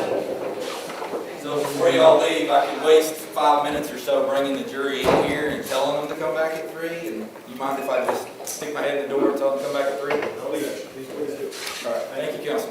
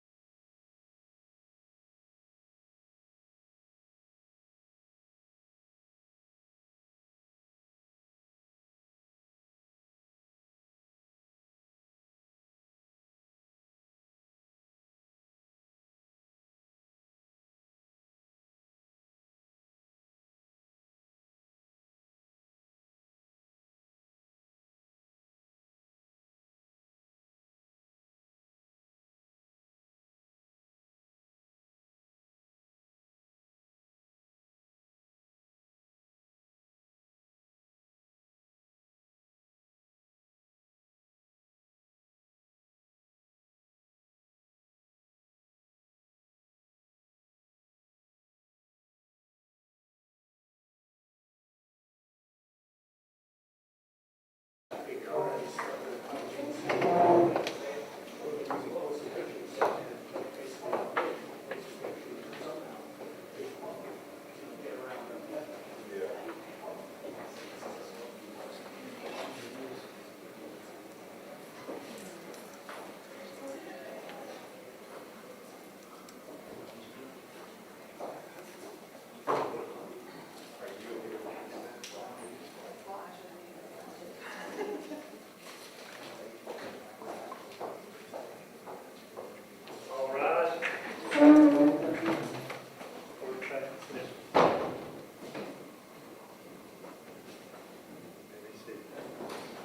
Good afternoon, ladies and gentlemen.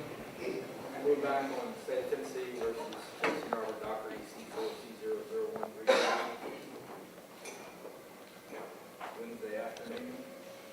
Got counsel for the state, counsel for the defense, and the defendant.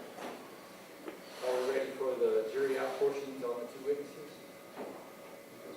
Got that correct? Yes. Okay. You want to start with Ms. Carver? Okay. Okay. Ms. Carver. Matt Carver. Daniel William, Matt Carver.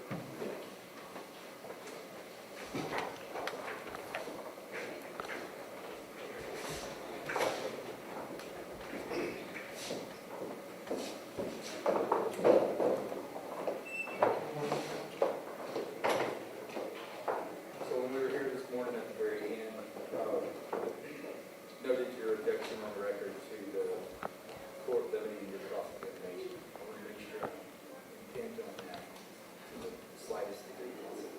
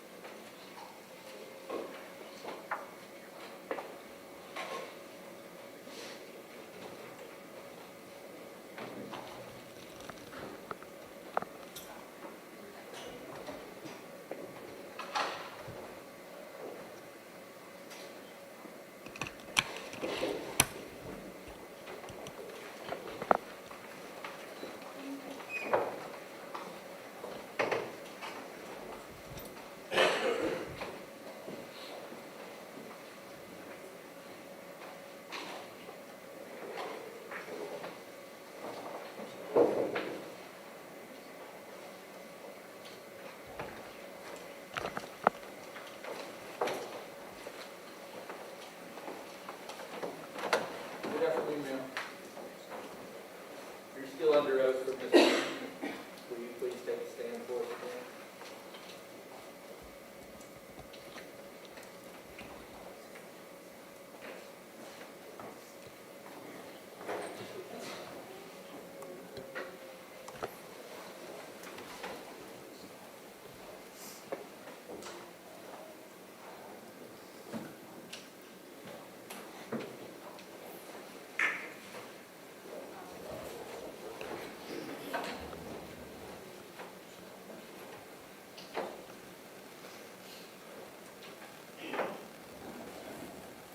We all approach. I don't guess there's a need to really, since there's no jury in here, but I'm advised that she's wearing a jail at the rest of the week. How it matters or care about her. Conceal her hammer. May all come out anyway.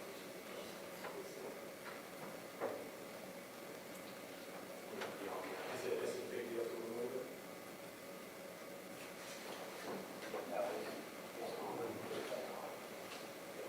Deputy Ball says they just cut it off.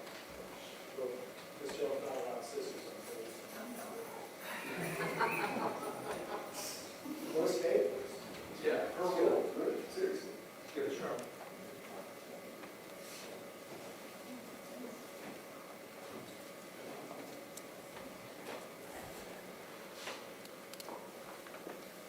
Okay, so I guess the first issue is, Ms. Carver, the state should have advised you earlier during the lunch break, or late lunch break,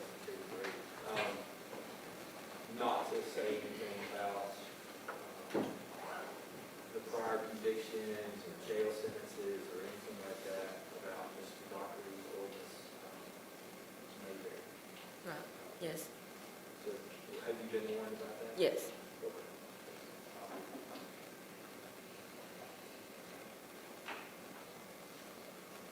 I think both sides will be careful in how they ask the questions. Ask questions of you, try not to accidentally stumble across that, Okay, but you need to be thoughtful in your responses, not to accidentally mention that right there. okay. Is that adequate for both sides? Anything you want to ask about the consideration?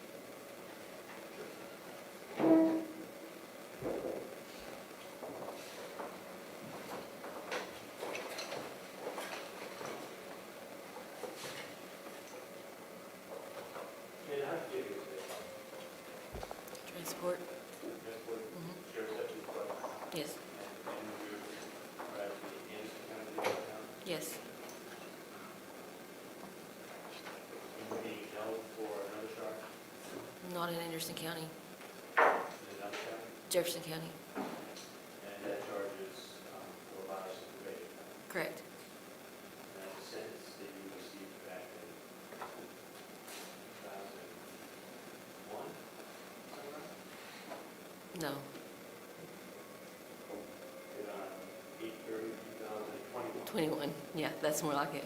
Not 1, 20. You put down guilty to aggravated murder. Yes, Received a sentence of 5 years.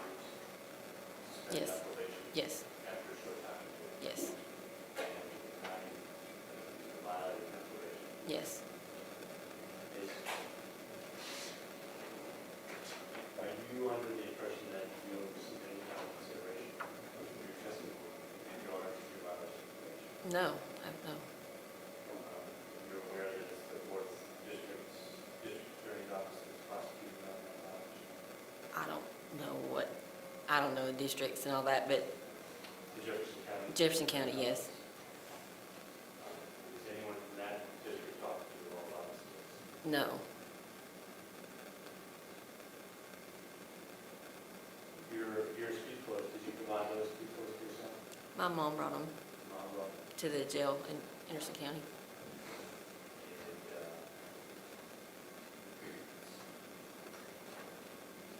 you know when your next week court is?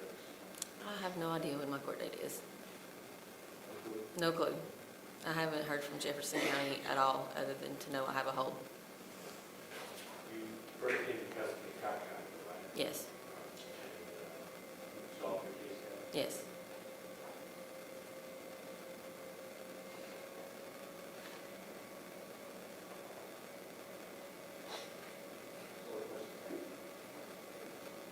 I assume you already know that whatever Cobb County was for, we're not going to rock with them, not going to some of these things. I think that there was a shoplifting or something. Yeah, there was. From some time ago. Yes, The context is that her and Mr. Dockery were together. She had to go to police because of abuse and the disturbance that she had. yes, When they were there, domestic violence. Is that, yes, okay. Then you eventually pleaded your Cobb County? yes, I did. Okay, so you're on probation at Cobb County now? It's unsupervised, because Jefferson County, I'm on probation in Jefferson County. Oh, okay. So they're letting them do the supervision, providing no trouble, I cause no trouble, so, Because that's a felony charge. Jefferson. okay. You follow the state.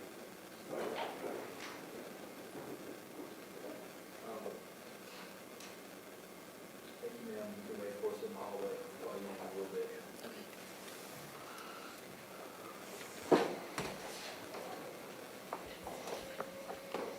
Here.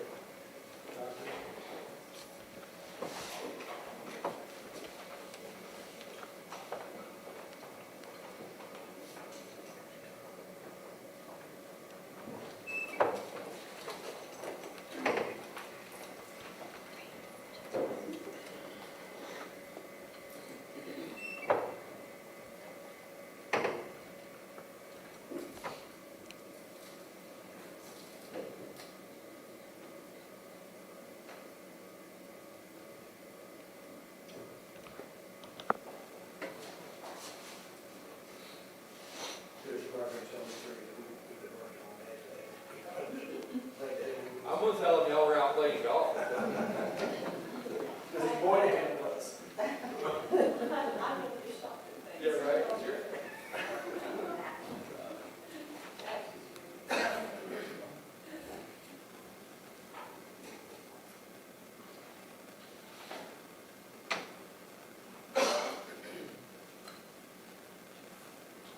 Just for the record, when we broke for lunch, I stopped ahead at the door, told them that this morning's stuff took a little longer than we expected, and we wouldn't meet them back until 3.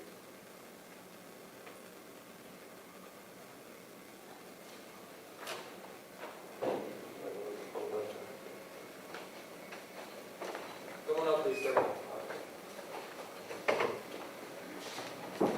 Mr. Dockery, you're still under oath from earlier today. Will you have a seat over here with the sheriff?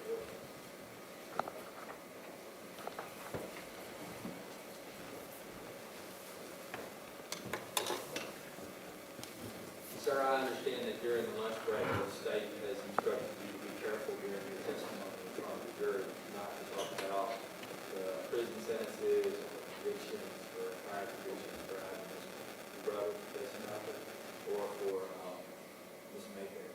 Yes, sir. It's important that you be careful not to do that, even accidentally. And the attorney will be careful in their questions to try not to accidentally stumble into that. And that you be thoughtful in your answers to not accidentally mention your brother recently getting out of prison or Ms. Mayberry having been in prison. And also either of their gang affiliations. Okay. Okay? Did you warn Ms. Carver about the gang affiliation part? Okay, because I forgot to mention that when she was here earlier. As long as you didn't run that bill with her, I think that is. Ready, Mr. Moore?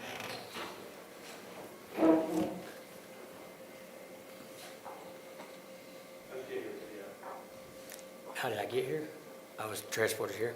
Transported by the sheriff's department? Yes. And you're currently at the Anderson County Jail? Yes.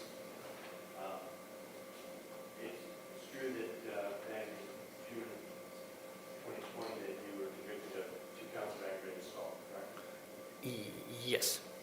It was actually 2019, but I took a split confinement, so they couldn't do it until after I did the year in. I see. So the judge was did file until you finished your first. Yeah, so I wouldn't get my good. I did a full year instead of getting good time. And that sentence essentially is 8 years of supervised probation time. Yes. Intensive probation. Yes. Oh, I'm off of intense. Well, after this violation, I probably won't be, but I was off of intense after a year. And you have a current violation of probation pending right now, right? Yes. that's And in it, do you? Knox- Yes. that's in Knox County? Yes. Are you under the impression that your testimony here today will impact how that case gets resolved? Not at all. No one's talking about that at all? No. No one in Knox County? Nobody. No. District Attorney's Office here? No.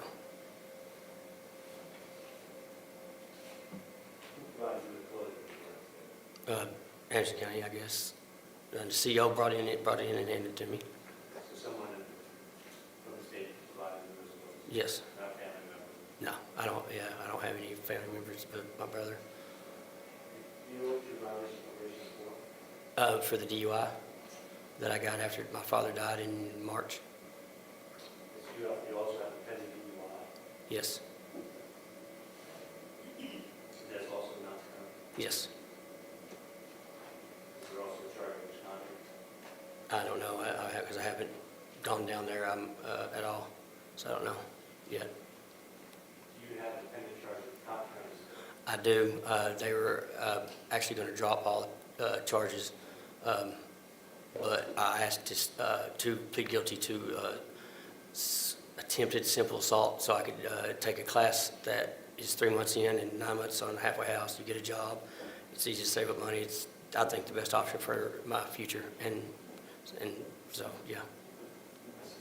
So you resolved your case in Cobb County? Or? I went to court on Monday, and they were going to ROR me and put it in some sort of like frozen account is what it's called, I guess, where basically if I don't get in trouble for a year, it comes off my record.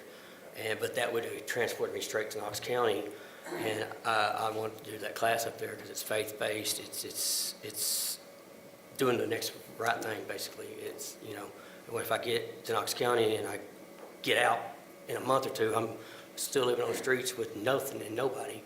And this way, I got to sign a year of my life away, but, I mean, not really away, it's gain, I'm still gaining from it.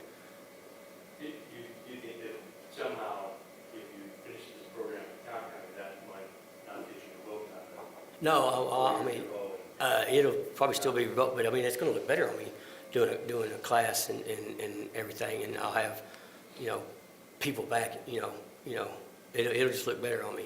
And I'll have 6 months built on the whole, which, will go, and I did a 4-year before this first 4 year. I did a whole 4 years up until everything happened in 23 with no violations, never failed a drug test, paid all my fines, and they gave me time served in 24 when after the fire and we lost everything.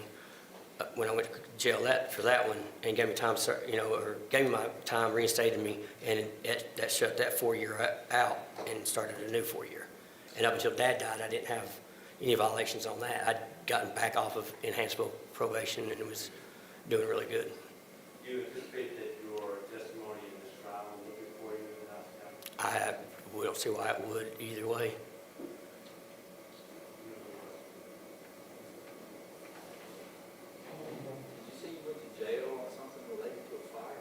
No, after all this happened, we moved back from Harriman, and the night we moved everything into storage unit, a tweaker in the storage unit next to ours decided he wanted to get the $2,000 insurance money, so he started a fire, and me and Amanda were sleeping in our storage unit because it was 3 in the morning, and I had to be right back to the storage unit to get tools at 7 in the morning to go to a job. So we decided to just blow the air mattress up, and if we wouldn't have argued that night, and if I wasn't facing the outside wall, we'd both be dead right now.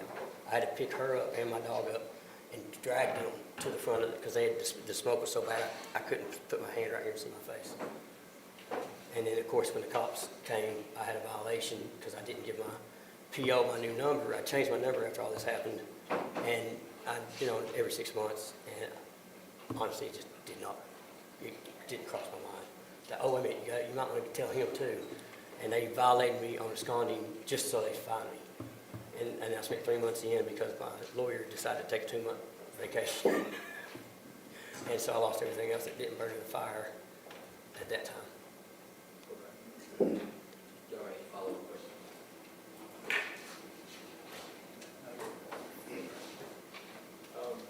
Mr. Dockery, if you'll wait for us in the hallway. Yep. Okay.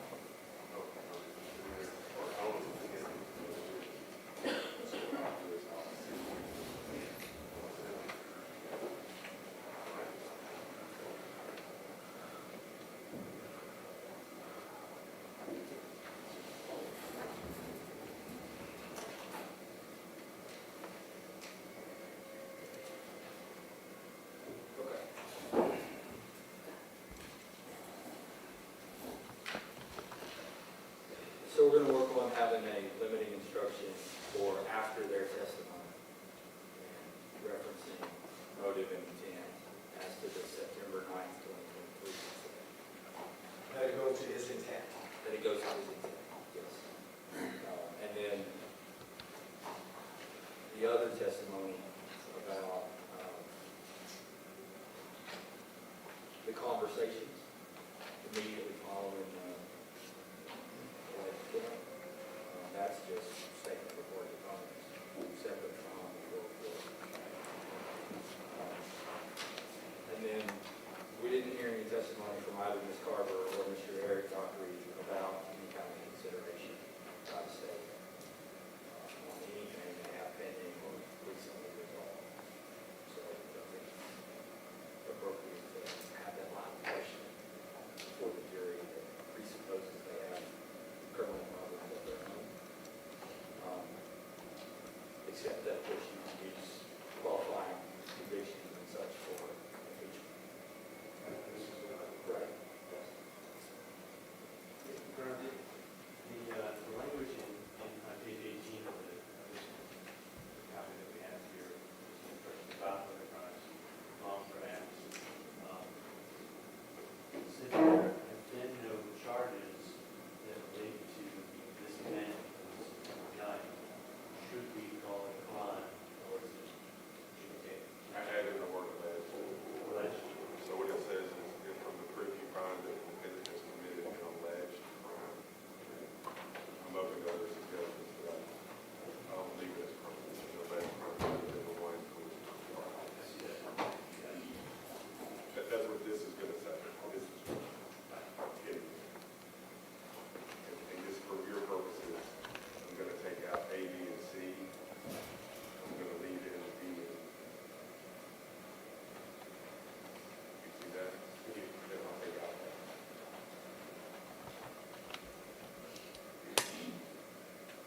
Is that what today is something we're going to find instructions? It'll be both. It'll be at the end of today while the testimony is fresh on their minds. I'll go ahead and give them that limiting instruction, so they know, having just heard from both of these witnesses.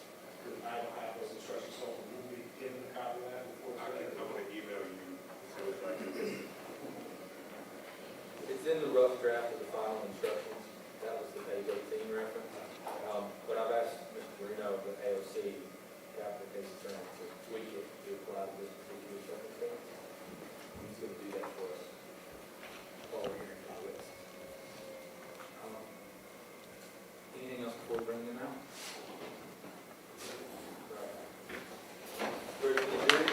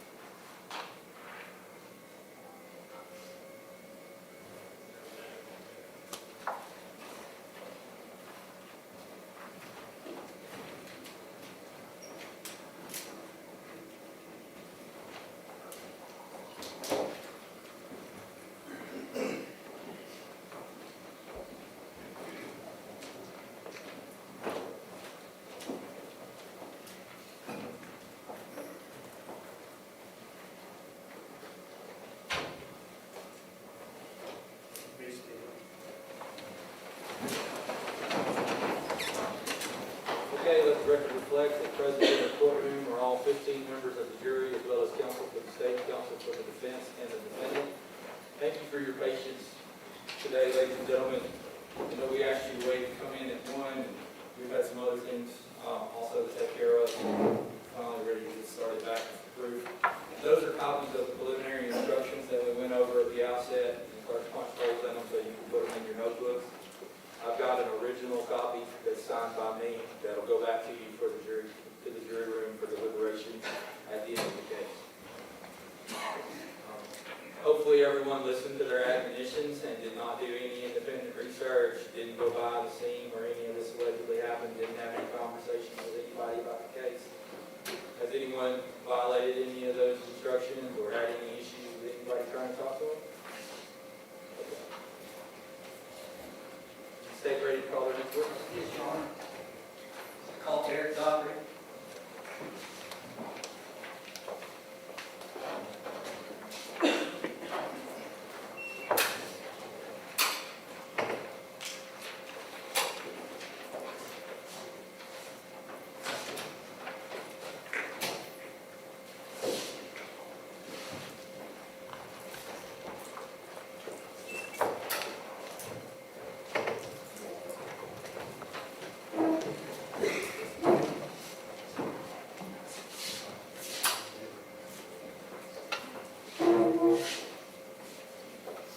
Sir, will you please raise your right hand?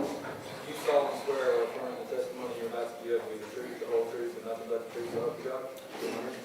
Please have a seat in that chair and speak in the mic.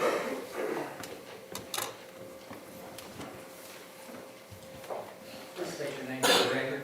Eric Blaine Dockery, Can you spell that for the court reporter, please? ERICBLAINE DOCKERY.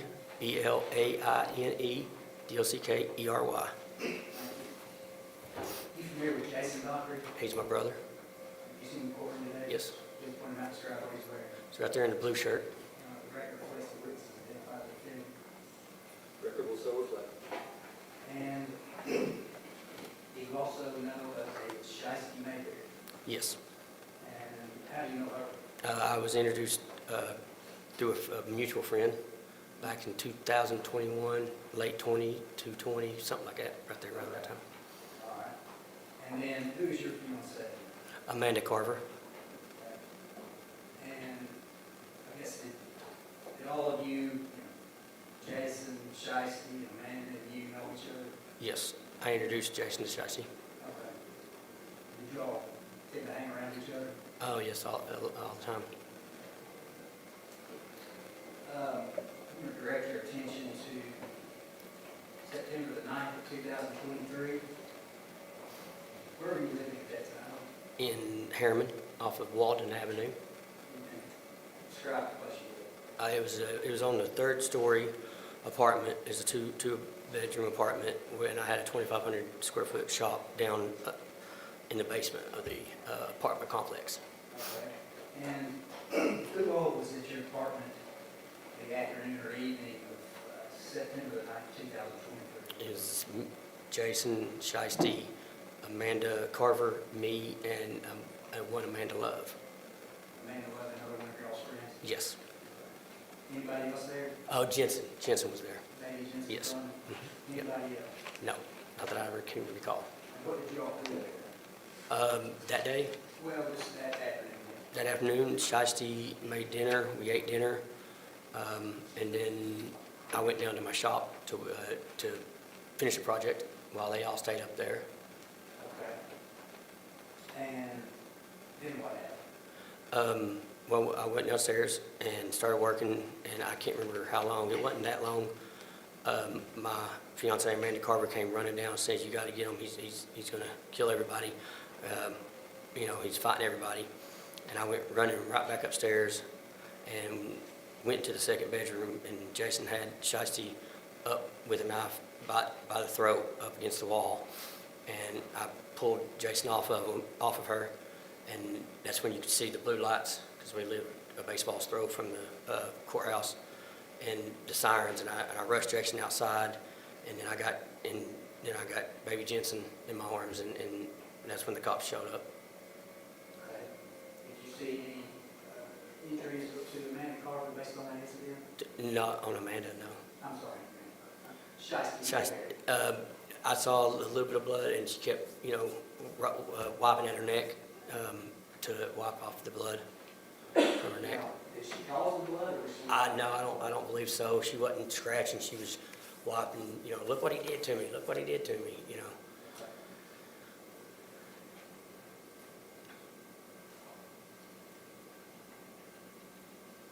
Now I'd like to direct your attention to what you said, and then so Eric, Jason, did he leave at that point? Yes. He got in the car and left right before the cop. They were coming up one way, and he went the other way. What car? The Chevy Sonic. That was his Chevy Sonic.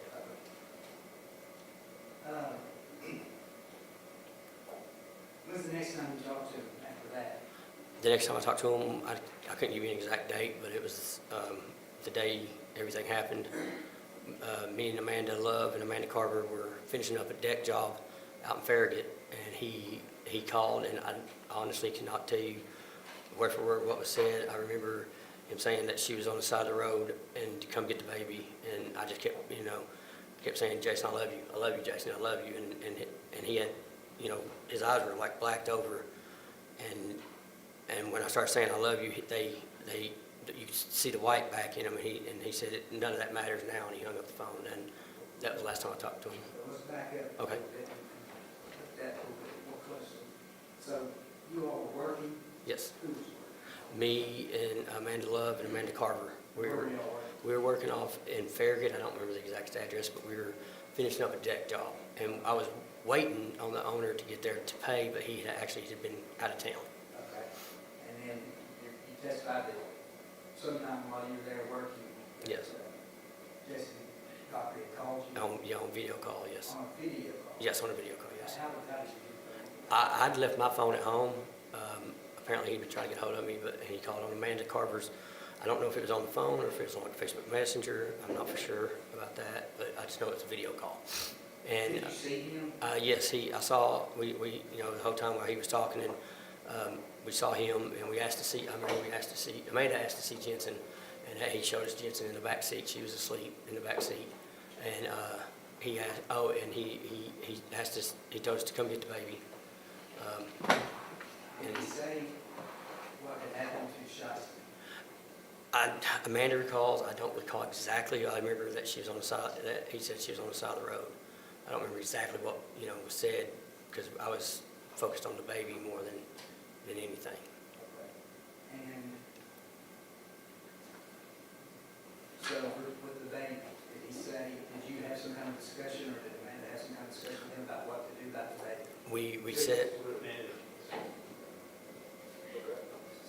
Did Jason Dockery say anything about what? We set a meeting place. I don't remember exactly. It was a warehouse type factory in Lake City, Rocky Top, I guess now, to come and to come get the baby, and not to call the cops. Yeah, we were coming to get the baby from him. And okay. And did he say anything else about that meeting? not to call the cops, or he's coming after us. Say that again. Not to call the cops, or he's coming after us. Is that the exact words he used? I don't know the exact words. It's That's just what you understand? yeah. That's it's. I've just kind of disassociated from that a lot. I understand. But the exact wording I couldn't recall exactly. So, did you all in fact go to Rocky Top to try to? Because the owner was out of town, I had invested all the money out on the last supply run to Home Depot, and so I didn't have any cash or the gas to make it up there. So we went to my dad's house first, and I walked in and told him, I said, I don't have time to explain. I need gas money. I need $40. He gave me he was elderly, and to make it faster, he just gave me the combination to safe. I went back, got the $40 out, stopped at a gas station, put 20 in, and then went straight up there, got off at the Rocky Top exit, the second one, and turned right towards La Follette when you hit Main Street. And we passed by the factory, and we didn't see his car, drove up a little ways, came back to see, and we still didn't see his car. And then we drove all the way up to La Follette and to see if we could find him, and decided to go to McDonald's and eat, calling both their phones. They rang, nobody would answer, and we decided to go home after that, not knowing for sure what had happened, really, truly happened. That's what was wrong.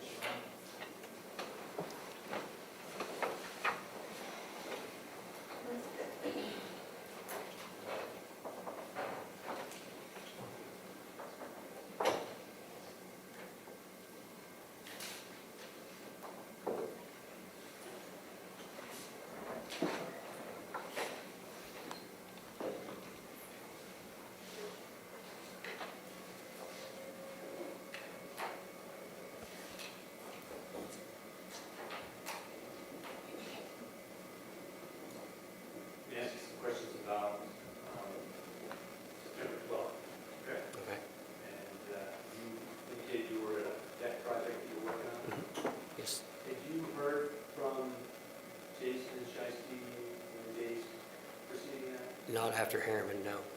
I had, Between the 9th and the 12th, you hadn't heard from them? not that I recall, or,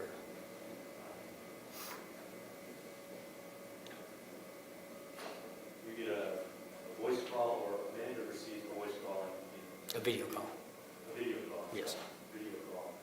And you can see Jason's face. yes, You described that his eyes were like black. yes. What do you mean by that? It was kind of like a movie, almost like a movie. They were just complete, I mean, there was no whites whatsoever. They were just, I don't know how else to describe it. It's like a vampire movie. I mean, we've all seen, the movies where it's, yeah, And he told you some bad news that Shysti's son's out of the world. yes, And that he needs you to come in today. yes. You, based on these black eyes you talked about, do you think he was acting rationally? Oh, no. I mean, no, not until I started telling him I loved him and I started seeing whites back in his eyes. He just didn't know, it was no ration, no. You don't have any idea what happened in the car before that, right? No, and I wouldn't want to speculate to anything. We all know that Shysti died. Yes, Shysti was your friend? yes, You knew Shysti before you knew Amanda? yes. That's how I met Amanda, was through Shysti. And you know that they were best friends? Yes. I mean, I always call her Amanda's sister. I mean, they're as close as any two sisters I've ever seen. Okay. And then, of course, you're in a relationship with Amanda. Yes. And I'm talking specifically in 2023, you're in a relationship with Amanda. Oh, yes, definitely, yes. When do you think that relationship's going? We met on October 18th of 2021, and it started right away. With me and Amanda is what you're asking, right? Yes, I mean, I used to joke that, she came and wouldn't leave. But I'm so happy she never did. Will you two still be together today? Yes. Now,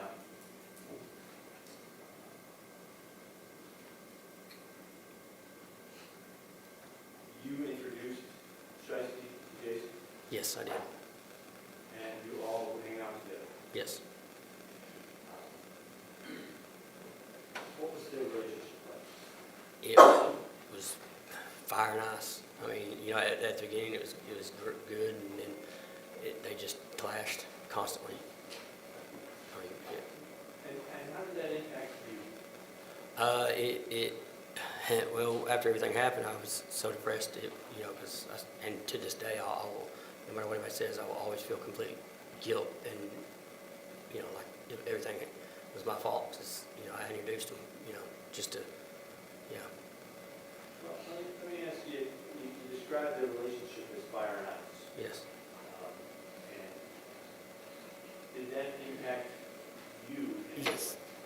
Yes, it did.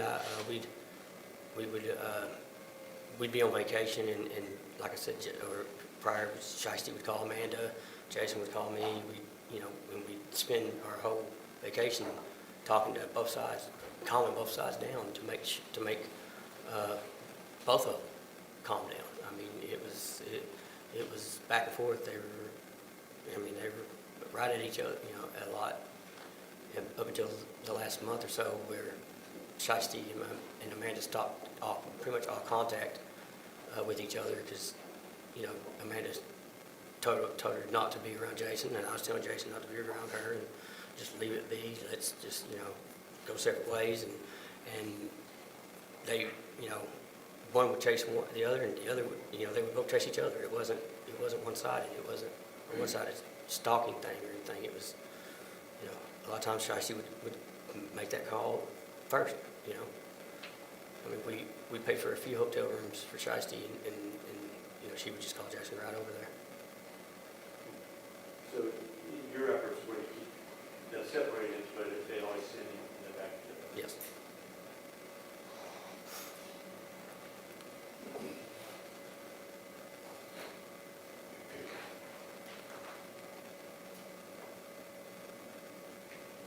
I'm going to ask you some questions about something not. Okay. This happens in Harriman, Yes. and it's at your apartment? Yeah, mine and Amanda's apartment, yes. You and Amanda share an apartment there? Yes. How long has you been there? Maybe a month or two. It was actually the guy that we did the deck for on the property, and I did, basically knocked off some money for the down payment and the first month's rent. But, so we were probably in our first or second month of living there. I think we moved in July, so that kind of gives you a reference. Okay. And on the ninth is the first day that Jason and Shysti and Jensen came to this apartment? I believe so. I believe that was the first day anybody besides Amanda Love, because she lived up there, had actually come to see the apartment, you know, yes. So Amanda Love didn't live with you folks? She did live there for a time, and until I caught her doing drugs and kicked her out, after everything happened. You had spent a lot of time with Shysti and Amanda the whole time since Jensen was born, right? Oh, yes. I mean, me and Jensen had our own language. I mean, you could ask anybody. They spent a lot of time at my dad's house with me and Amanda. I would go show up after work, and Shysti and Jensen would be there, and Jensen would go shopping for toys, and before she even could pick out her own toys, you know.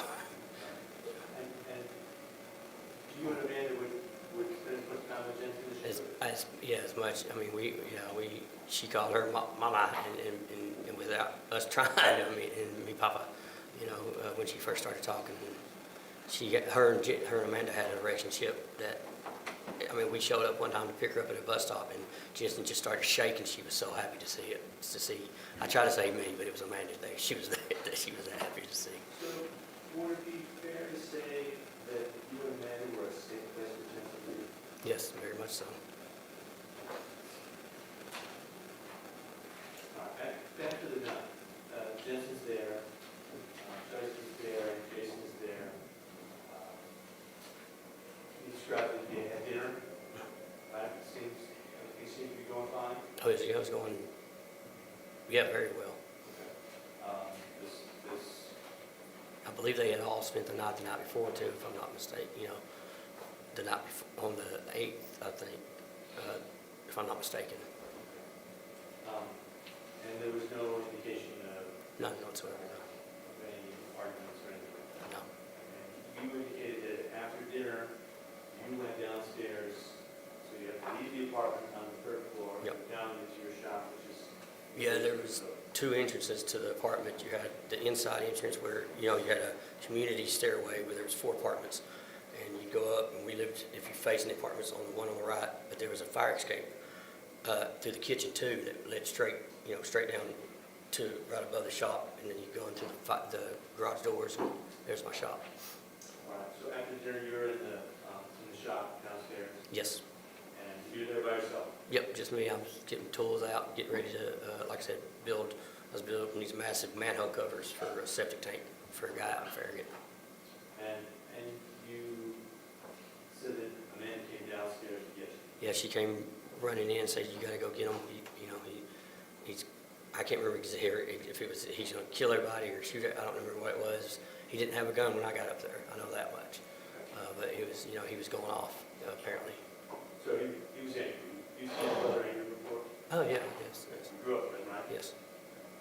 You were probably the subject of some of that anger? I mean, we're brothers. Yeah, yeah.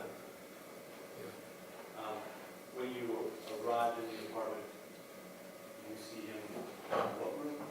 It was the second bedroom, the spare bedroom, the one that actually Amanda Love was staying in at the time. Well, since they spent the night, Amanda took the couch, and because my brother and Shysti over, they got the bedroom when that night. I know that, if I remember correctly. Yeah. And you said that you saw that he had Shysti against the wall. Yes, there's a little cutout, I guess, the old chimney, stuff, I think, of the room, and he had her up against that and had a knife to her throat. Okay. Did you see any blood? Not until after I'd gotten Jason off of her and pushed him out the door, and because like I said, we were a baseball throw away from the police station, so you could see the lights off the buildings coming up the road. So you didn't call it on, right? No, we didn't call 911, no. Now, let me ask you a little bit about what you saw after you got home. Okay. Do you remember where these marks or scratches were on her neck? They're, well, one side of the neck, I'm pretty sure it was this side, if I'm not mistaken. And since that happened, Yeah, left side of her neck, sorry. Record was over. since that time, have you seen pictures of that? Yes, one time when the DA came to talk to me up in Cobb County, I seen him. Sometime last week? Yes, last week, yeah. All right, and you get Jason out of the house and he's gone? Yes, And the police come, yep, and and no one tells the police not that I mean, anything that, you know, everybody was just trying to get, you know, he was gone, and we were just trying to get, you know, the cops gone and back to peace normal. You know, I wasn't really raised to, you know, talk to the cops, all right. you know. You didn't think that the cops needed to be involved? No, I figured that was going to be the end of it. You know, she was up there. They actually wanted her to go to a halfway house, or not a halfway house, I'm sorry, a shelter, I guess, in Cookville.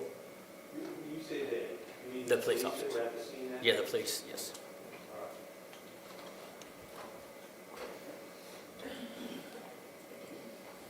Because once I got him out of the house, I just wanted to make sure Jensen was okay. Now, sir, you have a prior felony conviction, don't you? Yes, I do. And that's for two counts of aggravated assault. Yes. You pled guilty to those in August of 2019. Yes, I took a plea deal because to fight it, I would have had to stay in for 3 years. And I took a plea deal for a split confinement, and that was the quickest way to get back to be around my daughter. You spent a year in jail. Yes. 7 more years out of probation. 8 more. Now I had to do the whole 8, yes, yes. Yes. And I'm on my last, You're still on that probation. yes, I'm in my 7th year.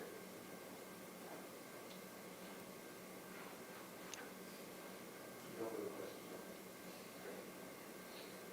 Are you ready? Your Honor, it's all in the excuse. Sure. Thank you, Mr. Dockery. Mr. Carter. Ms. Wilkins. Lance Harvey. Ms. Wilkins.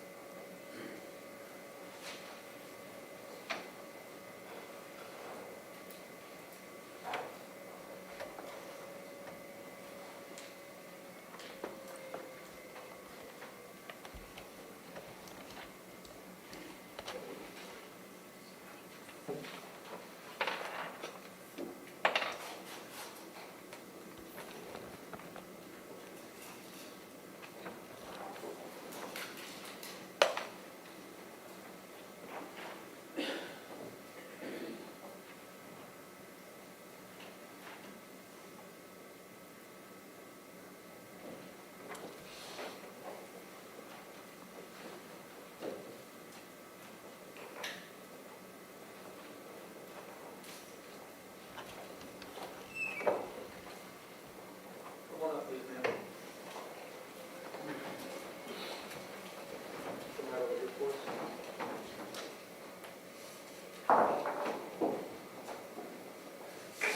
Ma'am, will you raise your right hand for me, please? Do you solemnly swear or affirm the testimony you're about to give will be the truth, the whole truth, and nothing but the truth, so help you God? Okay.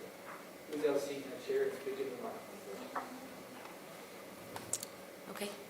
Go ahead and say your full name for the record, if you would. Amanda Michelle Carver, Go ahead and spell that for the court reporter, if you would. AMANDA, Michelle How old are you, Ms. Carter?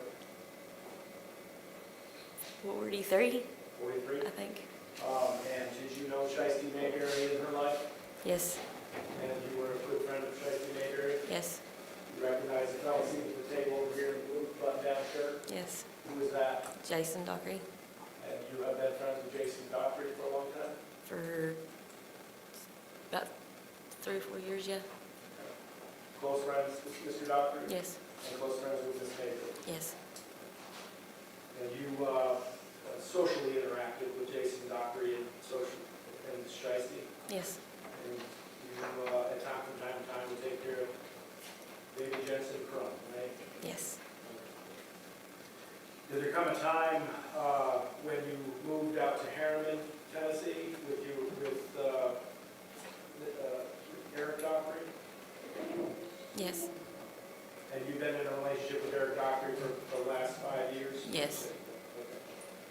But in September of 2023, do you recall when Shysti died? Do you recall, of course, in September 2023 when she died, right? Yes. How long had you been living out in Harriman before Shysti died? Maybe 6 months. And who were you living there with? Eric Dockery. Was he the only one staying there in September of 2023? Yes, Okay. Do you know a woman named Amanda Love? yes. Was Amanda Love staying at your apartment? She stayed for a couple of weeks, yes, Amanda Love is dead. yes. Yes, you know. Which question? That she's deceased. To explain her absence. But why she wouldn't be called as a witness if she was there? Amanda Love is deceased. Yes, And she was a friend of yours as well. yes. When did that happen? Or when did she die? I don't remember exactly. I think it was somewhere around Christmas. And I want to turn your attention to September the 9th of 2023. And what may alert your attention about that, the night the police were called to your apartment out there in here. Yes, Okay. After moving in, was this the first time the police had been called to your apartment? yes. Was this the first time that Jason Dockery and Shysti and Jensen had been at your apartment? All 3 of them, yes. Jason had been there prior, but Shysti and Jensen, no. Okay, so this is Shysti's first time coming to your Yes. apartment? And Shysti lived in Knoxville? Yes, Had you been to her apartment? many times. But this is the first time her coming there? Yes. And she was going to, what was the plan as far as accommodations? Where was she going to stay and for how long? We had a spare room and indefinite. She was just probably going to stay a weekend or something, or a week, or So just a couple overnight- days. Overnight clothes with her? Oh, yes, And Jensen's stuff? yes, Diapers? Yes. Things of that nature? yes, And Jason Dockery was there with her? he was. How did Shysti get around at the time, transport-wise? Mostly me. Did she have a car? to your No, knowledge? she did not. Shysti was a little woman, right? Small Very. frame. Yes, You know her daughter Juliana? yes, She's about the same height as Juliana, yeah. 4'9". 4 foot nothing, yeah. Very small. And with regard to her spending the night there, the evening that the police were called to your residence, did anybody in your apartment, to your knowledge, call the police? I didn't know who called the police that night. Okay. But the police were eventually arrived there at your residence? Yes. Tell us about the members of the jury, how about the evening, how it started, what time you arrived home there on the evening of the night? Let me back that up a little bit. The police were called in the early morning hours of the night. Yes, Okay, so we're really talking about the 8th. Yes, moving into the night, right? yes. So do you recall when you got right back home on the 8th? It was late. It was after dark. Eric and I had worked all day that day doing construction work. What kind of construction work do you do? Remodeling. We were working on building a deck and doing a floor in another house. What do you do? Now, Are you swinging a hammer and Oh, not now, but then I was, yes, Okay. yes. Actual I was construction. holding my own. Okay. And you Um, had worked that day till when? It was after dark. When, Okay. I know it was after dark when we got home. And we had to put stuff up down at the shop. Describe the residence that you had there out in Harriman. Tell the members of the board what the layout was, where it was. We had a shop like underneath. Some houses have garages underneath. We had a shop underneath our apartment up top. So, and then there was an apartment, well, we were on the second floor, apartment in between us. So you were on the We were on- third floor? Technically, yeah, yeah. But the garage, like you couldn't see the garage or the shop from the front of the apartment building. You could only see it from the back. Okay, basement type garage. Right. With the first, and you're on the second Yeah. floor. Okay, Yes. so you gotta take steps up to your place. Yes. And the shop, what was that for? Our work, our saws and extension cords and tables and, I don't know, we had all kinds of stuff down there. Equipment? Yes, Did Eric work on stuff there? yes, Stuff off that he would then carry over to the business or whatever things you were gonna be doing? yes, and he also likes to do woodwork, and he would build benches and things like that down there. And so you said it was after dark, but you right back home. Do you recall what time it was?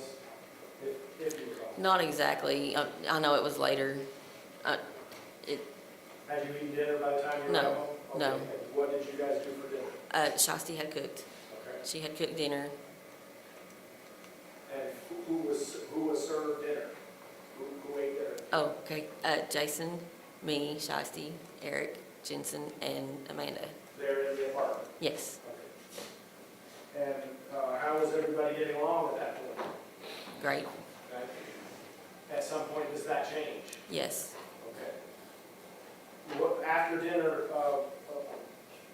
breaks up, so to speak, what do people go different places, or are you all hanging out together? What are you doing? Jason and Shysti went into our spare room and shut the door. And me and Eric and Amanda and Jensen were in the living room.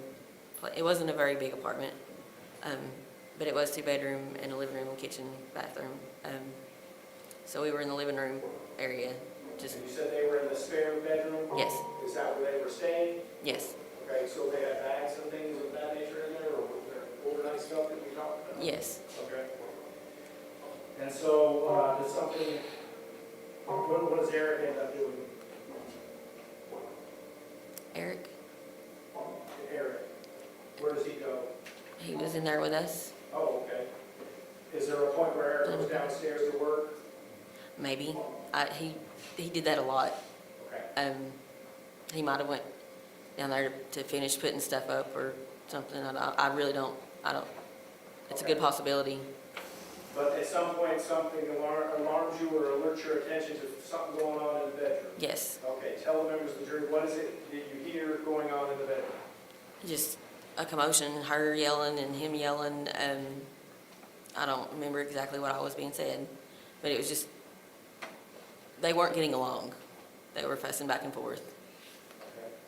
Okay. And you said commotion, and then you said fussing back and forth. Yes. Was it more than words that you were hearing? Yeah, well, you could hear thumping and thudding. I'm assuming they were fighting. I didn't see it, but I'm assuming that's what happened. Okay. At some point, you feel you need to intervene. Yes. Why so? Is that right? Is that not right? Why so? Why? Did you? Yes. Okay. Go ahead and tell us. She hollered help, and I ran in there, and he, Be very, very specific. When you went in the bedroom, what did you see? I don't remember exactly. I don't know if they were on the bed or standing up, or I know I grabbed him and pushed him backwards, and normally he stopped. They would stop, and we thought that the argument had stopped. What did he have in his hands when you pushed him back? Oh, the gun. Objection leading. What did he have in his hand? The gun, sorry. Also, since that, there was no testimony for the name. Fair, let's not have the speech of objection.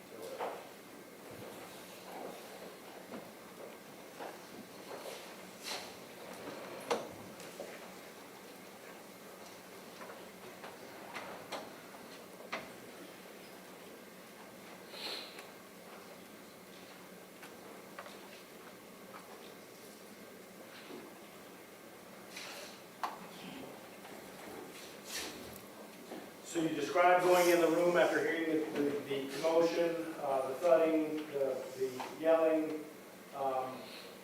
and you said you got in between. Yes, What did you see? he had the gun. I don't remember if he pulled it when I was in there or if he had it on her then, but he had the gun, and I got between them, and he put it away, What was he doing with the gun? holding You said it he had at her, pointing it where? at Shysti, Where? at her face. What was Shysti reacting, or how was she reacting? She put it back, put it down. Amanda, get out of the way. Were you aware at this point that Mr. Dockery carried a gun? Yes, Was that his habit that you were accustomed to or knew? yes.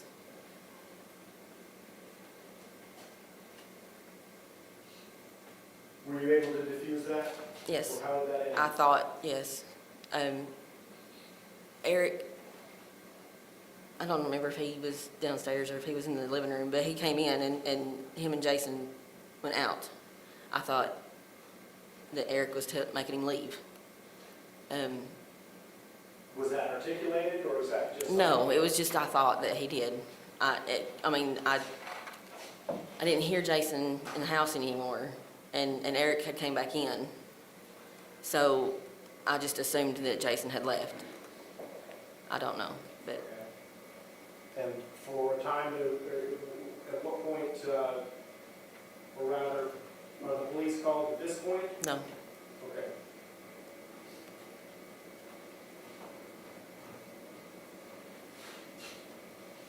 So things calmed down. They did for a few minutes, yes. For how long did things calm down? It wasn't very long. I had time to go into the bathroom, use the bathroom, start my shower, and I heard them again in the spare bedroom. And to your knowledge, where was Eric?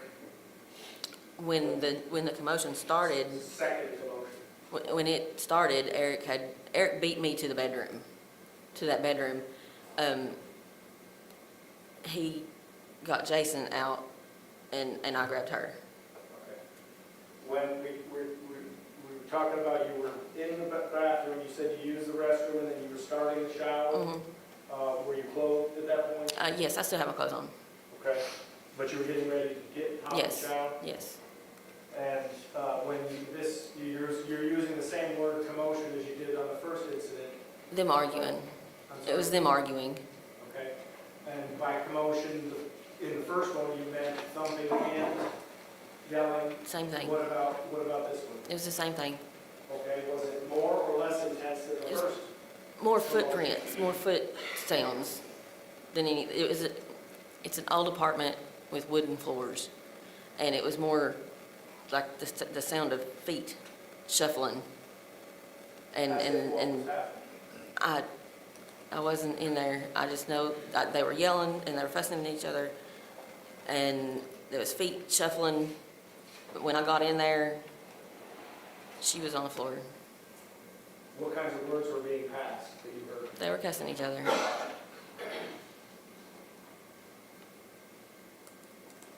Do you know about what? I don't have a clue. So you said the second time you enter, you come from the restroom, how far of a distance are we talking about? Like, our bathroom was maybe 5 steps from the bedroom, if that. Like, we had a small hallway, and we had a bathroom and 2 bedrooms on each end of that hallway. Okay, It was very small. so second commotion, when you entered, you said that Eric entered the room before you, Yeah, he got there right before me. then what do you see? He grabbed Jason and hustled Jason out of the apartment, Okay. and I grabbed her. And you said she was on the floor? Yes.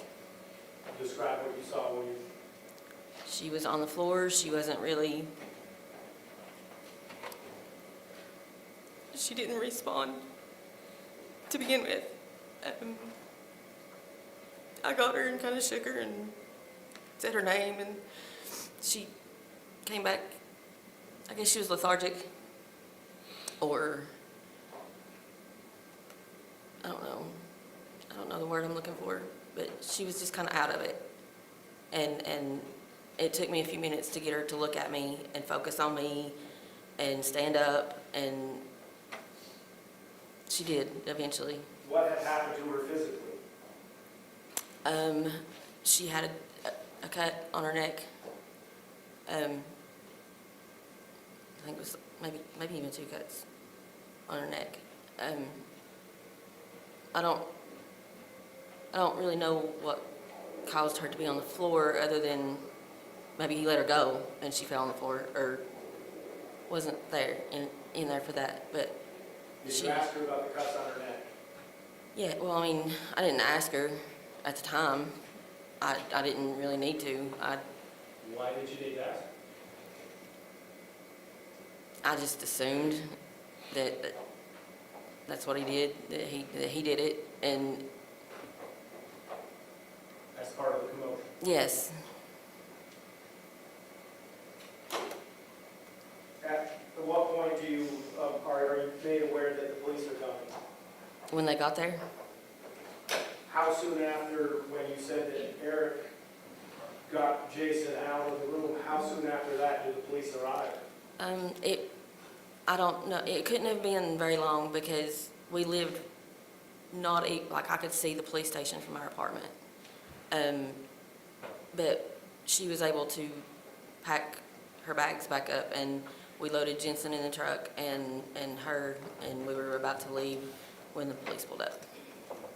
So it couldn't have been very long, but And what did the police do? they pulled us all aside and started questioning everybody on what had happened. Did Will say Mr. Dockery? No, he wasn't there. No, Jason had already gone. Jason was gone by the time me and Shysti got out the door to go down to the truck to leave. I never saw him after that. Did the police ask? Yes, Did the police ask Shysti what happened? yes,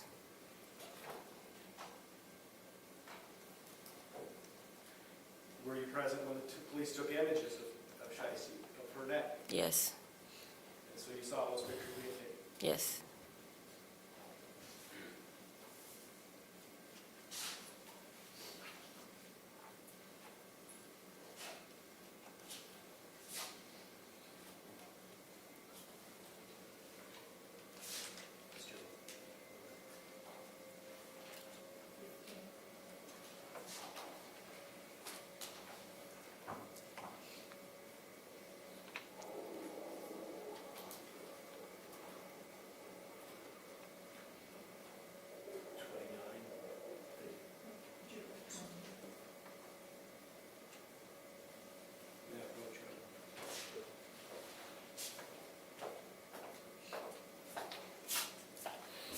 What I'm handing you, Ms. Carver, has been marked as a State's Exhibit Number 15. It's dated today's date, July 29th of 2026. You recognize the clothing, the purse strap, and the person in that photograph? Yes. Is that photograph taken in front of you? Yeah, yes. Okay. And what is that photograph of? Shysti's neck. Okay. And those are the injuries as you saw them that evening? If you could sign that, Amanda Carver, and today's date. Just anywhere. We're on here, yes.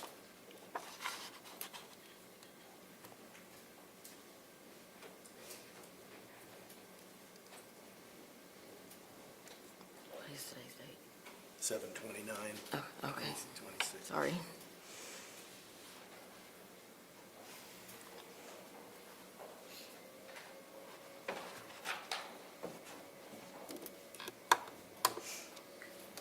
And I'll just have you write on the shirt, just so we know that you're identifying that is Shysti Mayberry, September 9th of 2023. So where do you want me to Just write? write anywhere on there, on her shirt, or anywhere that's in your handwriting.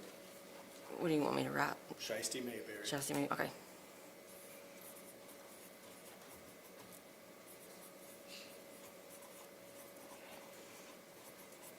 On September 9th, 2023. Okay.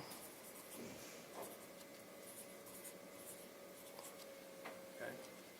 We'd move to publish this, Judge. We'd move it in as number 15, Shysti Mayberry from September 9th, 2023. Any objection to the exhibit? Just to restate the, or the objection for the record, and if I could ask some questions about the exhibit before it's published, please. Sure. Sure.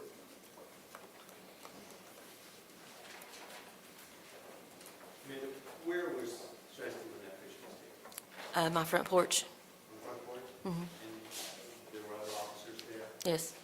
And you were out there on the front porch with her when they took that picture? When I took that picture, yes. You were out there on the porch? Yep. No further questions. Just the objection I had before. Exhibit 15?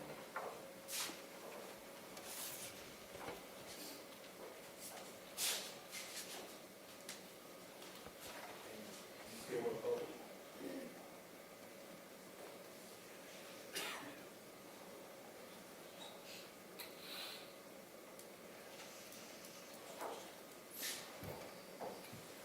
We got it fixed, so now Oh, it's good. full size. Just publish that. Oh, this is just disorienting.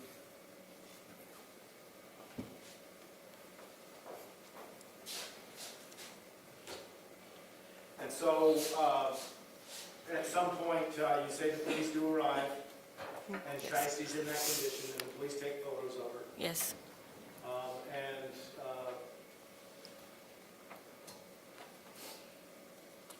And you all tell the police what happened? No.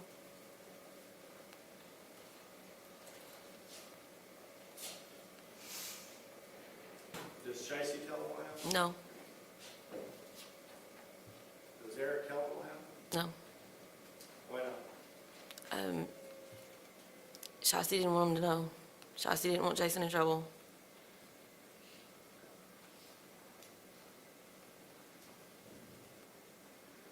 So the police leave. Yes. Well, when we had an escort, one escorted us to the interstate, and he stayed till we left. So the officer insists that she's either going to go to a shelter or take her to a safe place? Yes. And do you take part in that?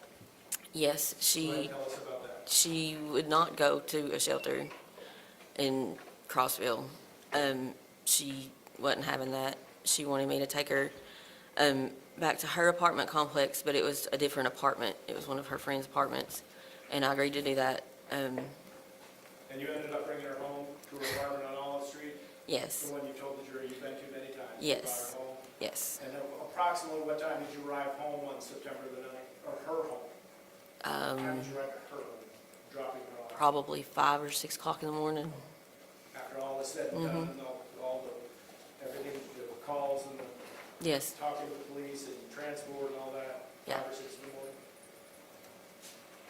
And so that would be 5 or 6 a.m. on September the 9th. yes. Do you hear from Shysti any more that day? I don't think I heard from her that day. It may have been the following day. I was at work doing a floor, and she called me. Okay. How about the next day? Do you hear from her at all the next day?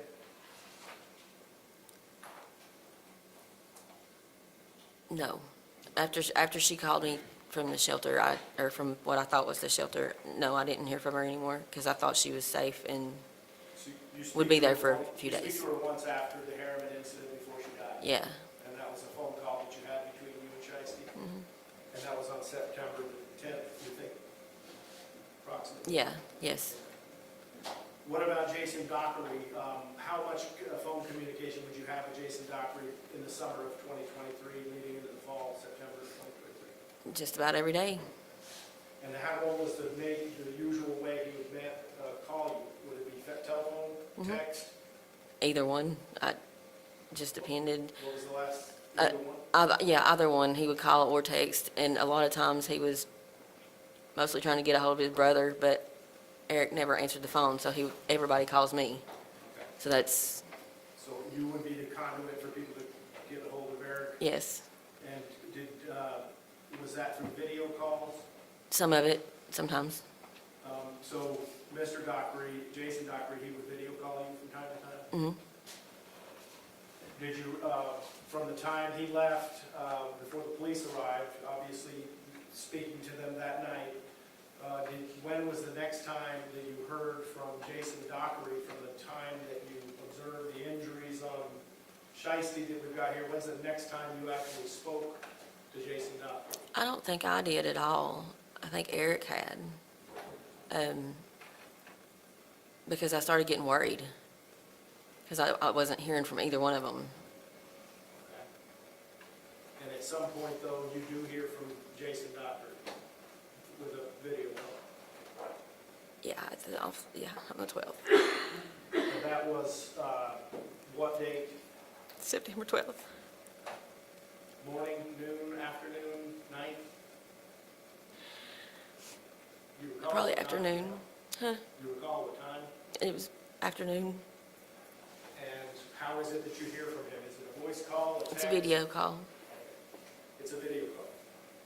Yes. And so with the video call, can you see the surroundings where he's at? Yes. And where is Jason Dockery when you answer the phone? He was in the red Sonic car. His car? Yes. Parked or moving? Moving. Where were you? Work. Where was Eric? Work. In Where was he Farragut. when you answered this call? Eric was right there with me. Both working in proximity? Yeah, we were building a deck, so we were right there. Okay. But when you answer a video call, you either tend to point the phone to yourself so they can see your face? Yeah, In the second screen, who was primarily in the? me. Okay, so you were answering the video call. Yes. And what did you see? You said you saw Mr. Dockery in the red Sonic, Yes. and it was moving. Yes. And what was his affect? What was he like? Sweaty. I mean, he just looked like Jason. I didn't expect it to begin with. Okay. And what did he tell you had happened?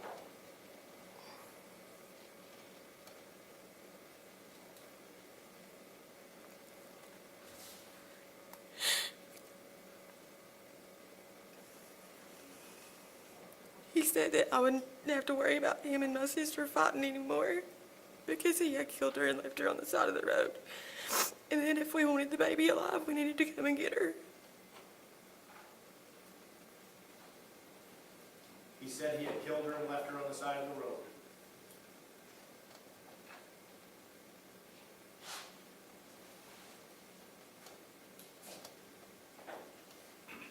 Did you believe it? No, I didn't. Not to begin with.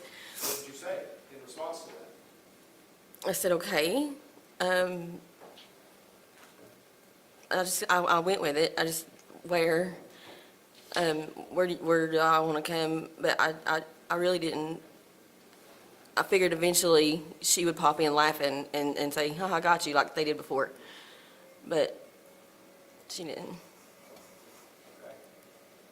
And when you questioned him, or did you question him about the truthfulness of what he was saying?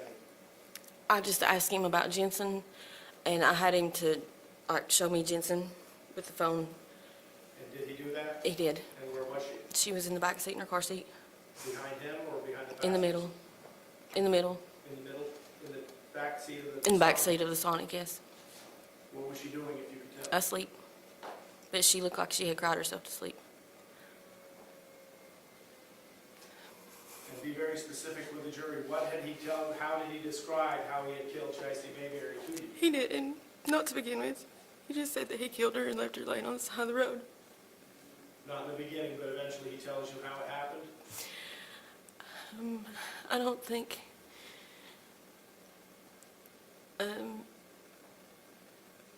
I honestly don't remember if he told me in that phone conversation. And then the rest of the conversations really was Eric, because I don't remember a whole lot after that one. Do you remember what he told you about Jensen? What was going to happen to Jensen? That he just said if, Hold on. okay. Y'all present?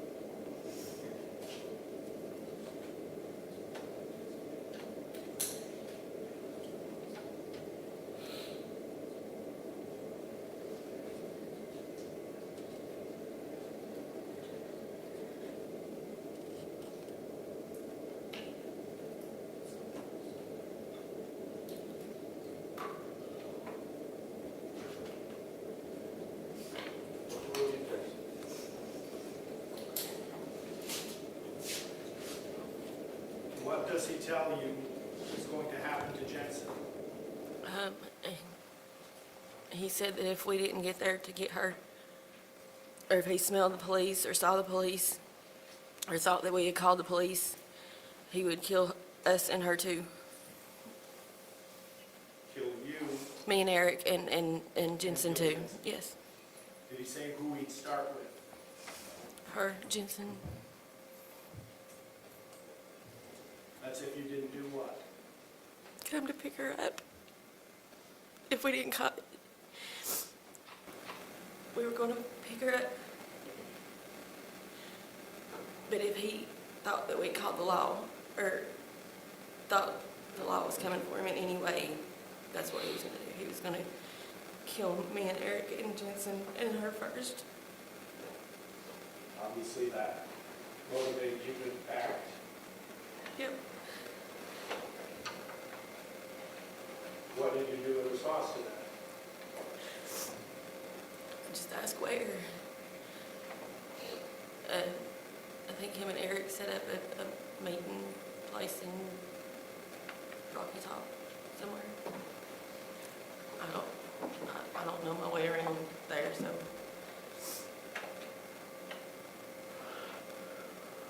Okay, and did you in fact do that? But yeah, we tried. Yes, we tried, and we sat there and waited for several hours, and he never showed up. Why But we tried, what do you mean? we sat in the waiting, some warehouse or something. I don't know anything about the area. We were at a warehouse somewhere off of the interstate. Where were you when you were receiving this call about Jensen? Where physically, were you geographically? We were in Farragut. Okay, and so you actually got into the vehicle and drove somewhere? Yes, we got into the vehicle and drove to their dad's house first, Jack, to get the gas money to go and get Jensen. Okay, and you did, We did. and you went to someplace in Rocky Top Yes, and waited for how long? a couple hours. Were you attempting to contact the defendant? Yes, but he wasn't answering the phone. Okay. How about Shysti? Were you attempting to contact her? She wasn't answering hers either.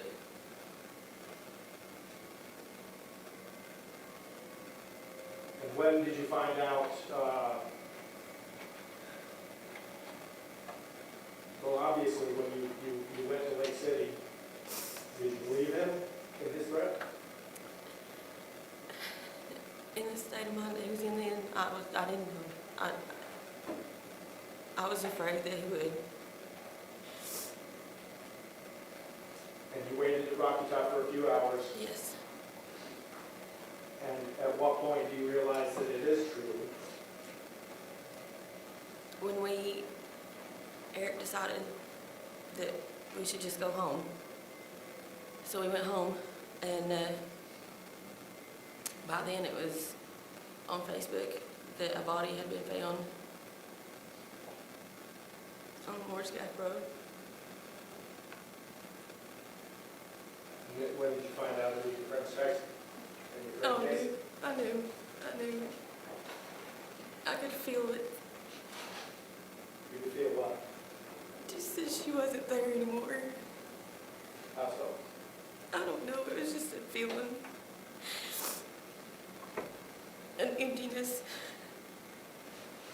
Absolutely.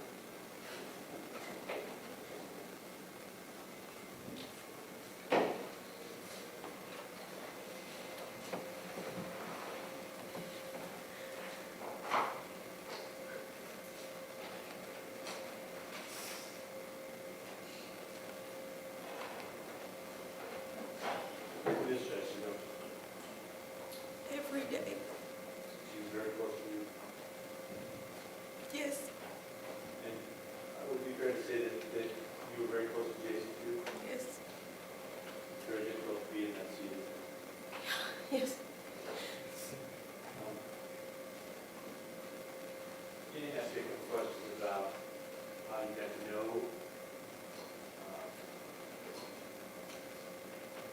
Jason and about how long? Mhm. So you are dating Eric, right? Yes, yes, And you've been lifelong friends with Shysti. yes, Would it be fair to say that the three of you were out spending time together at Jack's house? yes. And who's Jack? Jack is Jason and Eric's dad. And that's in where in Knoxville? Fountain City in Knoxville, yes. So it's north of the city, right? Or the northern part of the city? I don't know. Fountain City, right? It's Fountain City. You know how to get that, right? It's above the duck pond. Now, you meet Jason in February of 2023. Yes, And you're living in Jack's house yes, with Eric. yes, And Shysti's there for you. yes, And Jensen is already born, right? Yes. Baby then? yes, Um, You all care a lot about Jensen, right? yes, There were lots of times that you and Eric had Jensen to yourselves. yes,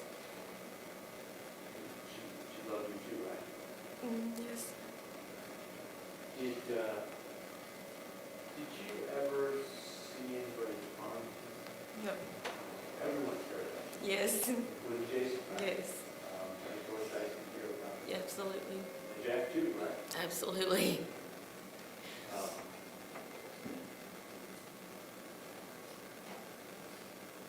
So you meet Eric in February. I'm sorry, you meet Jason in February of 2023. Yes, And he and Shysti start dating pretty quickly after that. yes, Would you say that they were in a romantic relationship? off and on, yes.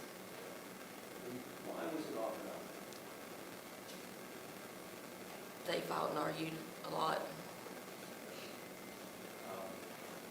So it wasn't uncommon for them to be fighting and arguing with each other. No, And we're not talking about just arguments over the TV's too loud. No. Or that's, we're talking about cursing at each other, insulting each other. yes, Getting really loud, yes, aggressive. yes, And that's for both sides, right? yes. It was so bad that you and Eric tried to On several occasions, yes.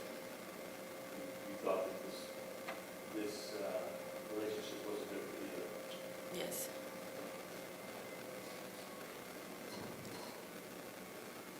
But you still kept on back together. Yes. And in September, you're now living in Harriman. You mentioned something on the record, you think you lived in Harriman for 6 months. Did you do that long? That would put you moving there in March, a month after you met Jason. Could be 6 weeks after the 6 months? I don't, we were there for almost a year when we left, and we left in January. So it would have been about 5 or 6 months. So it's sometime after February you moved there? Yeah. And, but Jason hasn't been there until that September. No. And she arrived on the 8th. Yes. Right, this is September 9th, so we're talking about is in the morning. Right? Yes. The early morning hours, September 9th. So for that entire 6 months, Jason didn't come to visit you? No. You would go to see her? Yes. And of course, you took the baby whenever you could? Yes. And no one ever thought that you being with the baby was a bad idea, right? No. No one would ever threatened you to come to that baby, right? No. No, you were glad you I got was ready to go. Yes.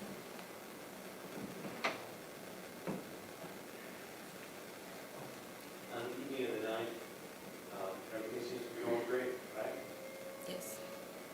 People getting along, Yes. and you indicated that Jason and Shysti went in the bed. Yes. Do you think that they went in there to have a fight, or they went in there to have some alone time? They went in there to have some alone time. And we're adults here a long time, means that they were going to have sex. Probably, yeah. And you and Eric would play with the baby and the other man? Yes. Yes. So that wasn't unusual? No. And then you started your argument? Yes. And when you heard the first argument, where were you at? Living room. It eventually got bad enough that you intervened. Yes. That was the first time you intervened in an argument, is that right? No. And Eric helps to intervene, Yes. and gets Jason out. Yes. That's what you thought, right? Yes. You're making sure the child is okay, and you went about your business, right? Yeah. Bathroom, you were in the shower, you thought everything was calmed down. So, then you hear the argument. Yes. It's still in a closed room, you're not in. Right. You come out of the bathroom, and you see something out the floor in that bedroom. Yes. Do you see Jason in the apartment at that time? I didn't see him, but I heard him. Okay, you heard his voice. Yes. He's got a distinct voice. right? Yes, he does. And, but Eric had already been escorting him out the second time, Yes. and then you didn't see Jason again. No.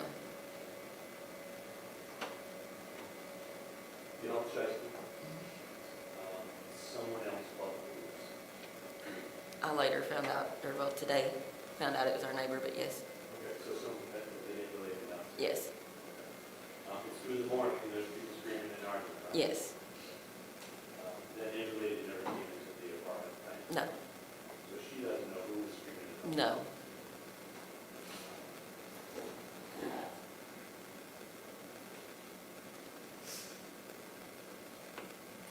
The police come, Yes.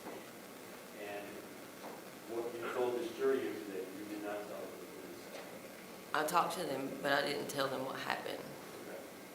All right, I didn't mean to imply you didn't talk to them. Okay, yes, yes. But you didn't tell them what you just told us. No. Right? Mm-mm.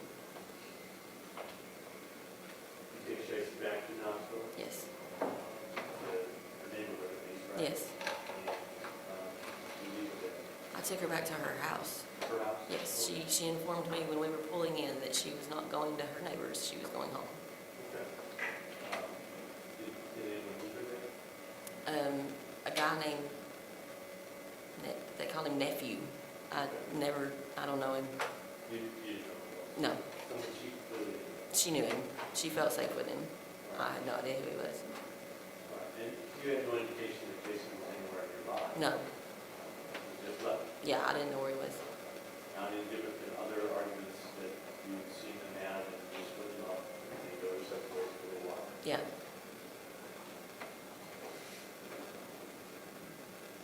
And then you didn't, well, you heard from her again about a day later or so? yeah, or so, yeah.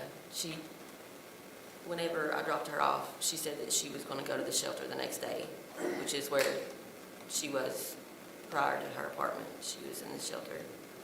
And I didn't think anything about it. So the next day when she did call, I heard the motion in the background and thought that's where she was at.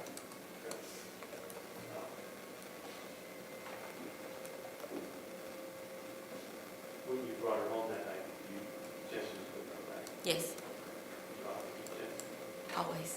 Always. She wouldn't let me. She wanted her with her, which was understandable. And when you talked to her, you believed that she was in the shelter, did you get to see or talk to Jensen at all? I didn't know. That was just a phone call. There was no video or anything. I could hear background noise. Just sounded like she was in a cafeteria or something, kind of that type background noise. So I thought, she was at the shelter because they have those kind of rooms and.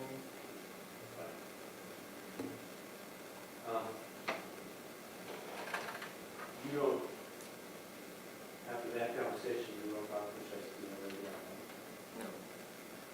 So it was a few days later that on September 12th was when you get this video call from Jason. Yes. You said that you were in Berry. Very. So that's on West Knoxville, right? Yes. That's West Knoxville, Berry. Yes. About how far is that from Jack's? Is it 25-minute drive? 25, 30 minutes, depending on traffic. And I think you told us that you went from Jack, well, you went from Berry to Jack's, then you went from Jack's to Rocky Top. And that's another 40 minutes or so, right? Yes. On a good day. Yes. Okay. So, you talked to Jason and he tells you that she's gone. You're not going to be worried about the fight anymore. Yes. That was terrible. Yes. I know that you didn't want to leave it at first. You were hoping it was a joke, right? Yes. When you realized that it wasn't true, when you started feeling guilty, I felt all kinds of things. I don't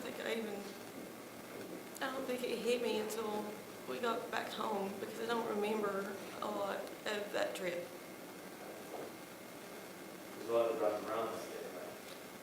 Yes, we were in the truck for a while, but I really don't remember a lot of it. When you spoke to Jason at that time, was he being honest? He was making sense. Yes. Did he seem erratic or irrational? Panicked. Did you notice anything about his face?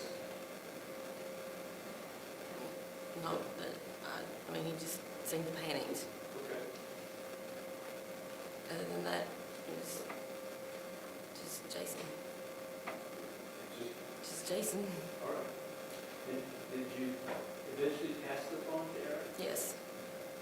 So what you're saying is he told you what had happened, Mm-hmm. and then you passed the phone to Eric? Yes. You were there to hear him tell Eric what had happened, or was it Eric walking away? No, he told me to come and get the baby. Okay. And I asked where, and he started telling me, I have no idea where any of that stuff is. So that's at the point that I handed Eric the phone, because I didn't even know where Rocky Top was. So. All right. He's telling you to come and speak, you're a safe person for these days, or what? Did you directly come and take the bait? No,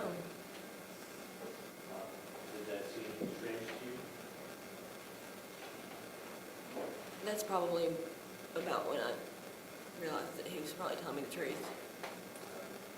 Because he normally, I would go get Jensen at the drop of a hat. I think he was scared at that point and panicked. Here's one. Getting caught probably. Okay. So, police, pursuing. Yeah, that's what he didn't want anybody calling the law or the police. Okay. But he wanted somebody to come get Jensen. All right. So when he says he would, potentially be killed first, you think that was by him or by the police? No, he said that he would kill us and Jensen, and that he would kill Jensen first. Right. And that was when you were on your way there? That was before we left Farragut. When I handed Eric the phone is when we pulled out of the driveway that we were working on. And I handed Eric the phone when he started trying to give directions, because I had no idea. Okay, you were driving? No, Eric was driving. Yeah, I have no idea where any of those places are. I couldn't have drove if I wanted to. And that's the last conversation we had. Yes. So that's why you've gotten this terrible news about Shysti. And you're rushing to get to a place, but you don't know how to get prepared to Jack's first. Well, Jason didn't know that we had to go to Jack's to get gas money, so that, I don't know how relevant that is, but he didn't know we had to do that. He just thought we were going straight to him. Okay. That's what you thought you wanted, right? Well, that's what I thought we were doing too, but apparently we couldn't do that. We didn't have enough gas to get there and back. And you're not familiar with Dockery? Not at all, no. So when you went there, you're not sure where you were waiting? Not a clue. You have any idea what time you arrived? Not a clue. I don't, the rest of that time is a blur. I really don't. I don't remember. I remember passing Emory Road, and that was it. But we know that it took at least 25 to 30 minutes to get to Jack's. Yeah. And another 40 minutes to get to Jack's. Yeah, I mean, that's normal time distance. You didn't have license hours to get to Jack's. No, And you didn't call the police for that, right? no, not until we got back. Okay. So you sat in Rocky Top for a couple hours, and then drove back where? Jack's or Harriman? To Harriman to begin with. To Harriman to begin with.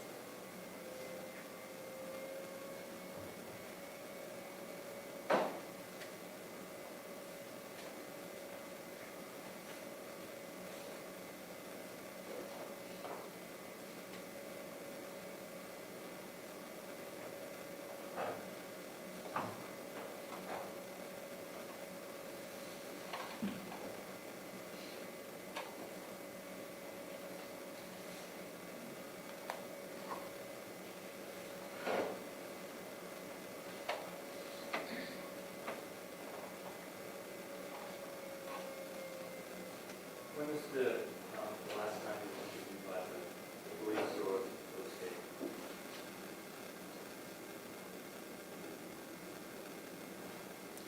I don't, When, you met me before, right? yeah, And when was the last time you met Mr. Down before today? a few days ago, maybe a week ago in Cotton County. All right. And you discussed your testimony with him? Yeah, he asked me some questions, and yeah.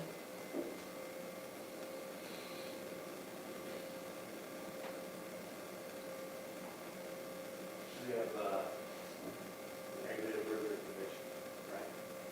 From years ago, yes. From 2021? Yes, And that's in Jefferson County? yes, You're still under that sentence, right? yes.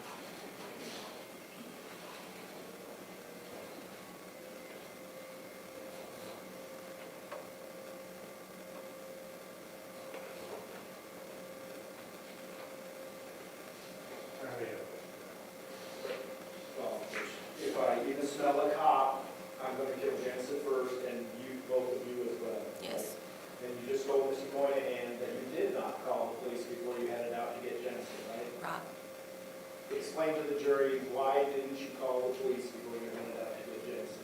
Because he said that he would kill us and Jensen if he thought that the police were around or after him. You believed it? Yes.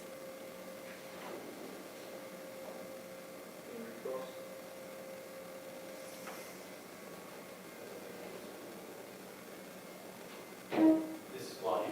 You told us before that he was in a panic state at this time, right? Yes.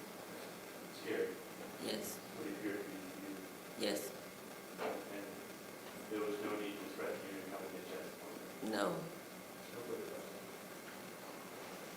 Further to say? Thank you, Ms. Garber. We appreciate it.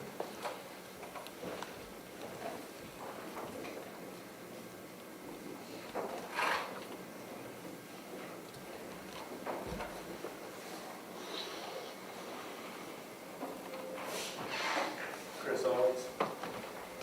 Chris Owens. Jury, need a break before we hear the next one. For the record, break. It's almost 5. We think we can be done in an hour with next. He's a really short witness, and the next witness is really long, so I don't know if we're going to want to break after this one for the day. Get this one in, be done today, so it's longer than normal. That's fine. Good.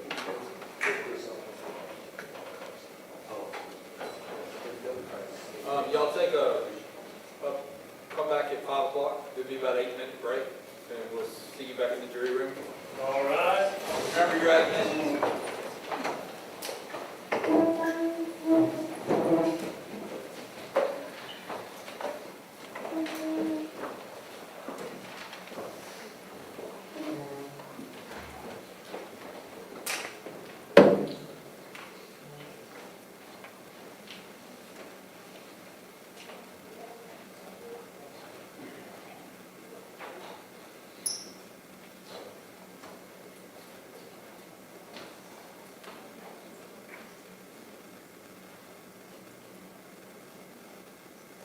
Anything we need to take up here in the break?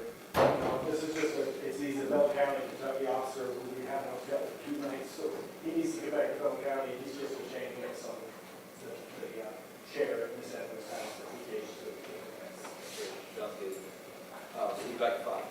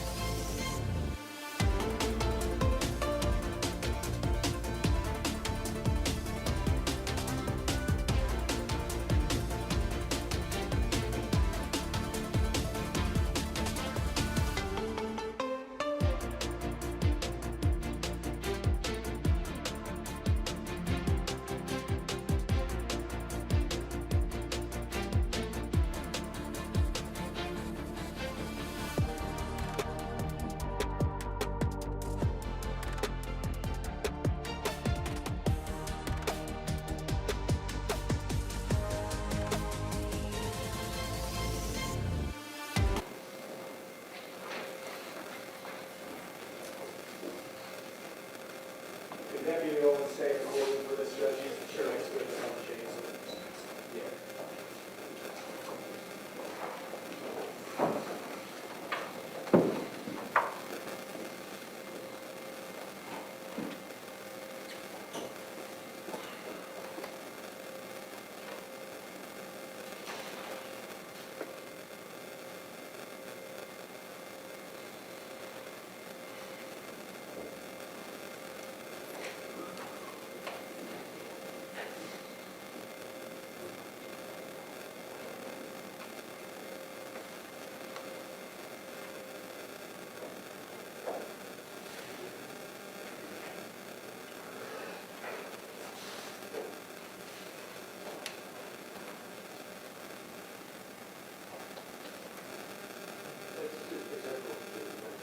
Okay. One question I had is, I can make a basic reference to, okay, since you've heard from the last two witnesses, I'm going to give you a special instruction, which will also be included in your final packet. And I don't know if y'all want me to specifically mention about an alleged incident on September 9th, or if you want me to just kind of say, now that you've heard from these two witnesses, I'm going to give you a special instruction. Technically, the September 9th alleged crime is before 4B. The trial is about a different alleged crime. So, Okay. So by that, do you mean it's better to hone their attention on this applies to the 9/9 incident? please. Okay. I'm happy to do that in the state's here. That's all right. That's it. Ready for the jury? Yeah.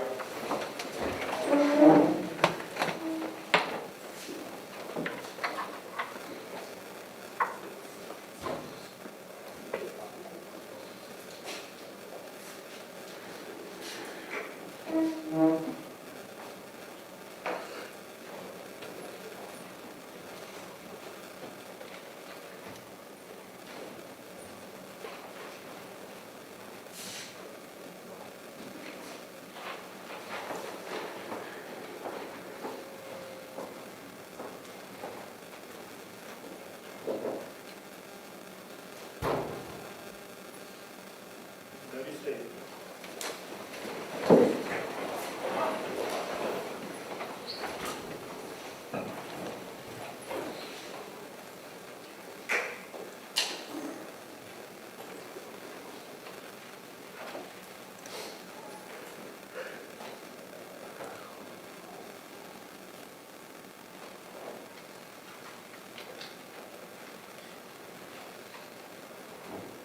Okay, let the record reflect we're back on State of Tennessee versus Jason Dockery, C4C00133, present in the courtroom are all 15 members of the jury, as well as counsel for the state, counsel for the defense, and the defendants.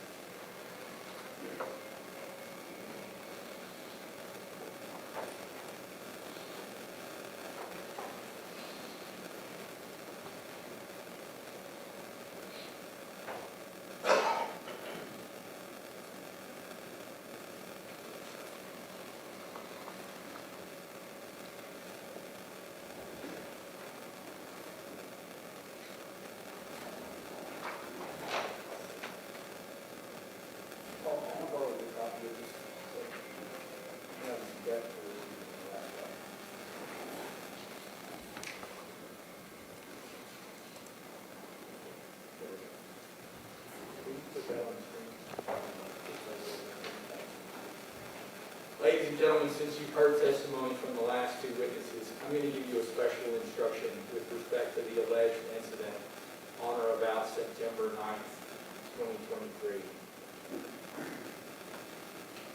Evidence of other crimes, wrongs, or acts. If from the proof you find that the defendant has committed an alleged crime other than that for which he is on trial, you may not consider such evidence to prove his disposition to commit such a crime as that on trial. The evidence may only be considered by you for the limited purpose of determining whether it provides motive. That is, such evidence may be considered by you if it tends to show a motive of the defendant for the commission of the offense presently charged. B, the defendant's intent. That is, such evidence may be considered by you if it tends to establish that the defendant actually intended to commit the crime with which he is presently charged. Such evidence of an alleged crime, if considered by you for any purpose, must not be considered for any purpose other than that specifically stated. A copy of this order will also be included in your final instructions at the conclusion of the case. In the morning, I'll have the clerk make copies of this one page for each of you to put in your notebooks.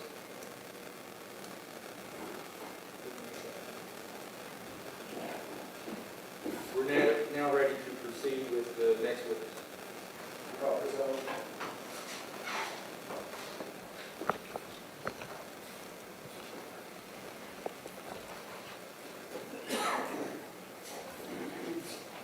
Deputy, will you please raise your right hand for me? Do you solemnly swear or affirm the testimony you're about to give will be the truth, the whole truth, and nothing but the truth, so help you God? Please have a seat in that chair and speak into that microphone, please.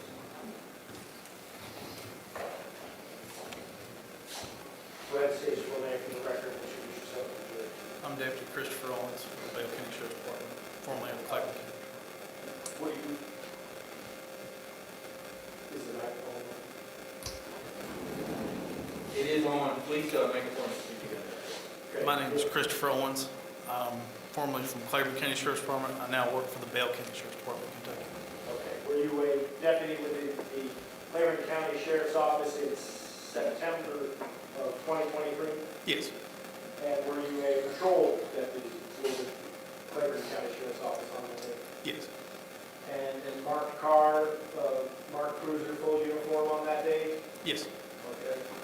In regard to September 12th, you recall a call for service out on White Oak Road, specifically 261 White Oak Road in Speedwell, Tennessee, Clackamas County? yes. And what was the nature of the call that you received or that you were dispatched to? I was dispatched to a call for an abandoned child. Somebody left a car seat with a small child in the driveway and left in a red car, male driver, and I responded to that. Okay, so while you're en route to that call, are you also on the lookout for a red car? Yes, All right. Did you see any red cars on your way en route to your answering the call? no, And did you respond essentially to 261 White Oak Road? yes. Describe the residence if you will. It's like a long, like farmhouse, normal driveway. You drive up to the house, to an attached garage to the house. Did you know the complainant? No, Okay. Did you ever have a call of service to your memory that Everett's residence there at 261? no. Who were the people that were the complainants about? I can't really remember the names of the elderly man and the elderly woman that lived at the farmhouse. The woman was with the child in the garage near the car seat. She cleaned her up and was feeding her, just took over taking care of her. I just seen the small child. She said that she was in the house and the gentleman was outside and they'd seen a red car. He was yelling at them, set the car seat down, and got in the car and left. Okay. So when you arrive, are you the first officer to respond to that scene? Yes, And when you arrived, you said you encountered them, were they both in the garage? Elderly folks? yes, to my knowledge, yes. They were.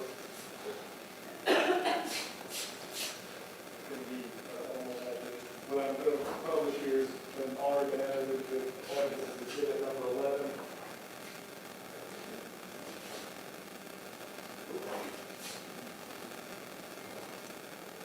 This is very, very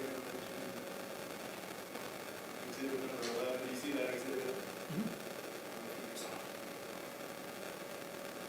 You recognize that residence? Yes, that's What the is that? house. What is that residence? That is the house on White Oak in which I received the call and responded and made contact in that garage right there where the door was open in that picture.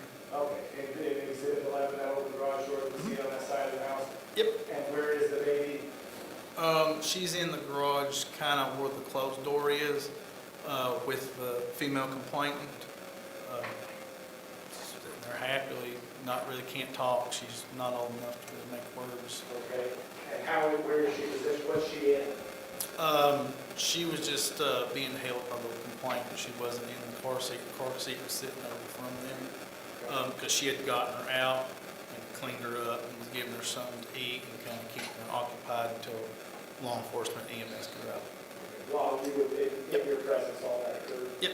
So and when you arrived there, it's just her and her husband and the baby? Yes. And who do you call to respond to you? I had requested EMS to have the child transported to Claiborne Medical to be medically evaluated because she's been abandoned while doing an investigation for an abandoned child, because that's how it came into me.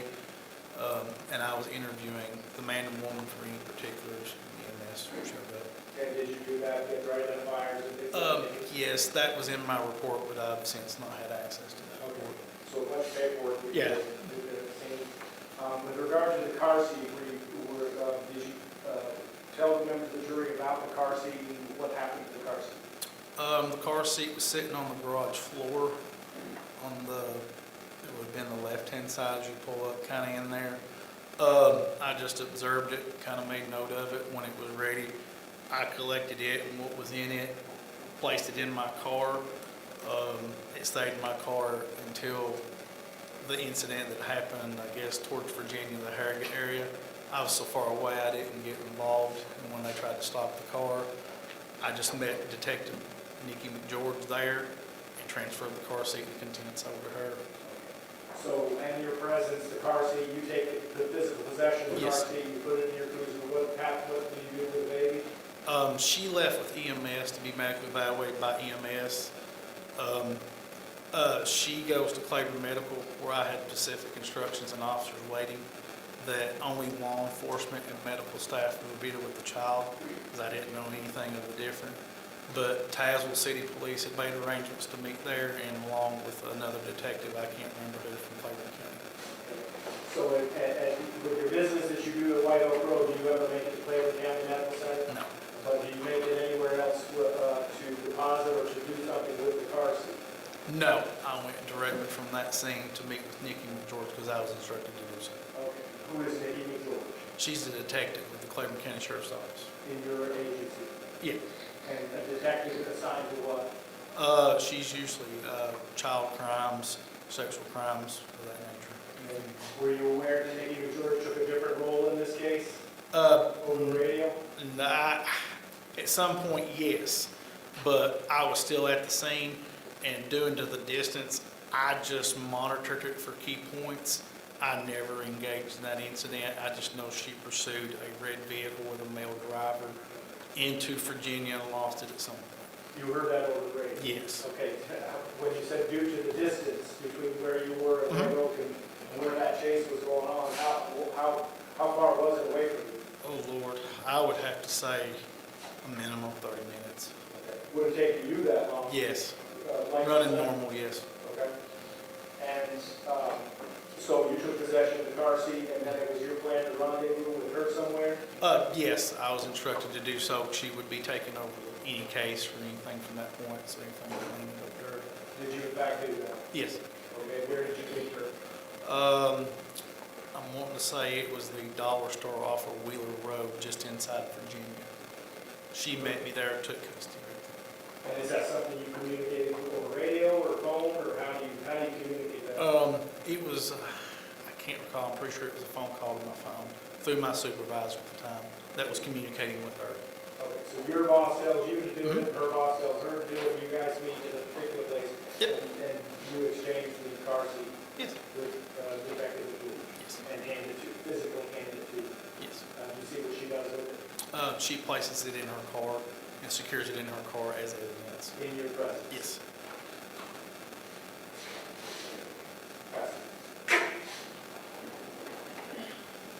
Are you still deputy? Yes, in Kentucky. My name is Ann, I represent Mr. Dockery. I've got a few questions for you. Did you prepare any kind of report as a result of this incident? Yes, I did a report, but I don't have access to it. Would that have been, generate a possible document called Claiborne County Sheriff's Office PIDRS incident? I can't recall, I don't have access to that. May I quick?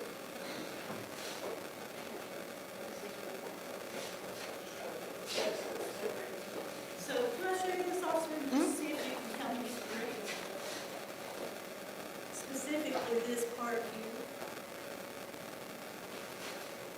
I don't recognize this actual document. Is that, It's a supplement, okay.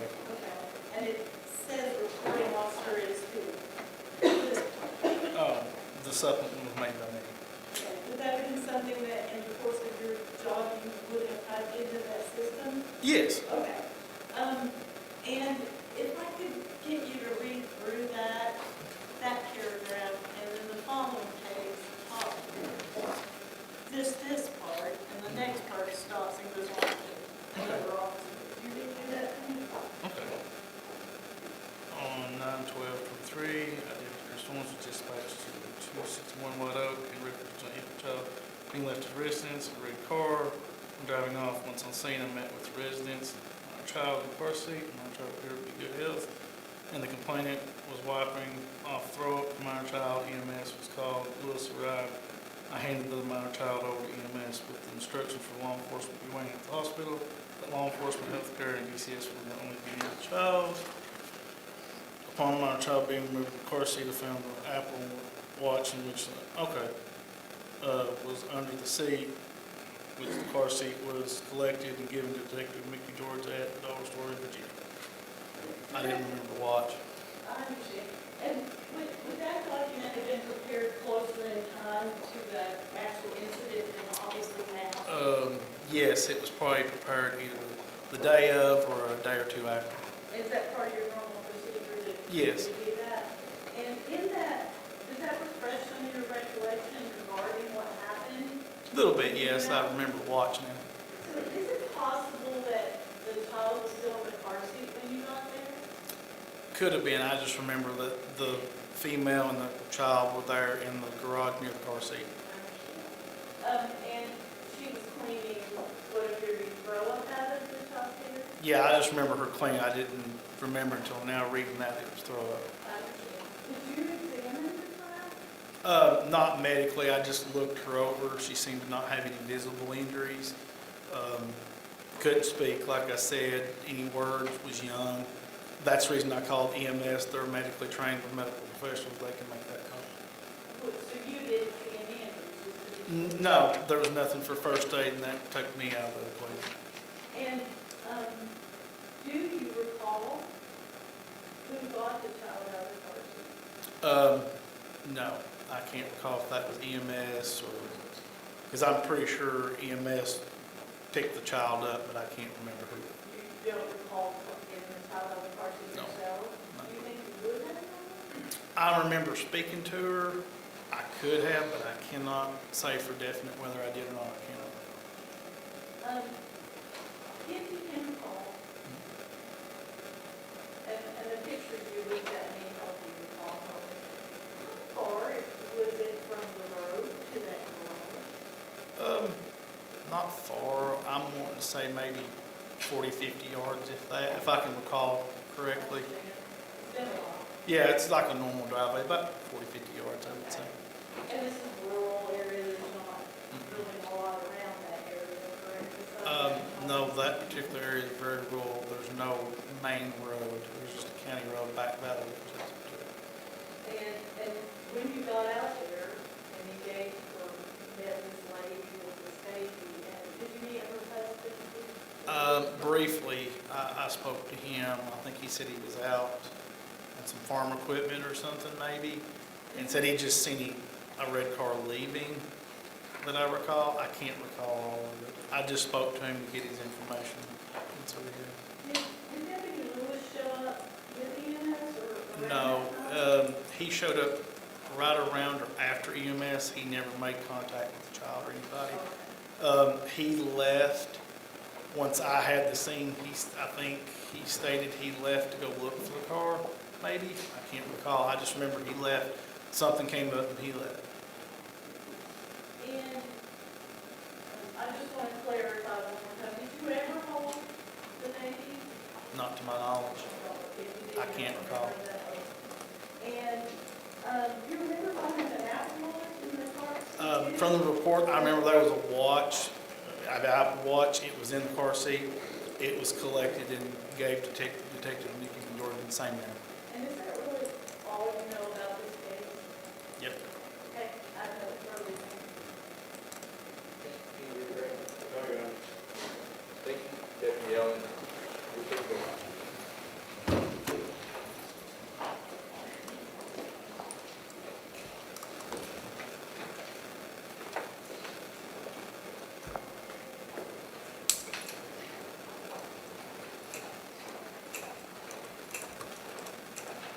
stated that special instruction on the clerk made 16 months, 16, 17, 18 about. That's all.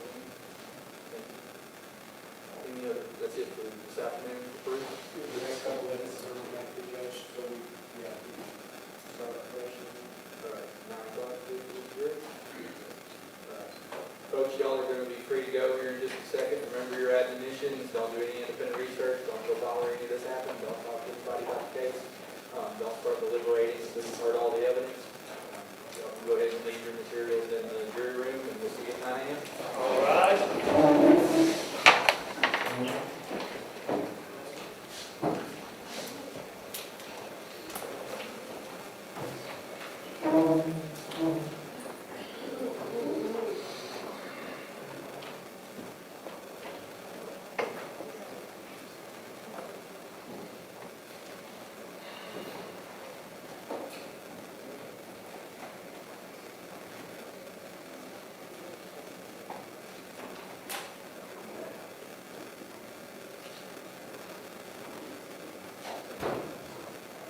So I'm going to see.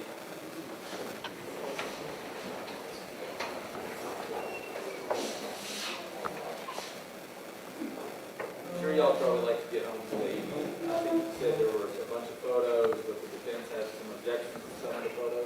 I emailed you the photo. What I do is a contact sheet that has the image data in it for all 330 pictures that John Thomas took at the scene. We selected 20 that we want to introduce. Those 20 I've circled, and I sent them to you, Judge, via email, and Mr. Moynihan. Mr. Moynihan told us that he's objecting to several of those that he did not. He didn't tell me the image name, so I don't know exactly which ones, but I think it's all in reference to the body. Can I just want to tell the family that we're getting ready to close the pictures out here? Sure, yeah. Some of this might be a little hard to look at. Okay. Show them the argument. He's waiting around, but he's got his hand. Plan to show them in front of the jury. I have objections to the 8 photographs that they are. They're planned, they're also just protests. And their intention would be not to administer. But just when I have those photos, I would not mark any of these to be file number that this case has. Try to do that if you want to or by the morning. But and you can just go, you can look at it if you're on. Why don't y'all approach and let me at least see what photos this